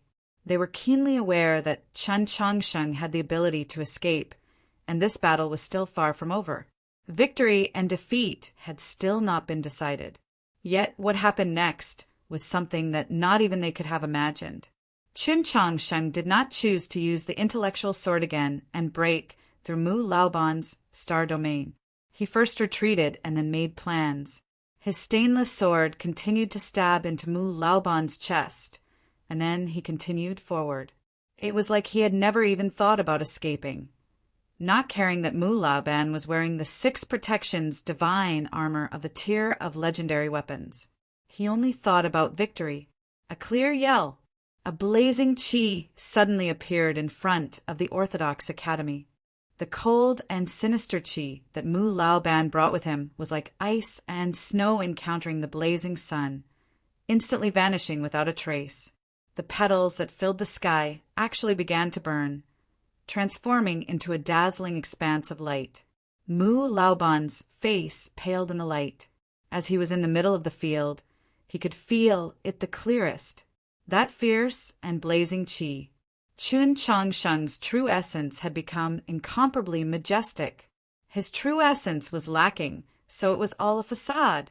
His expression suddenly changed, and he was truly terrified. With a roar, he no longer cared about his spear and desperately retreated. But how could Qin Changsheng give him this chance? The stainless sword in his hand stabbed straight into Mu Laoban's chest, pierced through. The fierce sword intent directly destroyed all of Mu Laoban's will to fight. The terrifying strength sent him flying from the sharp dagger. A thunderous boom resounded in front of the Orthodox Academy's gate. Mu Laoban transformed into a black shadow and flew back several dozen zhang. In front of the awning on the street was an array that acted as a barrier. He heavily collided against it, then slumped to the ground, no longer able to get up. A faint blue glow appeared in the air in front of the awning, and one could faintly hear an extremely low tearing sound. Dust rustled down from the beams of the awning, sprinkling the heads and faces of many people within. Mu Laoban sat paralyzed on the ground, constantly vomiting blood, his eyes filled with extreme shock and fear. Just what was going on here? How could Qin Changsheng's true essence become so berserk and powerful in such a short amount of time? The people under the awning were similarly shocked to the extreme. They couldn't even care about the dust that had fallen on their bodies, staring at Qin Changsheng in shock. This strike of his had actually almost destroyed the barrier array on the street. Today, only one chapter. Chapter 465. This battle had lasted for a very short time, even shorter than the battle between Qin Changsheng and Zhou Ziheng on the first day. Everything had happened too quickly, and the common people simply could not see it clearly. Qin Changsheng's sword had stopped in front of Mu Laoban's chest for an extremely brief moment, and they had no way of knowing that under Mu Laoban's clothes was the legendary divine armor of the tier of legendary weapons. They only saw Qin Changxing draw his sword, pierce through his opponent's chest, and send him flying out onto the street. As a result, they couldn't help but look down on Mu Laoban, thinking to themselves, even if your strength is inferior to little Principal Chen's, you know how little Principal Chen defeated Zhou Ziheng. Could it be that you haven't made any preparations? If you had made preparations and still lost in the same manner, then that would be even worse. Of course, many people had noticed the strange phenomenon of Qin Changxing's sword. That sword was like a blazing sun, erupting with boundless light and heat, transforming the sea of flowers into a sea of fire. Just what sort of sword was this? Mu Laoban was in great pain, very weak, very perplexed. He was also thinking about this question. Qin Changsheng was clearly only at the upper level of ethereal opening, so how could he have more true essence than many star condensation cultivators? And how could it pierce through the 6 protections, divine armor? Just what sort of ghost sword was this? The stewards and lords under the awning were also very shocked, thinking, just what is going on here? A sigh rose up in the tea house, and then everything returned to normal. In that black carriage at the end of the street, a brush was steadily and smoothly walking across a piece of paper, leaving behind words. Qin Changxing has finally used the 3rd sword. This sort of violent sword technique clearly consumes a lot of true essence, but it's different from the battle in Xuanyang City recorded. Qin Changxing can already use it more than once. It seems that after returning to the capital, he has clearly improved. Mu Sen was wearing the 6 protections divine armor, but he was still unable to block that sword. Besides Qin Changxing's explosive increase in true essence, it should also have something to do with that dagger called the stainless sword. The 2 officials of the department for purging officials faithfully recorded everything they had seen today. Only then did they put down their brushes and rub their somewhat sore wrists. They silently looked at each other, both seeing the shock and confusion in each other's eyes. Even if the sword style that Su Li had taught Qin Changxing could use a secret technique to ignite true essence and explode with energy countless times greater than normal for a short period of time, that was the 6 protections divine armor. How could it be broken so easily? I hear that the Pavilion of Heavenly Secrets has already sent someone to the capital to take a look at the stainless sword. Is the tier of legendary weapons really going to change this year? Last time, it was said that when the stainless sword appears, the tier of legendary weapons will inevitably be updated. But after today's battle, I'm afraid that this sword will be ranked a little higher. The 6 protections divine armor had always been a divine weapon on the tier of legendary weapons. For the stainless sword to be able to so easily pierce through it meant that it was naturally ranked far above it. The carriage was very quiet. An official suddenly thought of something, picked up the brush again, and wrote on the paper. Qin Changxing still didn't kill anyone. Yes, Mu Laoban was not dead. The stainless sword pierced through his chest.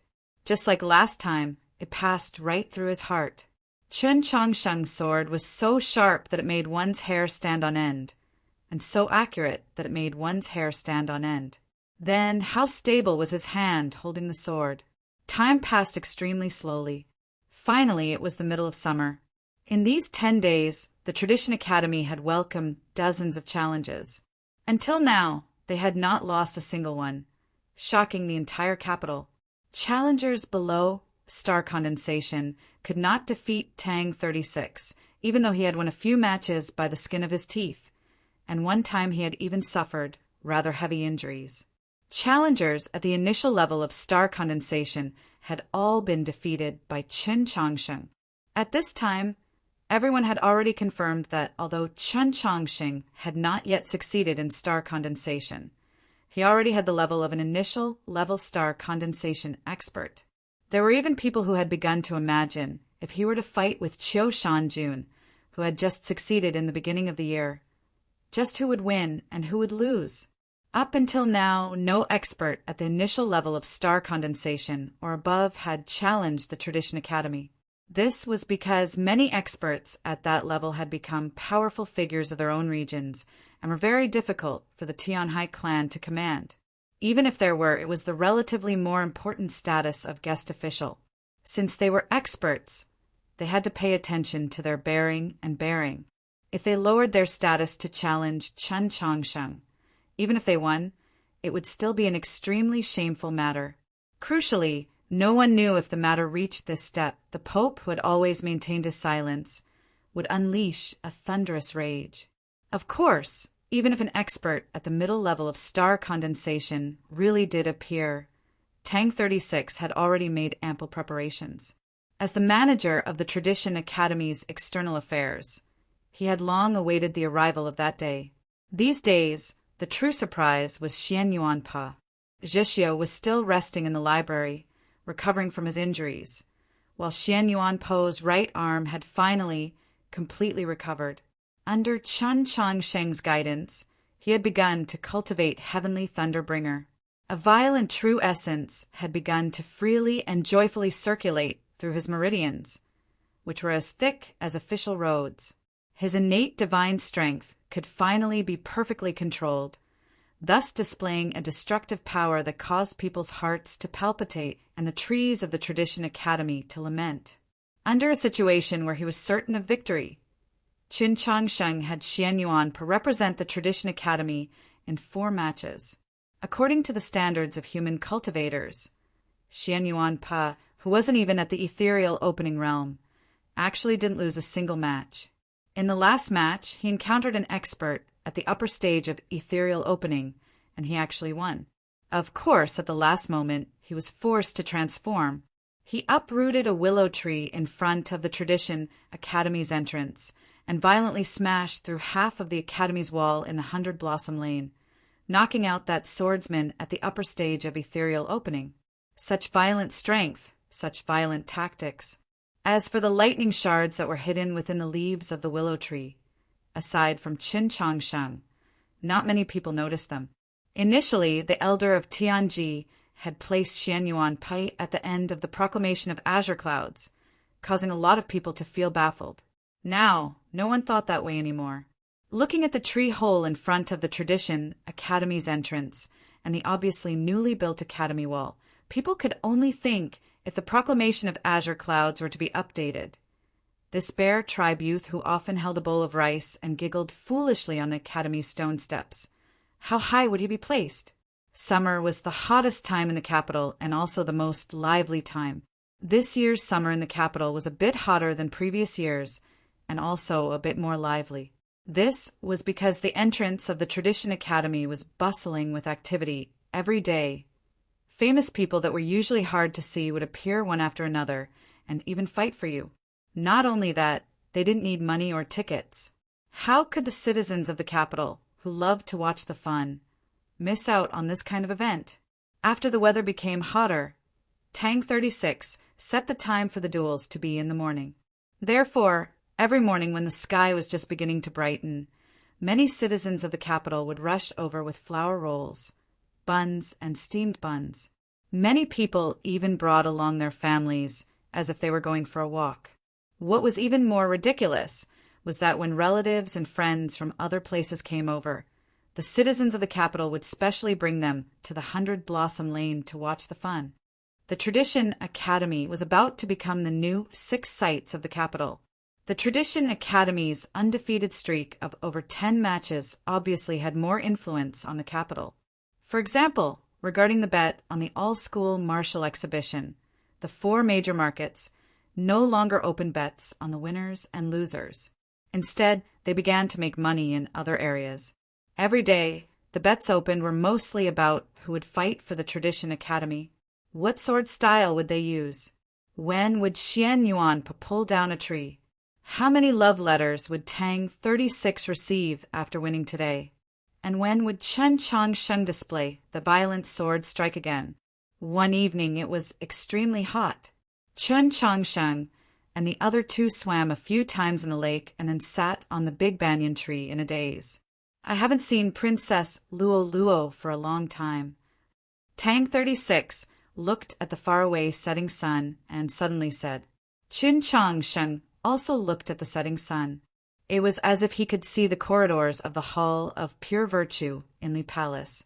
Hearing Tang 36's words, he was silent for a long time and then gave a sound of agreement. Tang 36 turned his head and looked at him. Go find her tomorrow. Qin Chang Sheng took back his gaze from afar and looked down at the last few rays of golden light on the surface of the lake. After a moment of silence, he said, "It might not be convenient for her." Luo Luo was in Li Palace, in the Pope's green leaf world. It was not convenient for her to come out. But in reality, he heard that she had appeared at the recent banquets in the royal palace. Most importantly, he heard that starting last month, Luo Luo would alternately live in the palace and the royal palace. Inconvenience was obviously due to other reasons. Qin Chang Sheng understood, so he maintained his silence. In fact, this had been his request for her in the first place. Last year, the Orthodox Academy had just become a new student. In the eyes of those important figures, Luo Luo entering the Orthodox Academy was just a child's play. Even the grand examination was like this, a small matter. But now it was different. The Pope and the Tianhai Divine Empress were gradually drifting apart. Luo Luo's identity was sensitive. If she still stayed in the Orthodox Academy or often returned to the Orthodox Academy, a small matter would become a big matter. Luo Luo was in the capital of the Great Zhou. She didn't represent herself, but the 800 li of the Red River and the two saints behind her. I don't care. I miss her. Tang 36 stood up and supported himself on the thick trunk of the great banyan tree. He looked at the distant Li Palace under the setting sun and said loudly. Qin Chang Sheng glanced at him and was very grateful. His identity was also very sensitive. There were many things that were not convenient to say. Tang 36 said he missed Luo Luo because he knew that Qin Chang Sheng missed Luo Luo. Luo Luo also missed the great banyan tree. I also miss Princess Luo Luo. Xian Yuan said from the side. He really missed her. It had nothing to do with Qin Chang Sheng.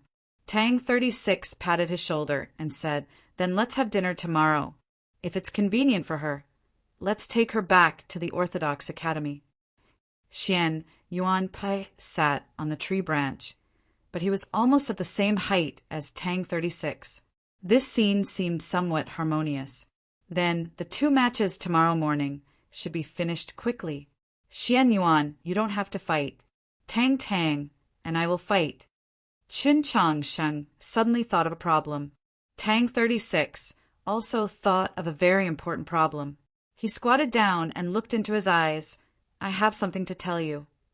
Qin Chang Sheng saw his serious expression and asked uneasily, "What is it?" Tang 36 said, "Tomorrow is an instructor from the Heavenly Way courtyard in the Jiangnan state. His realm and strength are definitely not as good as yours, but can you use a few more moves?" Recently, I've been saving up manuscripts. I really am saving up manuscripts. Today, I only updated one chapter. Right now, I have 7,000 characters in stock. If it was before, I would have already published it all. But my goal is to save up to 30,000 characters. In the future, I can guarantee that I can keep updating, especially when I have to drive more than 2,000 kilometers at the end of the month. Of course, this is my dream situation. Please let me dream for a while.